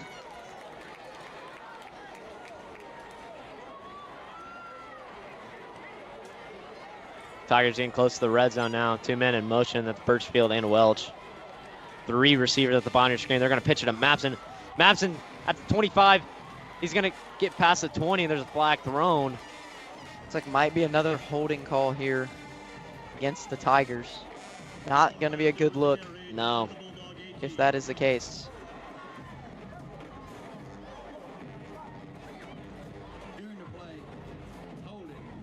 Another holding call there for Auburn, and last week, like I mentioned, 5 holding penalties in the first half, 4 by the offensive line. So 2 holding penalties here already in this first half by the offensive line. Not a good look for these Tigers. Yeah, so we'll be at 1st and 20 now. Pushing these Tigers back a whole lot. Got Joshua Askew at the bottom of your screen. Birchfield in motion. They're going to hand it off to Mapson. And Mapson patient back there, but the Bulldog defense get to him. That's Ty Hudson.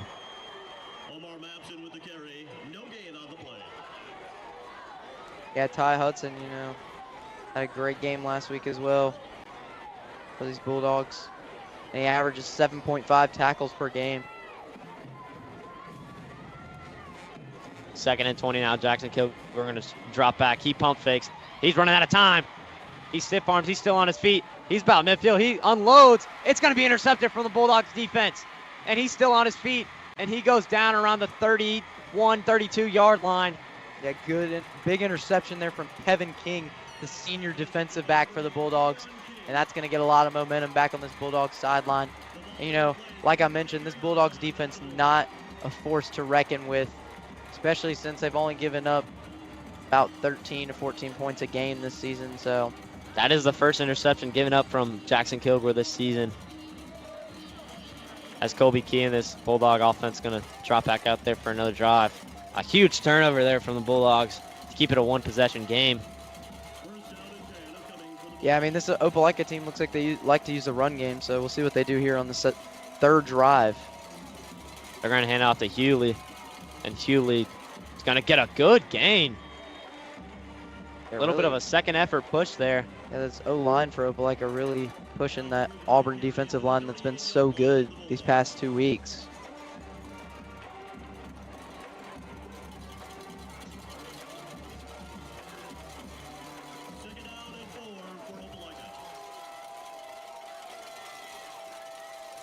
Bulldogs just trying to draw the Tigers off sides. Yeah, this crowd is really loud right now for the Tigers. He's 2nd and 4. And in motion. They're going to hand it off. And he's got a first down and more. Down about the 46-yard line. Nice tackle there from LaMichael Gunn. Yeah, big run there by Javari Johnson, the fullback. That's more action we've seen from Javari Johnson tonight. He already caught a pass and a big run there by the fullback.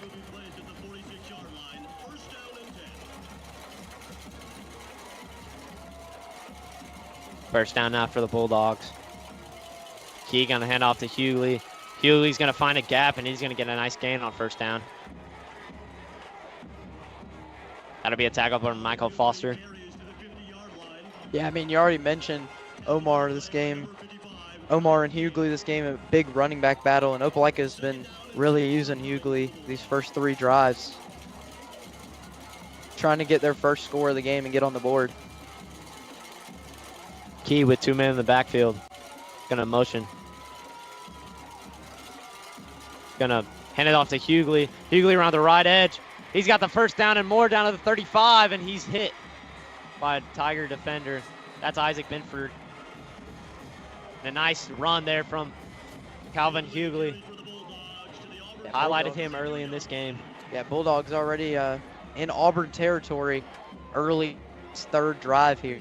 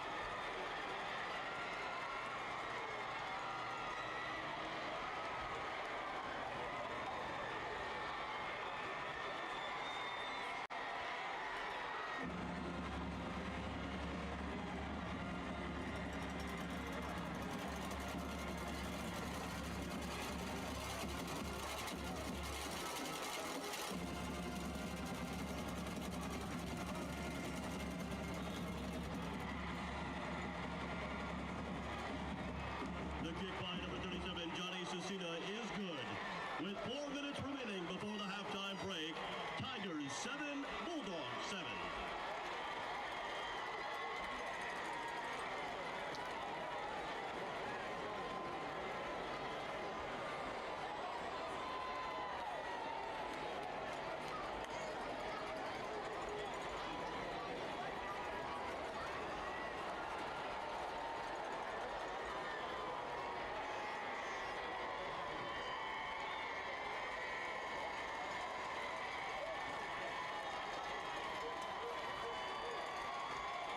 Out to kick for the Bulldogs, number 37, Johnny Cecina. Back deep for the Tigers, number 2, Peyton Plott, number 5, Antonio Welch, and number 7, Joshua Askew.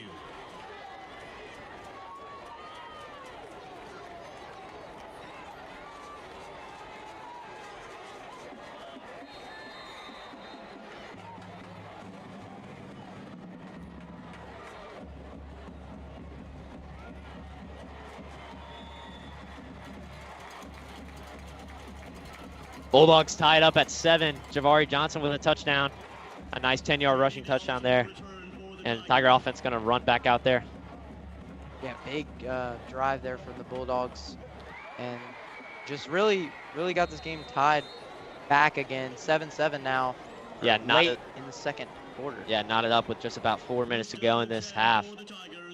Tigers going to try to respond to that nice drive from the Bulldogs. They'll go under center. First time we've seen that tonight.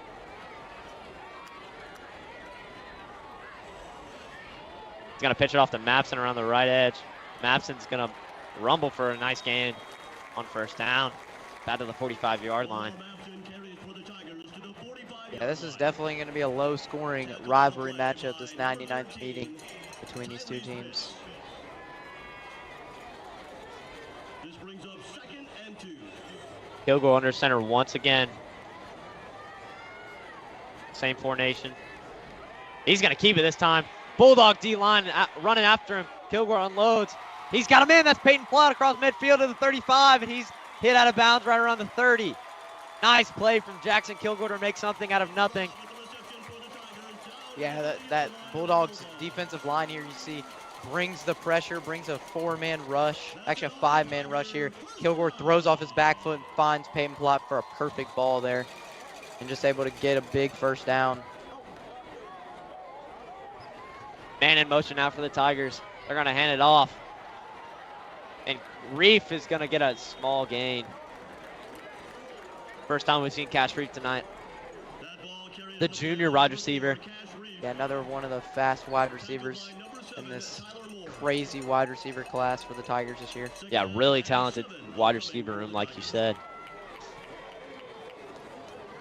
Kilgore handed off to Mapson up the middle. Mapson's free. He's down to the 15-yard line. Tigers rumbling down this field inside the red zone already. Yeah, I mean, as you see right here, Mapson just able to find a big gap there to get through, and Tigers in the red zone now.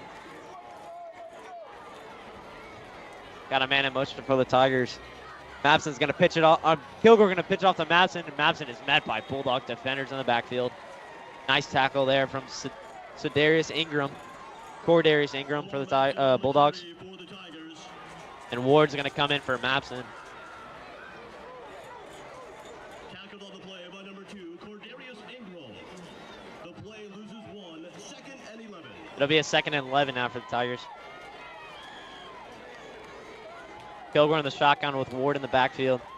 Gonna be Welch in motion. They're gonna fake the sweep to Welch, and Ward's gonna get the pitch. He stiff arms a man to the 10 to the 5. Ward's gonna score. Touchdown, Auburn. 3rd touchdown this season from Charlie Ward. Great execution there and blocking by the Tigers, and big score for these Tigers just before halftime.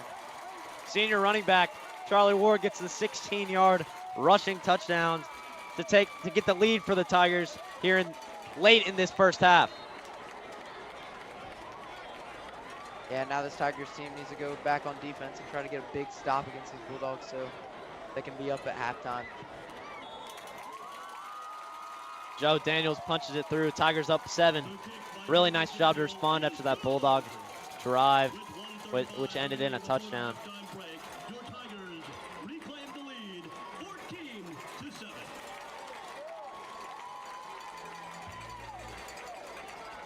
Kind of a statement drive there from the Tigers. Yeah, you know, first drive didn't go so well, but these last 2 drives that they've had really did go well, so good job for the Tigers.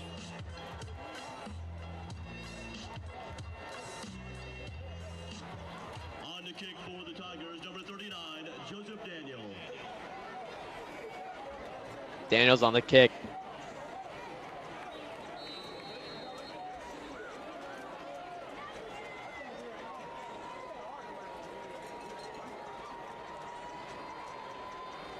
He's going to send it away. Deep into the end zone. Opelika is going to take a fair catch.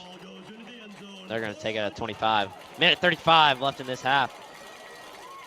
Yeah, so far low scoring first half, and both defenses really looking nice, but Auburn's offense starting to come alive here later in this first half.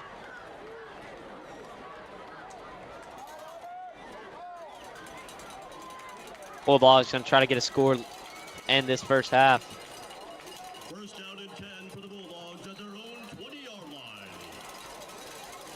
Bulldogs will receive the ball coming into opening the second half. So if they could get points here, that would be huge. Yeah, you know, try to tie this game up into halftime and get some momentum, but He's going to throw a screen to Jamari Miller, but he's met by Alex Gampson in the backfield. Really nice job there from Gampson to read that play.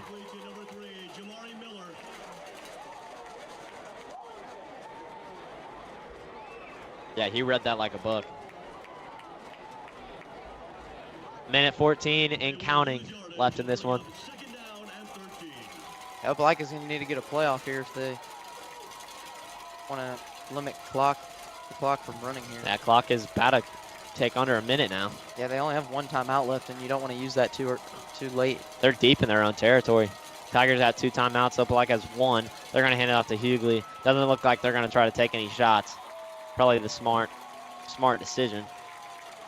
Interested to see if the Tigers take any timeouts. A good tackle there from Cam Creighton and an assisted tackle by Greg Williams. Yeah, Greg Williams been everywhere. Yeah, looks like there will be a timeout taken.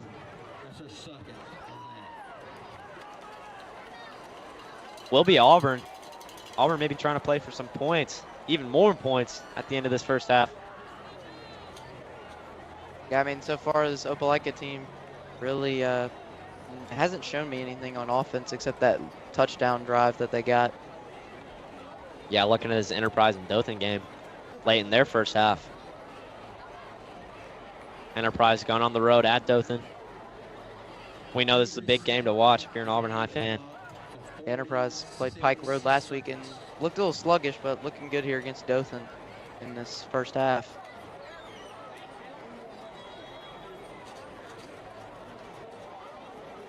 Tiger defense back on the field. 46 seconds left in this first half. Yeah, it's going to be a 3rd and long here for the Bulldogs. Coming out of the timeout with 13 yards to go. 3rd and 13 now for the Bulldogs. 2 backs in the backfield with Colby Key. Be Jones in motion. Gonna hand it off to Hughley. He's got room. Nice tackle there from Michael Gunn. That'll be a 4th down, and Tigers are gonna get a chance to score again here before halftime. Greg Williams came screaming off that edge. Nice job from Jackson Lee with the block. Honestly, not very good execution there by the Bulldogs. Did not use their playbook wisely on this drive, and gonna give the Tigers a chance to score here again. Yeah, 40 seconds left, like you said. Chance for the Tigers. They showed a really good drive on their offense last go round. Jackson Kilgore making plays with his legs and arm. Omar Mapson doing Omar Mapson things, and Charlie Ward finishing it off with a nice 15-yard carry to the end zone.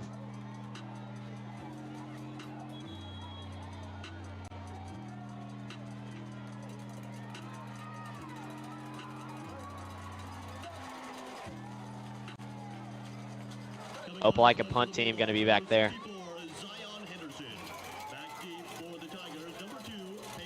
Hayden Plott going to be on the return. He's dangerous.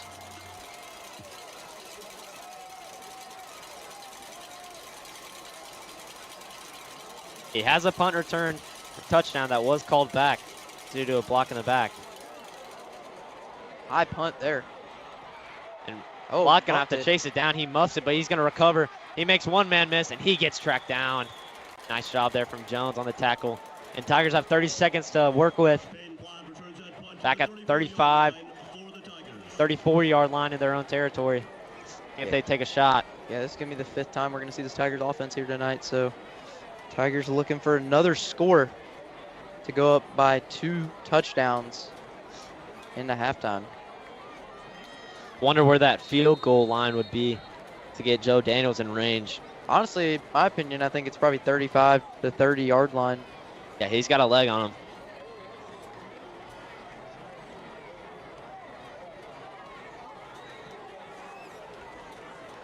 Kilgore going to drop back. He's got pressure from Opelika. Kilgore going to roll out right. He's going to take it himself, and he's just going to spin out of bounds. And he has some... A little bit of, looked like Kilgore might have hit Ty Hudson there. But no flag thrown. Be 22 now left on the clock. Nice shot from Kilgore getting out of bounds and not letting the clock tick. Yeah. Tigers still need some decent yardage here to get into field goal range. Kilgore going to drop back. He's going to fire over and Peyton Plott. Yeah, I mean, right there you saw Plott tried to make a one-handed catch, but just couldn't quite hold on to it, and I was afraid Opelika there might have gotten an interception, but big interception for Opelika if they would have gotten that. They would have had nice field position, but a nice, it was a good hit on Peyton Plott, even though he didn't have the football. Yeah. Now Tigers faced with a 3rd and short here. Plott jogging gingerly over to his assignment. Kilgore by himself. He's going to fake a screen. They're going to give it to Askew. Askew is tackled. Nice job there from Devin Dixon from the Bulldogs. And it will be, looks like Tigers will take it to the half. Auburn up 14-7 here in this rivalry matchup. Yeah, big first half for the Tigers, and both defenses really showing out. Stay with us. We'll come back right before the start of the second half to give you a breakdown of this first half.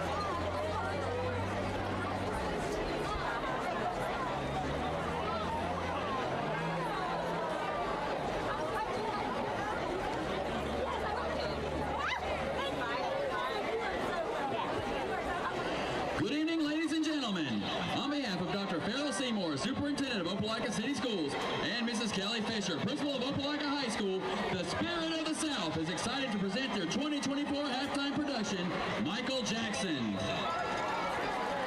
Musical selections include Love Never Felt So Good, Bad, and Beat It.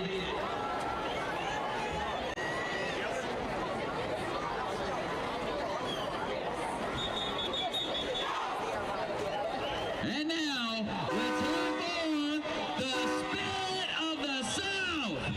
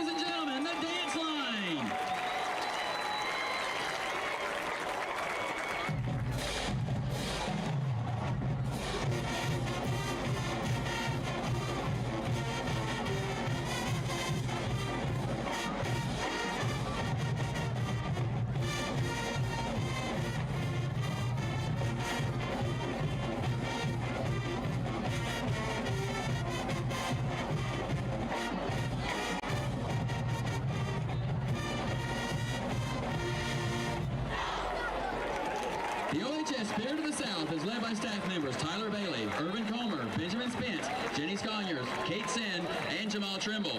Fox Run Band Director is Dr. Elizabeth Gibbs. Opelika Middle School Band Director is Brianna Comer. Student Teacher is Derek Smith.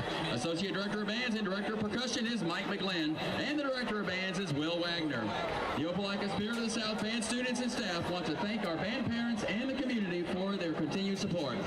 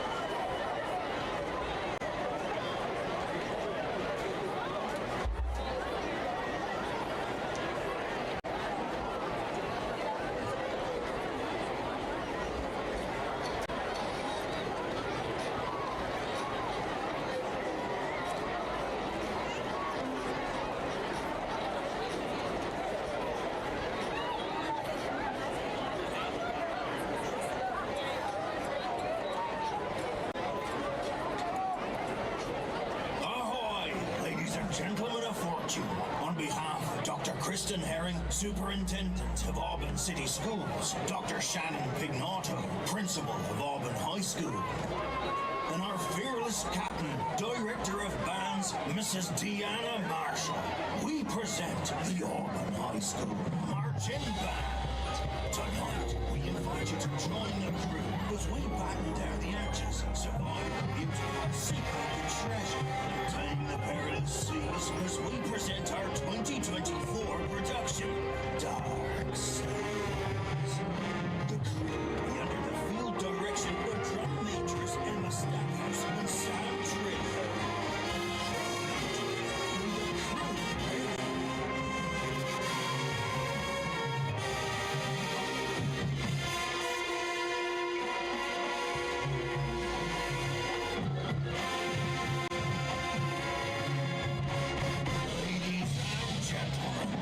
Auburn High School marching.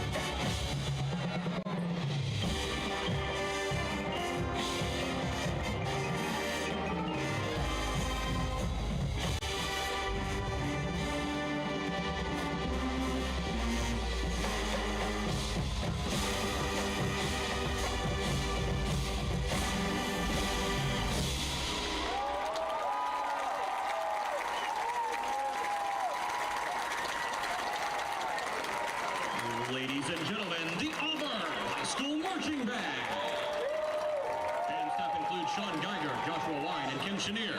Percussion instructors are Gregory Stringer and Jordan Wallace. Auxiliary instructors are Emma Vaders and Michelle Blue. The Auburn High School Marching Band wants to encourage you to visit our concession stands this evening, run by the Auburn Band Boosters Association. All proceeds from the concession stands directly supports the band programs at East Sanford School, Auburn Junior High, and Auburn High School. On Sunday, September 15th, our Auburn Band program will be hosting a mattress fundraiser sale. You heard that correctly. We are having a mattress fundraiser. Need a mattress set, adjustable bed, pillows, or know someone who does? Our fundraiser is next Sunday, September 15th, from 11 a.m. to 5 p.m. at Auburn High School. Come support the bands of Auburn City Schools.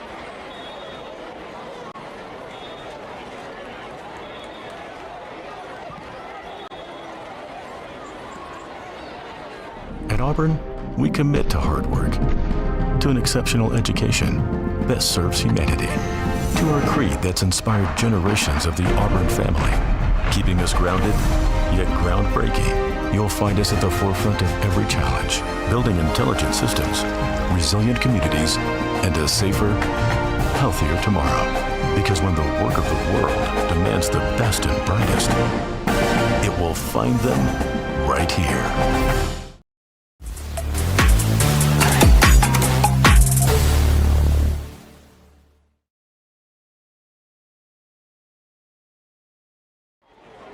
Welcome back to Doug Sanford Stadium for the 99th meeting of Auburn High and Opelika Bulldogs in this showdown. Tigers up 14-7 here in the first half.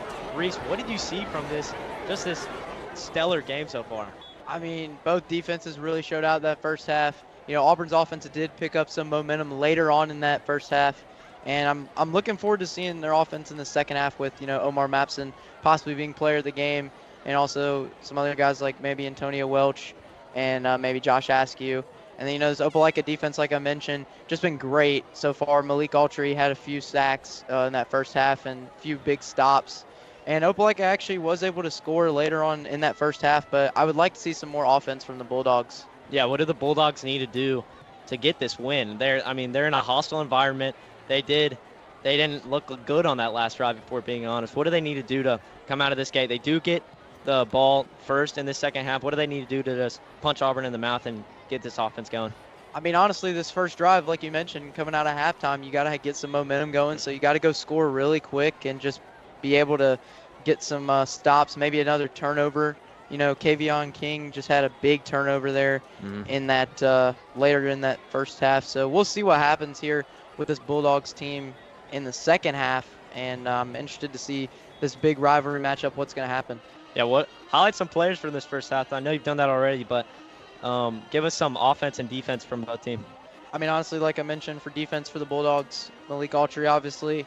And then I'd say for offense, my guy that I would highlight for Opelika on offense, I kind of want to highlight Javari Johnson, the fullback, scored a touchdown later on in that first half, and just a great scoring drive there for the Bulldogs. And we've seen him get some action so far this game, about 3 to 4 carries, and has had some receptions for the Bulldogs. And then for the Tigers, I mean, obviously you got Omar Mapson and Josh Askew and Peyton Plott there for the Tigers on offense. And then, I mean, for defense, you got guys like, you know, Greg Williams, Isaac Benford, Cortez Cooks, Caleb Pitts, Kyle King, a lot of defensive guys for this Tigers team. So far, I mean, this Tigers defense showing out, this Bulldogs defense showing out, and, I mean, really the factor in this game has been the Tigers offense. Yeah, Ty Hudson on the Bulldogs making a few nice tackles there. He has had 3 with a tackle for loss on the night.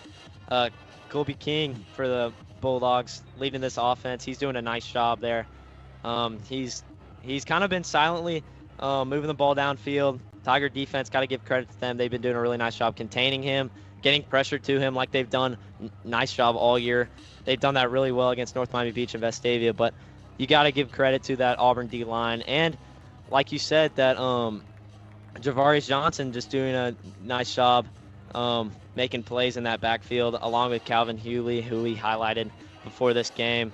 Omar Mapson and Hewley doing a good job just giving us a show in the backfield. I mean, a big running battle from both of these running backs. So very interested to see what that's going to look like in the second half, and we're about ready to get back underway here. What do you want to see from the Opelika offense in this first drive? More of a passing attack or a rushing attack? More of a passing attack because, I mean, honestly, in that later part of the first half, they just kind of ran the ball a few times, and it wasn't a good-looking drive at all. So, I mean, I'd like to see the Bulldogs get back on track here with some passing and maybe throw a few balls deep and try to score a touchdown. Yeah, we're about to get ready to get underway here in Duck Sanford Stadium. Lights are shining as it's a packed-out house for this rivalry matchup. Tigers winners of 4 straight with a tight one last year in Opelika. Came down to the last drive. Actually coming back down 30-16 and came back to winning it. A game-winning touchdown. Griffin McLean catching it from Henry Allen. And it looks like Joe Daniels out there ready to kick it off for this second half action here on AHS Mass Media. Yeah, we're definitely in for a treat here in the second half between the Tigers and Bulldogs, and I can't wait to see what happens.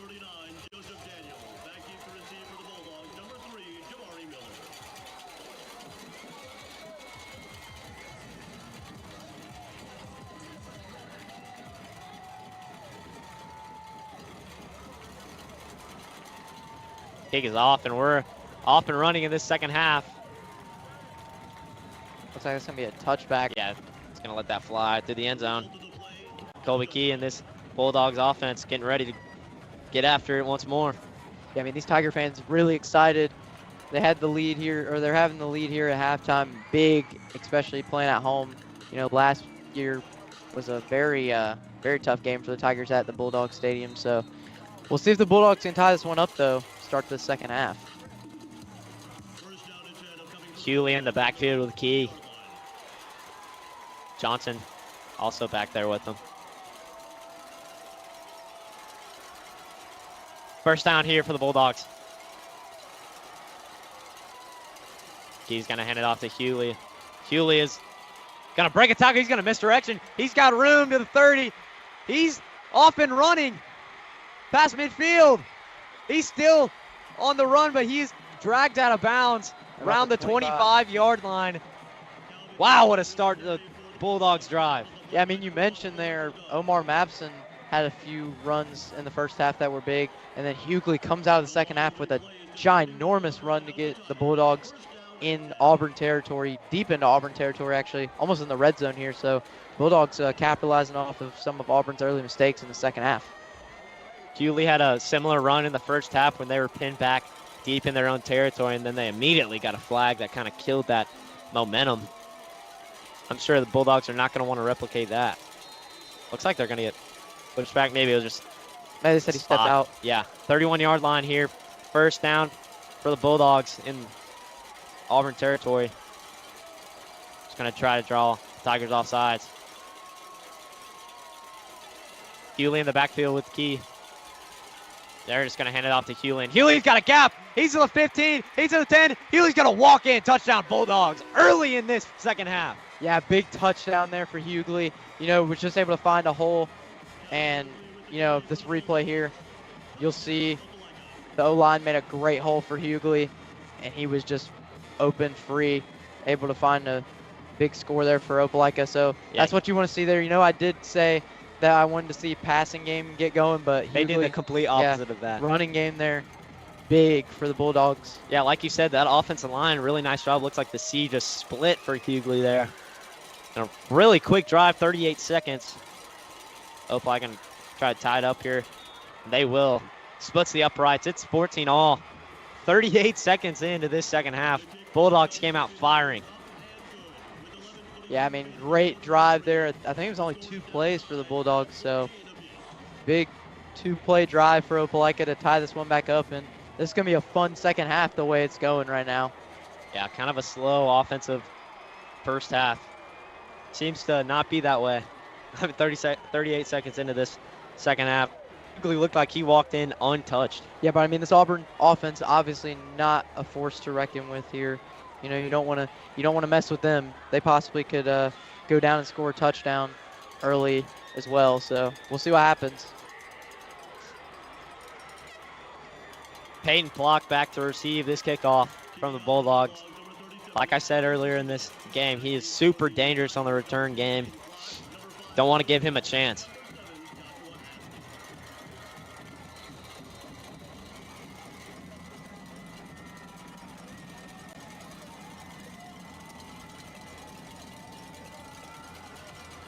Kick is away. There, looks like he's gonna kick out of bounds. Yeah, it's going to be a flag, I think, there. So Tigers might get some extra yardage on this play.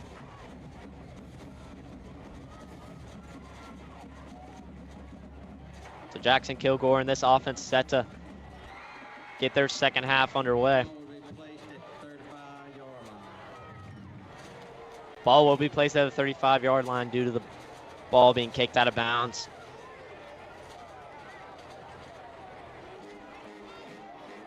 Not sure if the Tigers know that yet. And there's the moment of realization, and they're moving up. Yeah, Tigers for a second were trying to, start at the 25-yard line where they usually do, but gets a few extra yards here at the 35. So Tigers with decent field position to start this drive. Kilgore going to drop back. He's going to unload. He's got a man. It's tipped. And it's going to hit the deck. Dangerous pass over the middle there from Jackson Kilgore. Yeah, Ty Hudson almost intercepted that ball, but just tipped it there. Thought it was going to be intercepted off the tip, but not quite.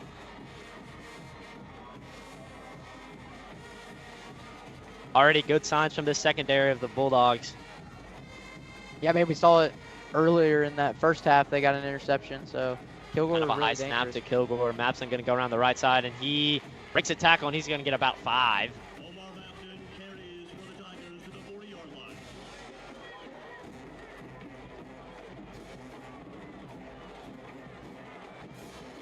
Yeah, Tigers trying to get this first down here and keep the drive going. Don't forget, this Wednesday, September 11th, Coach Lincoln, the varsity flag football team, will travel to Capitol Heights Middle School to compete against Percy Julian. The game kicks off at 6 p.m. Kilgore's going to drop back. He finds a man. That's Peyton Plott for the first down. He had pressure all around him. He threw that off his back foot. Nice throw there from Kilgore. Going to move the chains. Yeah, I mean, we saw that earlier. I think towards the end of the first half, Kilgore dropped off his back foot, threw a perfect ball to Plott. So another good pass from Kilgore to Plott.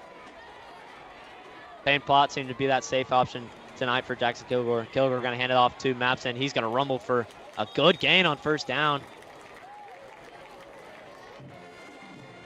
Yeah, looks like the 2nd and 3. Yeah, 2nd and 3. Tigers trying to go quick. They like the high tempo offense.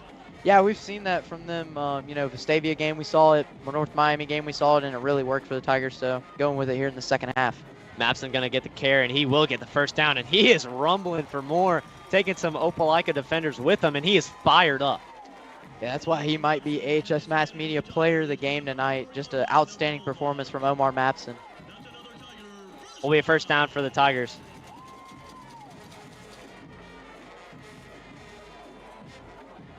So far, a nice consistent drive from the Tigers. They're just moving down this field with ease.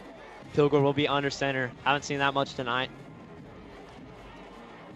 They're going to pitch it to Omar around the left edge. He's going to be patient. He's going to be taken down. That's Ty Hudson in the backfield. Another tackle for loss. Yeah, good tackle there from Ty Hudson just to get a stop and make sure Omar did not get extra yards and possibly score a touchdown there, because we saw that earlier from Omar. So a loss of 1 there for the Tigers.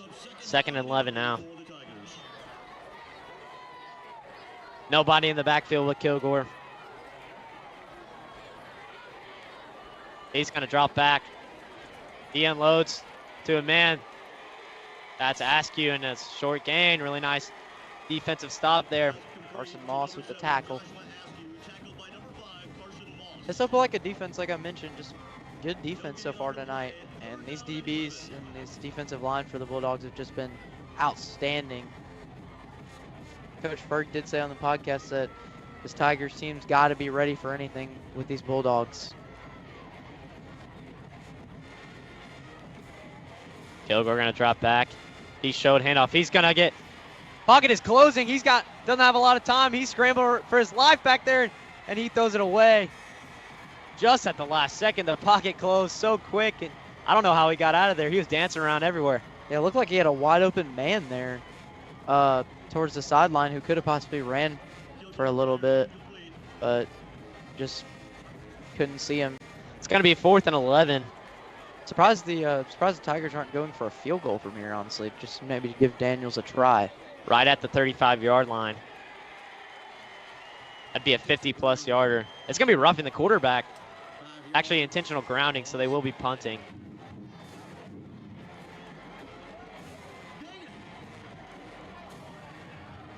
Yeah, so Daniels on punt team and kick team. He will be punting this time. Yeah, first time we're going to see Daniels punt, I think, this season, because Kilgore punted, I think, last week against Vestavia.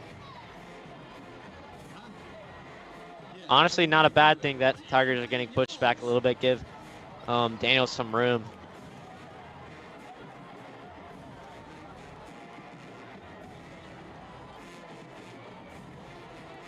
And they're really getting pushed back. Yeah, it'll be about the 44-yard line.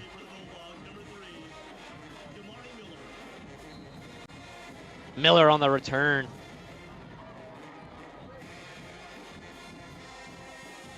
And Opelika almost got to that one. Miller's gonna take it. He lost the ball. No, I'm sorry. Looked like he almost did there. I think it was a mouth guard that went flying. I thought it was a football, but nice job from Tiger defense to pin him back. Yeah, and as I mentioned, this game's a very low-scoring game for this rivalry game. Usually we don't see that between these two teams, but this year's game, obviously a very low-scoring game. So Opelika offense back out on the field after a really nice drive. Two-play drive, actually.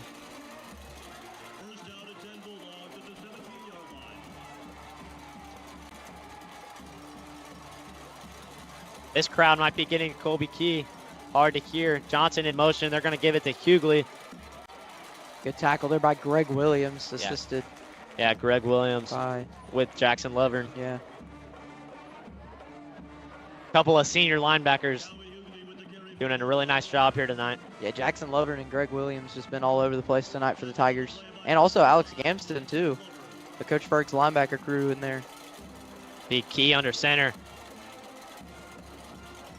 They got Jackson to twitch.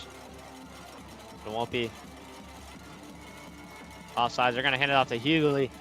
Hughley's going to find a gap, but looks like Kyle King gets him wrapped up there. And, you know, Kyle King, like I mentioned, 1 sack last week. Just a big key player for this Auburn defensive line.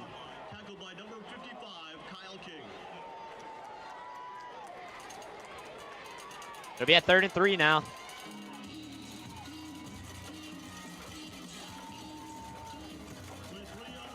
Be at the Opelika 24-yard line.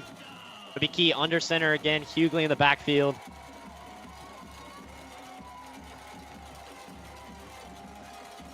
Yeah, it's going to be a short 3rd down here for the Bulldogs. Key's going to hand off Hughley. He gets, well, it'll be close. I don't know if he got the first down.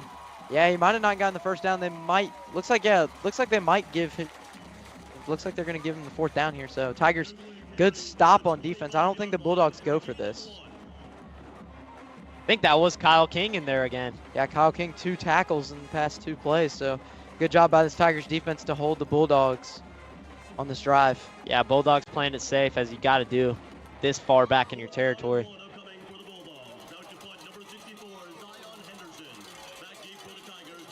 Henderson on the punt. Peyton Plott on the return.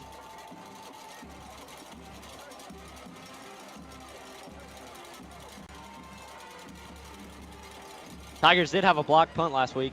Yeah, very good block punt. I think it was a touchdown, too. Yeah. Plott just going to take the fair catch. And this Tiger offense going to get back out here after kind of a slow drive last go round. Yeah, I mean, really, so far, you can't really say the Tigers have done anything wrong this season. You know, first game against North Miami Beach, team coming from Florida, 49-0. And then after that, you have Vestavia Hills, obviously, a tougher team up from the Birmingham region, and you beat them handedly. And right now, you're playing pretty good against this Opelika Bulldogs team, who has a commit to Auburn University. Plot in motion. They're going to hand off to Mapson, and Mapson is just stuffed by the Opelika defensive line. Leland Bell came around the left edge and helped out on that tackle. Really nice job. It looks like Charlie Ward in the game now. Ward had a touchdown in the first half. Looks like there'll be a timeout. Yeah. Yeah, I mean, like you mentioned, Ward had a touchdown in the first half. And if you look at this Auburn running back room, Omar Mapson with 7 touchdowns and Charlie Ward with 3. So just, I mean, this running back room is outstanding for the Tigers this season and just looking really good. We're going to take a live look in really quickly to an Enterprise Dothan game. Just a quick score update.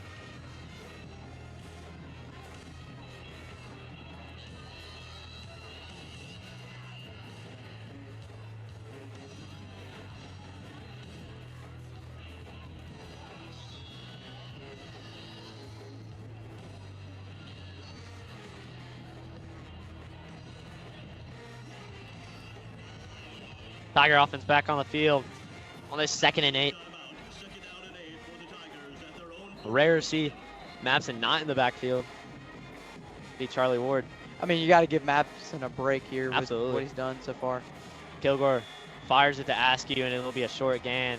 3rd down coming up. The Tigers just trying a little short passes so far this the second half.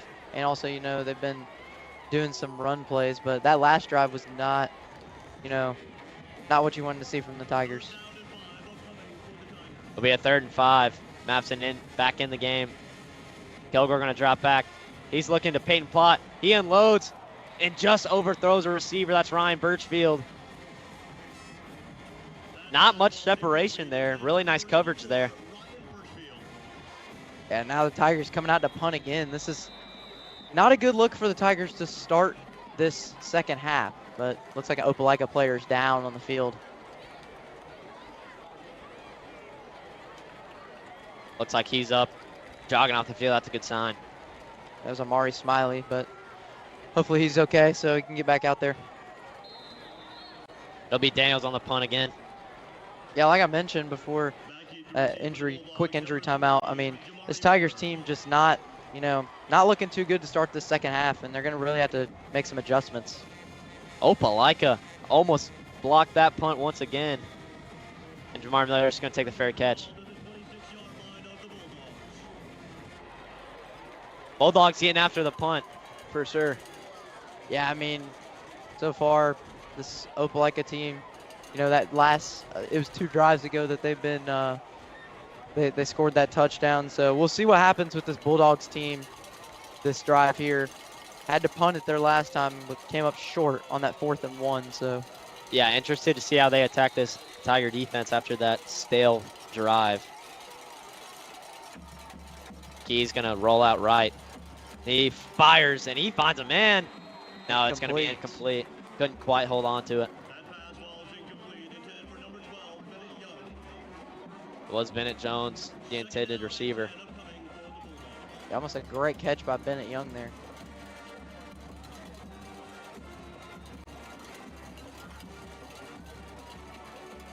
It'll be 2nd down. It's 2nd and long here for the Bulldogs, deep in their own territory here. Yeah, right around their 25. Johnson's going to be in the back, but they're going to hand it off to him. He's got a touchdown in the first half, and he's wrapped up by Michael Foster and some company. That whole Tigers defensive line just right there meets him at the line. You see right here, Johnson just couldn't find a gap to get out of there, and Foster met him right there with a bunch of other Tiger defenders, and it's a big stop there for the Tigers to force a 3rd and long.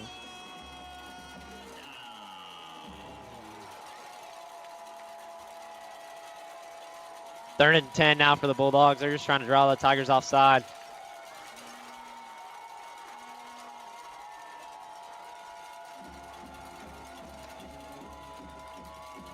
Golbicki gonna drop back. He's gonna unload. He's got a man. That's Miller. He tried to extend the ball for the first down. Looks like they're gonna mark him a little short here. Yeah, they're gonna mark him short. This is interesting. 4th and really short. See if the Bulldogs will go to it deep in their own territory. Yeah, I mean, if you're Opelika's coach, would you go for this or not? I mean, you're tied 14-14. What would your mindset be here? Yeah, looks like the offense is gonna stay on the field. Now the punt team now jogging out there, just as I say that.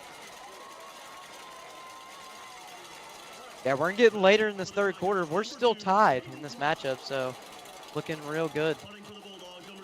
This rivalry game, the 99th meeting between these two teams, looks like a good one. Seen a lot of action from the punters in this second half already. Gonna be a timeout from the Bulldogs.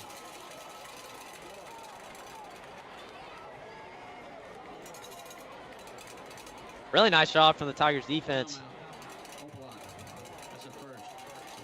I mean, that Tigers defense, like I said, they wrapped Johnson up on that second down play, and then, you know, gave up a few yards on the pass play, but we're still able to hold him to that fourth down. And I mean, if you're Opelika here, would you go for a fake punt, honestly, at the, looks like about the 34-yard line? Yeah, I'm not necessarily surprised they didn't go for it, but it wouldn't have surprised me if they did go for it. Just how ambitious they've been on fourth downs. Yeah, I mean, you're tied 14-14. Really, no point of losing, losing any momentum that your team has, and especially your defense has just been outstanding. This Auburn team can score a lot on offense, and tonight you've only held them to 14 points, and it's the third quarter. Really good look for this Bulldogs defense. Punt team is going to stay out there on this 4th and 1. They're going to send it away. Peyton Plott, deep. Oh, He's that's just going to let it bounce, and that's a really good punt. Going to be out right at the 4. Yeah, right at the 4-yard line. Pinning Auburn way back deep. Yeah, if you're Auburn here, you got to really look out. You don't want to get a safety.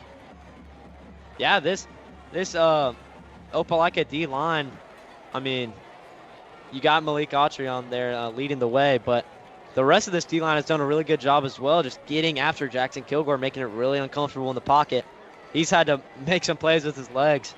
Yeah, I mean, you got Tremaine Thomas on that D-line, Amari Smiley, who I've mentioned plenty of times tonight, Joshua Davis, Braden Denson, and then, you know, obviously Malik Autry on the defensive line. So this defensive line stacked with talent for the Opelika Bulldogs, and that's probably why this game's been such a low-scoring game tonight. Kilgore in his own end zone with Mapson in the backfield. He's just going to hand it off to Mapson, and he's just going to get a few. Not much doing there for Omar Mapson. It'll be second down and about 6.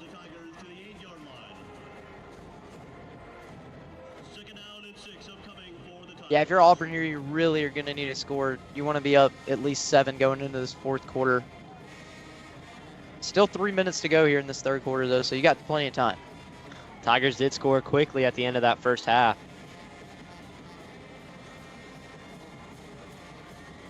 Kilgore. He's got pressure. He's going to unload. He's got Mapson. He underthrows him. He was streaking down the sideline. Yeah, it looked like Kilgore got a little nervous there with the pressure that came in from the defensive line, and he just kind of underthrew Mapson on that route. So Kilgore, big mistake there. Now it's going to be a 3rd and long for the Tigers.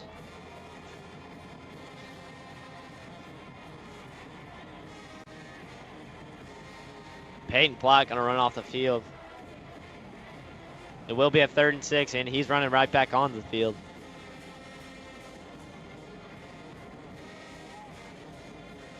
And it will be a 3rd and 6, deep in their own territory. Kilgore by himself in the backfield. He's going to throw a screen. That's Askew, and nothing doing. Really nice shot from the Opelika defense, not letting Askew get in anywhere. Yeah, Carson Moss again with a big tackle. We've heard his name a lot tonight for the Bulldogs, and yeah, Auburn's going to be forced to punt again, and this is a scary situation, especially with your punter in the end zone. And Opelika has forced some pressure. Yeah, Opelika has really gotten after the punter, so this is very dangerous.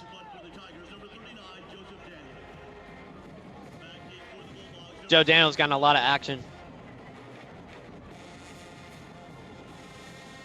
Clock now under 3 minutes left in this third quarter, and they don't send a lot of pressure.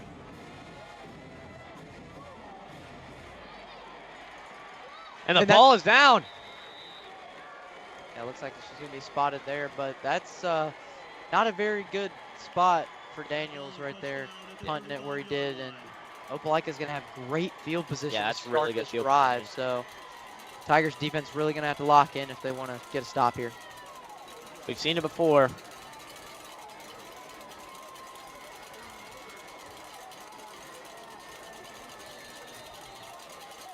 The Bulldogs with pristine field position. to start this drive. First down here for Colby Key and the Bulldogs offense. They're just going to hand it off to Hughley. Hughley gets a And big he hole there. rumbles for 8 or 9. Nice first down carry. It'll be second. Yeah, you know, Hughley, that first drive coming out of halftime, had a big touchdown run for the Bulldogs to tie this one up. And I'll be interested to see if Opelika goes with the same approach here on this drive.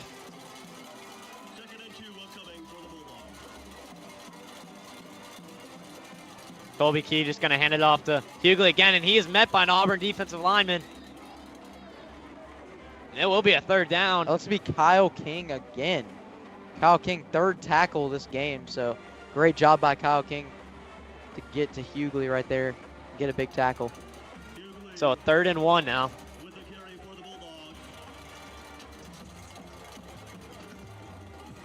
And this is big for Opelika because if you miss this 3rd and 1, will you go for the 4th down or will you go for the field goal? Because, I mean, you would want the points, obviously, but we'll see.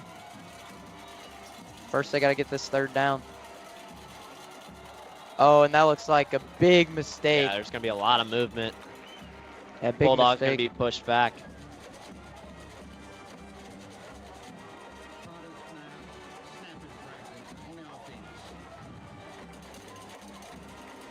That's a tough break for the Bulldogs. Yeah, I mean, right there, if you're Opelika, can't have those costly penalties because, like you said earlier, you really don't think Opelika trusts their kicker. So, I mean, if you're right here, that's big. So now I think it's going to be about 3rd and 6. Yeah, you don't necessarily want to see that kind of penalty on this critical of a 3rd down. 3rd and 6 now. Hughley and Johnson in the backfield with Key. They're going to hand it off to Hughley. And Hughley is not going to get the first down. Maybe with the push, he is going to get it. Yeah, it looks like he's going to be maybe right there at the line, so they're going to give it to him, I think. Let's see what the spot is. They're not moving the chains quite yet. No, they're going to give him, it's going to be 4th down. Maybe. Opelika head coach pleading his case. They're moving the chains. It's going to be a 1st down, Opelika. Yeah, it looks like it's going to be 1st down. They waited a while there to call that one. I mean, looks like some confusion. So 1st down now for Opelika right at the 25. Key under center. Johnson and Hughley in the backfield. Gonna give it to Johnson, the fullback, and he rumbles for a good gain on 1st down. He's got a Johnson down on the field now. I gotta say he has a touchdown in the 1st half. Yeah, and I mean, really, this Opelika running game just been insane so far against this Tigers defense. And he's up on his feet, which is a really good sign. His shoe came off. And he's walking it off. That's a great sign for the Opelika Bulldogs.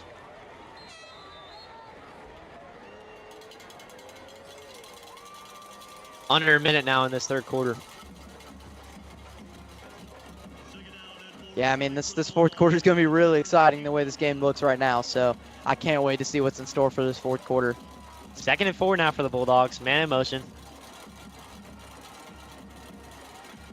He's going to hand it off to Hughley, and he's got room. He stays on his feet, and he's going to be pushed out of bounds. Yeah, it looked like Isaac Benford with the tackle.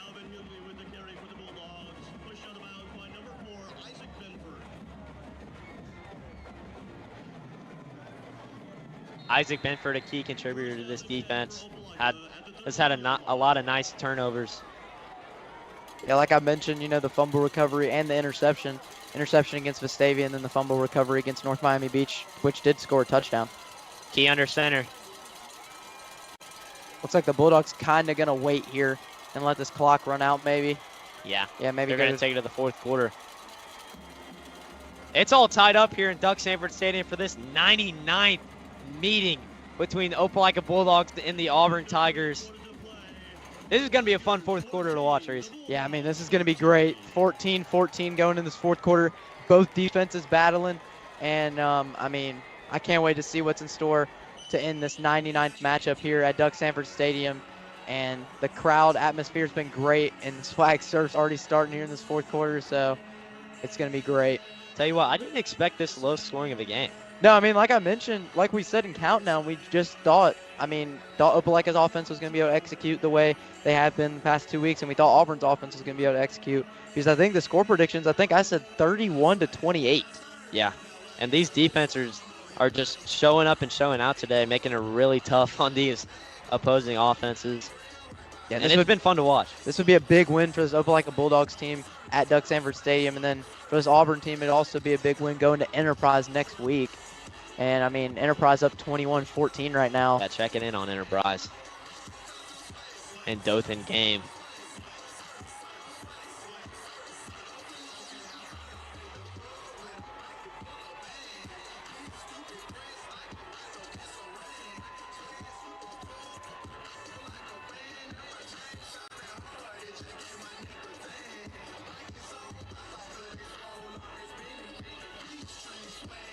Yeah, Opelika's going to have a great chance to score here to start this fourth quarter.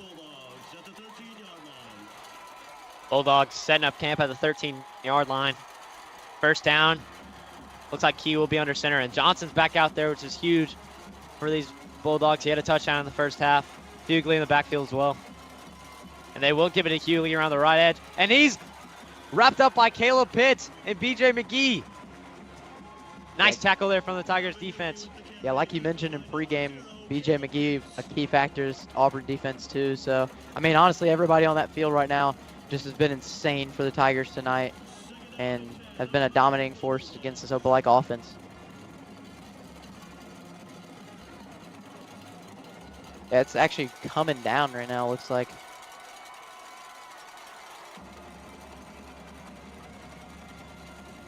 Then seconds down on the play clock.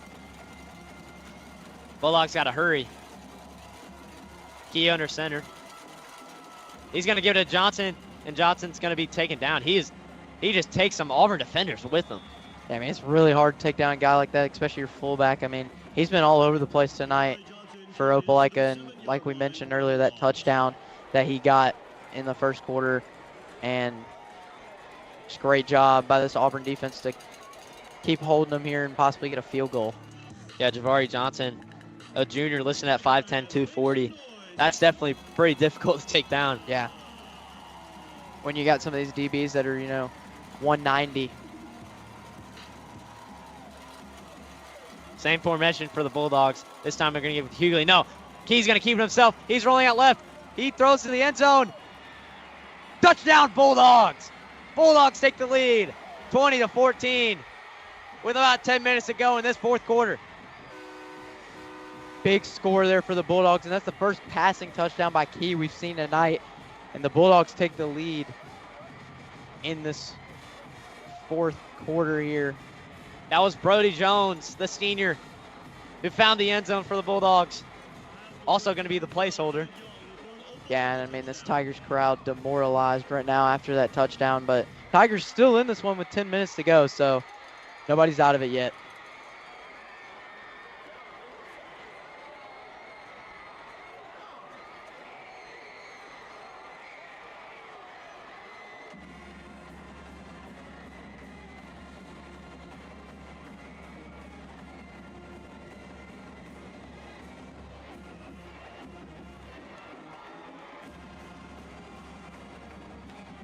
Opelika going to try to punch it through to make it a 7-point lead. Looks like they do.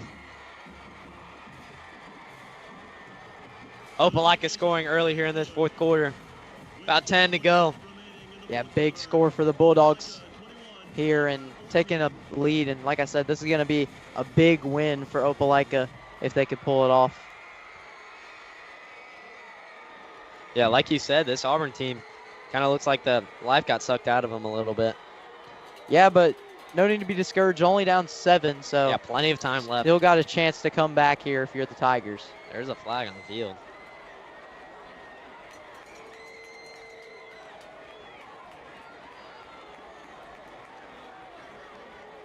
Not sure what that was. I actually don't think that was a flag. It might have been debris thrown on the field. So definitely getting hostile in Duck Sanford Stadium. getting a little rowdy. As you'd expect in a rivalry matchup like Opelika and Auburn. That was a flag actually on the field. I don't know, maybe a warning.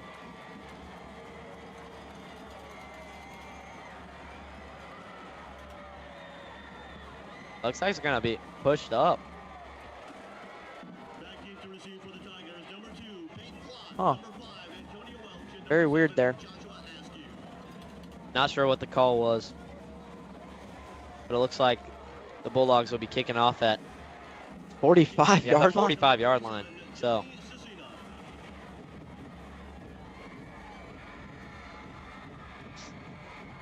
Tigers looking to respond after that Opelika touchdown.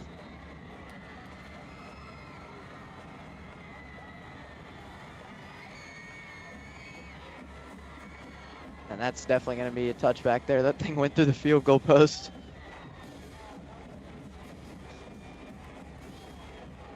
But now this Tigers offense is going to come back out on the field now. So we'll see if Jackson Kilgore can lead this team to a red zone score possibly. Really interested to see how these Tigers respond to adversity. First time they've really gotten adversity this season. Yeah, and this Opelika student section getting really hype right now, being up 7.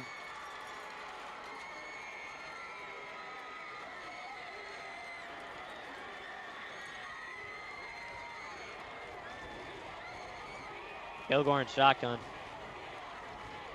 He's going to fake the handoff and keep it himself. He's going to unload downfield. He's looking for Askew.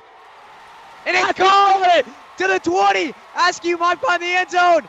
And he's going to be dragged out at the 2-yard line. First play of the drive. Big throw there from Jackson Kilgore to Askew. I mean, absolute dot here by Jackson Kilgore. Able to set his feet here and find the open man. As you see, Askew reaches out for that one. And Askew, the fastest receiver on this Auburn High team, and just finds an open lane. Almost gets it across the end zone there, but just steps out at the 2. What a response by this Tiger offense. Down at the 1-yard line. 10 minutes and about 10 seconds to go in this one.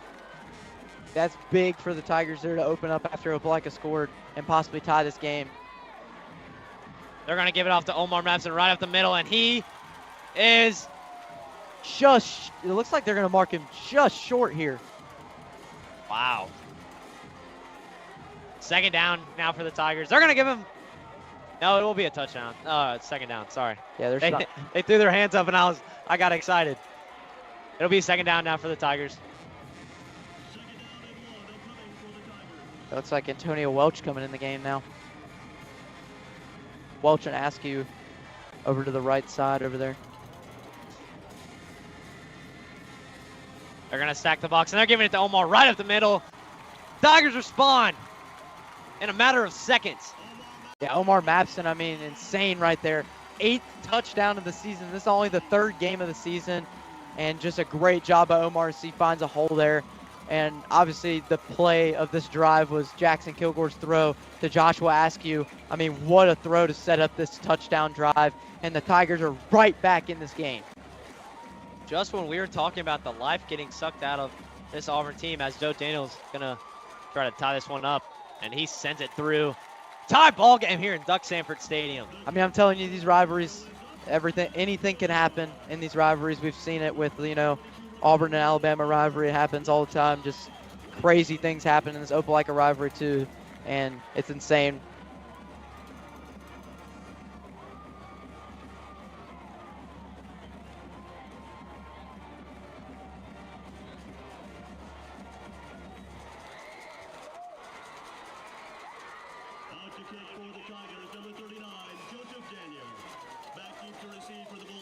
Daniels back out there for the kick. He's had a lot to do tonight. Yeah, I mean, this game already, it's just really hyped late, and it's like the middle of this 4th quarter now. So Daniel's hopefully going to kick this one deep. Make sure this Bulldogs team can't get a kick return. There was a kick return for a touchdown in the Vestavia game last week. Some of the only points that Vestavia did get. Yeah, that one was going to go under the Jumbotron. So good kick by Joseph Daniel there. And now we're going to see this Tigers defense come back out there.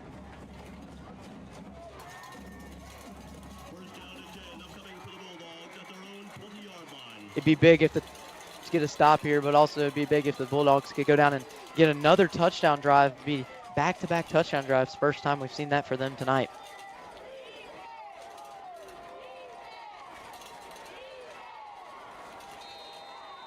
Weird formation for the Bulldogs. Yeah, interesting formation. Got 3 receivers at the bottom of your screen, more of the right side of your screen. And you got Hughley in the backfield. Key the air, just going to give it off to Hughley. And he's really met by a few Auburn defenders. That's BJ McGee and some company. Yeah, Looks I mean, like Alex Campson. I mean, Hughley and Mabson so far tonight, just outstanding performances from both of those guys. Mabson, you know, 2 touchdowns tonight, and Hughley has 1 himself. So just outstanding performances by both of these players.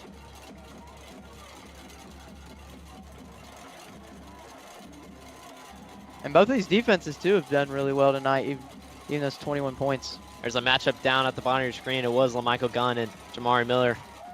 But Hughley going to take it up the middle for a nice gain. I was going to say, look at that matchup. That would be one to watch.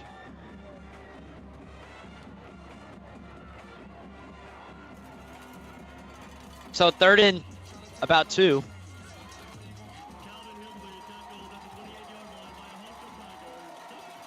He is going to be under center. Got Johnson and Hughley in the backfield. And it's going to be a 3rd and short here. Play clock down to 13 seconds.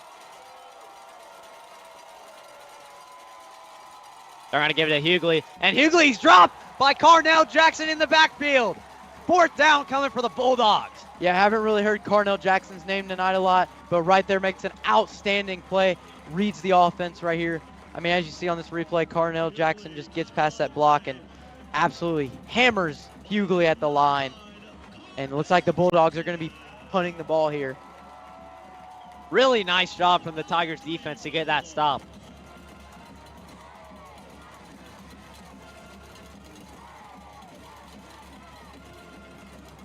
The punt is away. It'll be Peyton Plott back, and he's going to let it go out of bounds. Looks like he got a lucky bounce there and bounced forward instead of backwards. Pretty good field position for the Tigers, considering what they've had to go through tonight. They've been pinned back in their own end zone.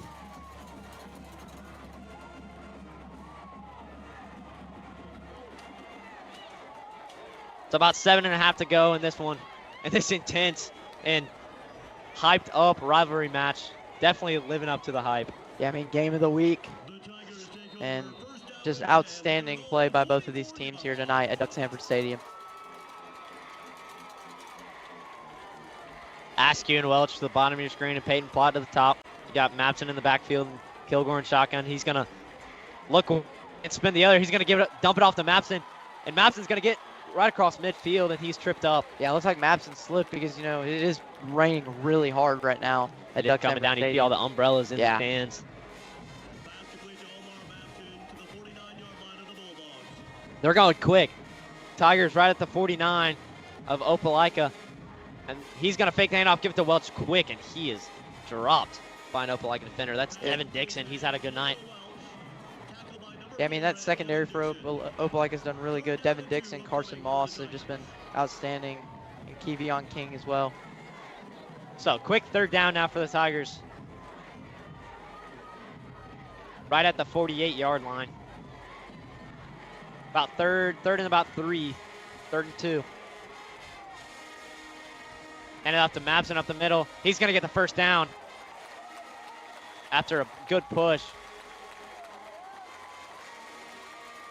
And the chains will be moving for the Tigers. Just about 6.5 minutes left in this one.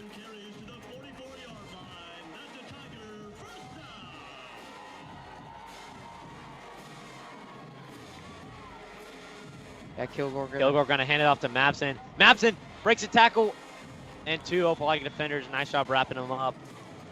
Right at the 43, 44-yard line. Tigers moving the ball really well here on this drive after scoring that last drive. So looks like Auburn going to the run approach here, you know, instead of the pass approach since it is raining really hard now.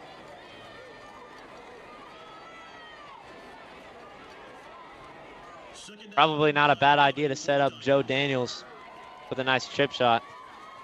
as it looks like they're taking their time on this drive. They're going to hand it off to Omar. They're going to pitch it to Peyton Plott. And Plott to the 40. He's got blockers ahead.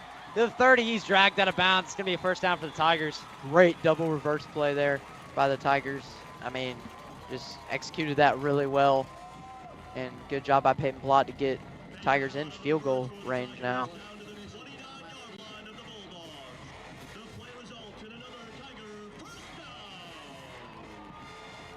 Tigers driving with the ease now. And there's going to be a timeout taken. It's looking like it's raining so hard that football's soaking wet. Someone going to go out there and clean that. Yeah, it's really coming down now in Doug Sanford Stadium.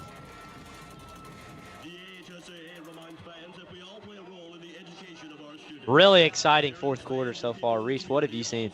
I mean, just both teams, those good scoring drives it's just been outstanding to start this fourth quarter.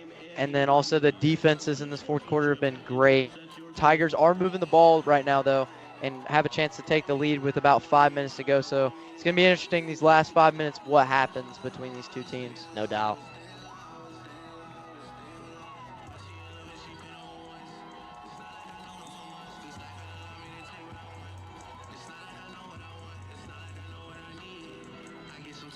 Tigers now on first down.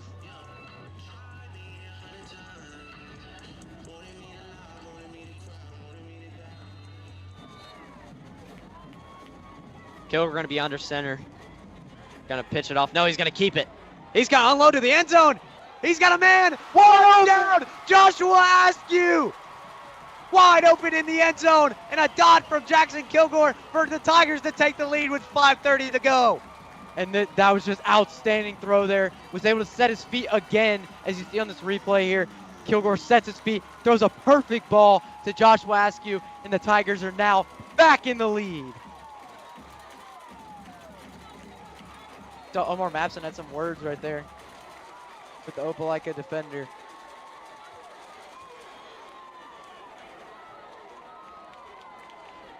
Tigers take the lead 27-21, and Joe Daniels splits the upright. It's 28-21 with 5:25 to go.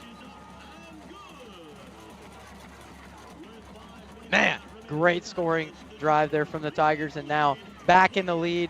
And this Tigers defense needs to get a big stop, and they will seal the win possibly for this 99th meeting between these two crosstown rivals. Seems like not too long ago, the Bulldogs are up 21-14. Tigers with a really good drive just a few minutes ago, and then a really good stop, and then they come out firing out of a timeout. And now Daniel's going to kick it away here for the Tigers. Hopefully pin some deep.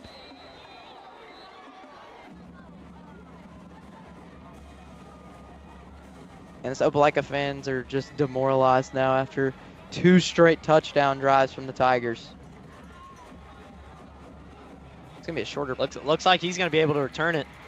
That's going to be Miller. And he is wrapped up by a few Auburn defenders right around the 18-yard line. And Tigers really got a lot of momentum on their side right now after, scoring those last 2 touchdown drives. I have to say I'm super impressed by the Tigers. After they were down 7 in this fourth quarter, they came back and they got a good drive. They got a touchdown, and then they stopped Opelika, and then they just punched them right back in the mouth. Yeah, came back quick too. I mean, just like right after they scored, first play, boom. Like big pass play and then touchdown right after. He's going to keep it himself. Michael Foster's getting after him. He stays on his feet. He's going to fire over to Hughley. Hughley's going to get the first down. I thought Michael Foster had Colby Key in the backfield. Yeah, a lot of pressure tonight from both of these defenses, but this Auburn defensive line here really going to need to apply some pressure if they want to get a win against this Bulldogs team. The spot was close, but they are going to give him the first down.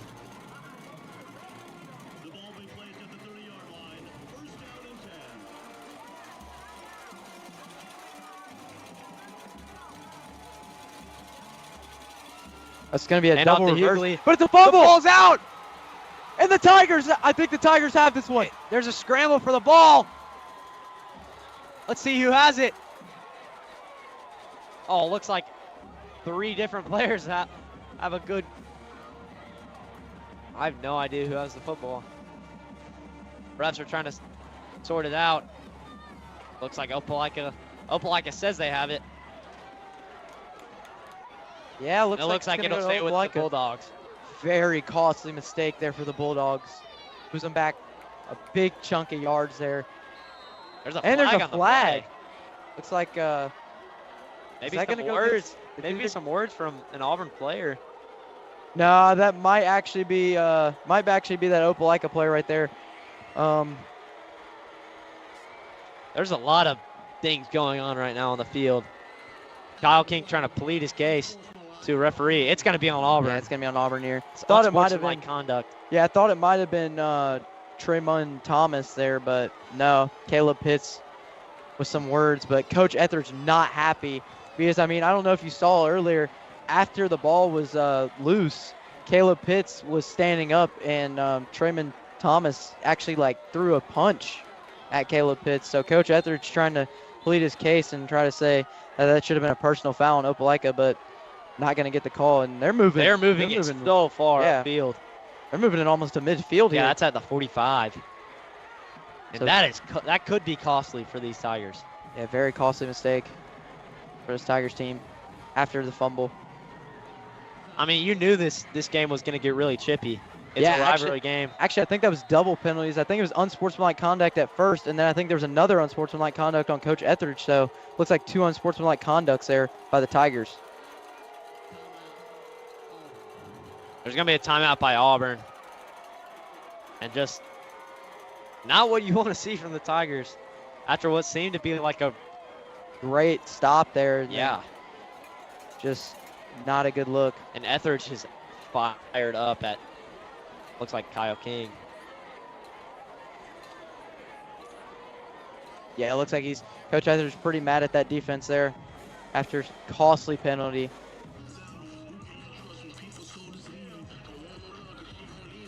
We're going to get a live look in at Enterprise at Dothan.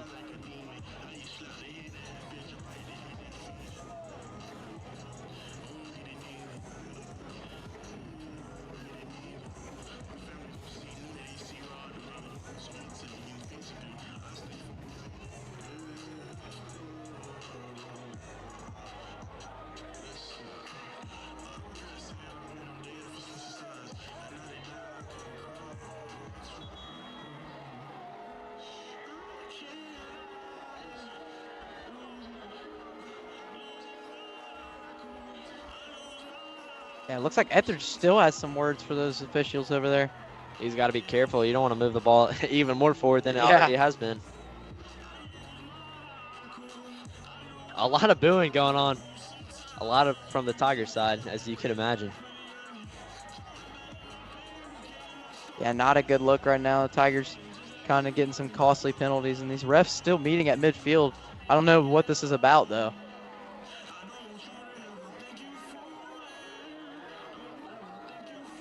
Stands are still packed even though the rain is coming down. Doug Sanford Stadium.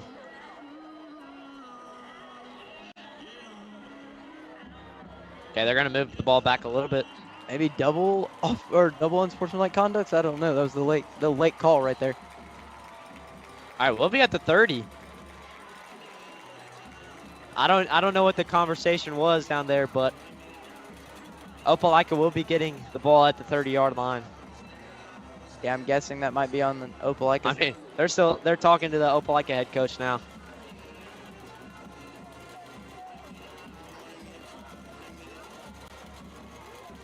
Looks like it'll be second down. Yeah, a lot of confusion right now on both sidelines of what's going on.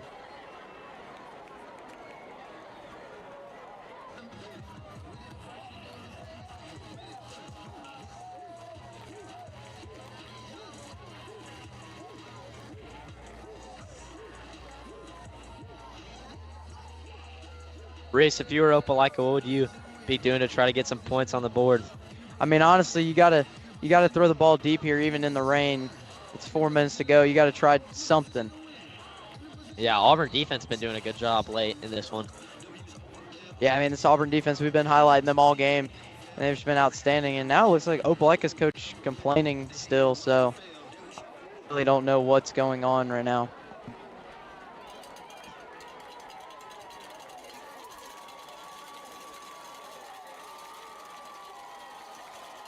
It will be second down at the 30-yard line.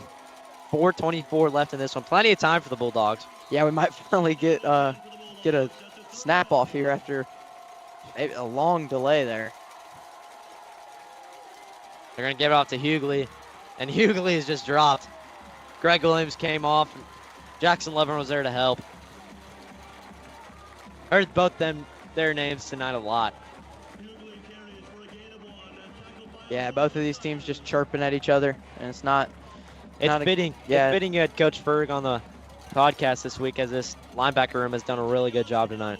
Yeah, I mean, it's linebacker room. You know, Greg Williams, Alex Gamston, and Jackson Lovern just done a great job tonight of containing this running back and also the pass game too. Williams showing blitz. He's going to unload to Hughley, and Hughley's going to break 2 tackles. He's the midfield, and he's going to be dropped. It's a first down from Opelika. Yeah, big play there for the Bulldogs, and now Opelika's in Auburn territory, just barely in Auburn territory, but they're moving this ball. That's a big play for the Bulldogs. Timely first down. Hughley will be coming off the field. It looks like Jordan Waite's coming in the game. Haven't heard his name in a minute.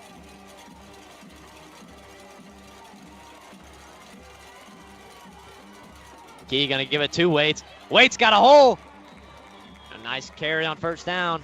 Yeah, this Opelika run game been really efficient so far this drive, so keep looking for that for this Bulldogs team.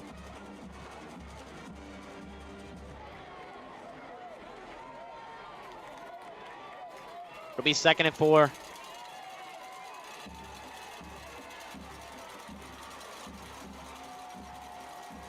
They're just trying to draw the Tigers offside. They've been trying it a lot tonight. Tigers done a really good job.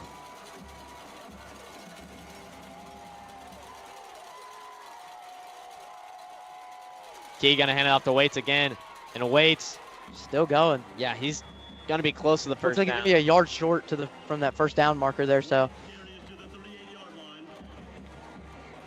now it's like Carnell Jackson coming back in the game now. It's like a man slow to get up on the field for the Bulldogs, but he's up. Hughley's still not on the field for the 3rd consecutive play. Yeah, and we're getting down. Key will be under center. 3rd and 1, I think. Yeah, 3rd and 1.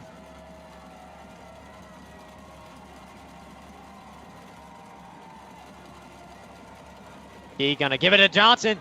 Johnson's running to the 30, and he drags Isaac Benford with him.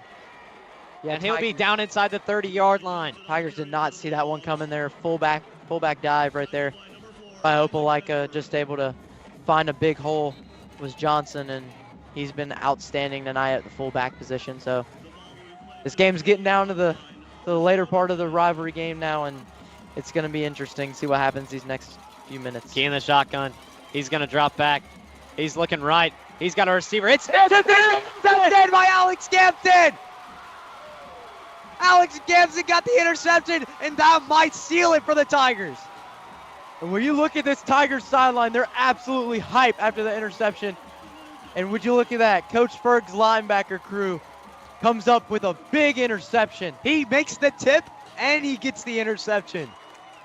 What a play from Alex Gamston to maybe win this game. And this Bulldogs team just absolutely shocked after just, possibly a scoring drive there. But the Tigers still have to get this game out of hand here. So they're going to have to run a few plays and possibly just kneel the ball. Looks like Kilgore is going to be under center. Probably a handoff to Omar Mapson. Looks like that'll be the case. And he found a hole. Almost got a first down. And he's still fired up. Clock ticking. Under 1:30 now.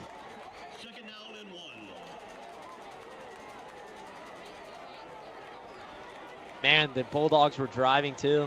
Yeah, just that stings. So demoralizing for this Bulldogs team, and looks like Opelika fans are going to be leaving. Yeah. Just a very, very good drive for Opelika, just stunning at the end there after throwing that interception. What a great interception by Alex Gamston. Plot in motion. It's going to be the same play, and Omar Mapson just shoots up the gap for a first down. Under a minute to go.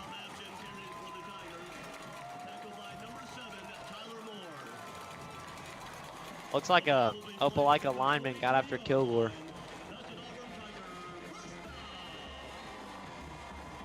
Yeah. Looks like a timeout now by the Bulldogs.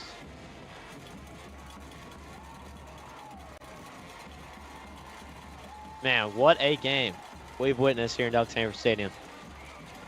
Yeah, I mean, just a great rivalry matchup, the 99th meeting. And it's definitely, like you said, living up to the hype. It has been great here at Duck Sanford Stadium. Sold out stadium tonight, even in the rain or shine. These fans really show up for their team. And what an exciting matchup it's been tonight. Looks like the Tigers are going to get 5 straight against Opelika now. That'll move the series to 49, 47, and 3.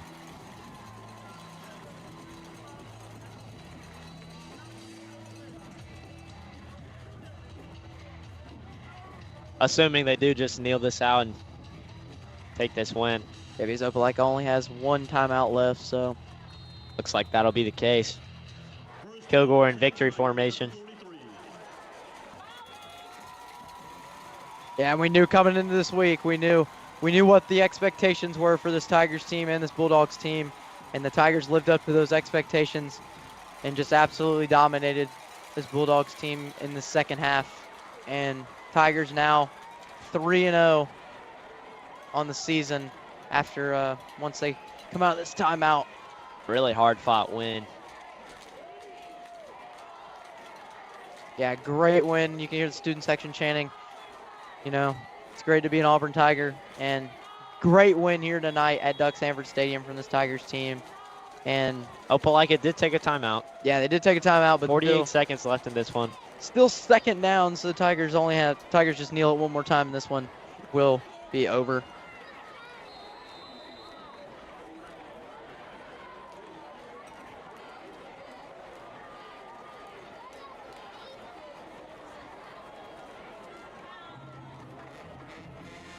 Kilgore in victory formation again. Kind of a low snap. He's going to let kind of a late hit there from the Bulldogs. The clock is going to tick out. Yeah, and that's going to do it. I mean, what a matchup. The 99th meeting, I mean, just great tonight. Looks like they're going to have one more snap. Yeah, the game clock usually goes to 40 at the end, but it was. They snapped it at 48, I think. Yeah, so a little bit. Yeah, so Kilgore in victory formation for the final time. Again, yeah, I've had to call it 3 times. Tigers are going to take this one 28-21 in an absolute thriller in Duck Sanford Stadium for the 99th meeting of this rivalry of the Auburn Tigers and Opelika Bulldogs. Yeah, I mean, just an outstanding matchup. These Auburn Tigers were able to, go on and win this game after some great executed drives later on in that in the second half, and just a great performance by the Tigers. And I would say that play by Alex Gamston definitely sealed the game. And it's kind of fitting since Coach Ferg was on the podcast. Yeah, stay with us. We'll be back for a post-game show shortly to break this one down.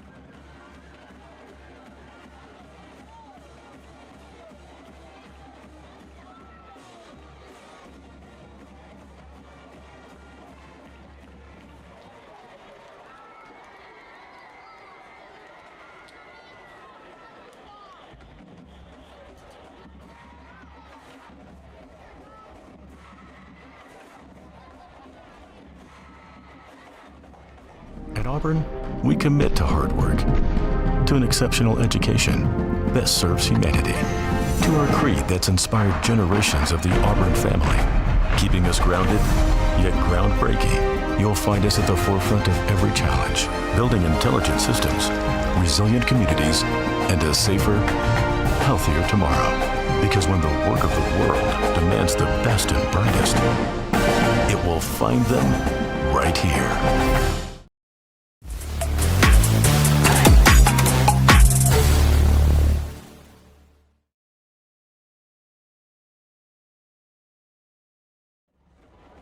Welcome back to Duck Sanford Stadium as we just witnessed an absolute classic 99th meeting of the Auburn Tigers and the Opelika Bulldogs. I'm Charlie McGowan and this is Reese Kinder. And Reese, what do you have to say after that one? I mean, great win by the Tigers. Just absolutely incredible atmosphere tonight. Sold out stadium, Duck Sanford Stadium in this rivalry matchup, the 99th meeting. Tigers were able to pull off a big win after those last two drives in the second half were just outstanding. Mm-hmm. Yeah. Any players in that second half that you'd like to highlight? I mean, honestly, Jackson Kilgore. Yeah. Set his feet. He was able to set his feet on some of those throws and just able to find guys in the end zone for some of those deep ball touchdowns. And it was just an outstanding game for Jackson Kilgore. Yeah. And same with Omar Mapson. I mean, 2 touchdowns for Omar Mapson in this game. And I would like to highlight this Auburn defense. This Auburn defense was outstanding. Absolutely. Just the defensive line was able to cause a lot of havoc there at the end of the game and force Opelika to just, get that turnover later in the game. Yeah. Alex Gamson, that linebacker, just was able to get the interception. And absolutely the play of the game, Alex Gamson tipping the ball and intercepting it himself. I mean, just you can't get any better than that. Yeah, and it's kind of fitting since Coach Ferg was on the podcast. And I mean, as you see right here on this replay, just Gamston rushes here and waits for a second and jumps up, gets the interception right here, and that seals the game for the Tigers. And just great win for this Tigers team. Going on the road to Enterprise next week, it should be a great matchup, and I can't wait. Yeah, that'll be it for us on AHS Mass Media. We hope y'all enjoyed watching, and we hope y'all have a good night.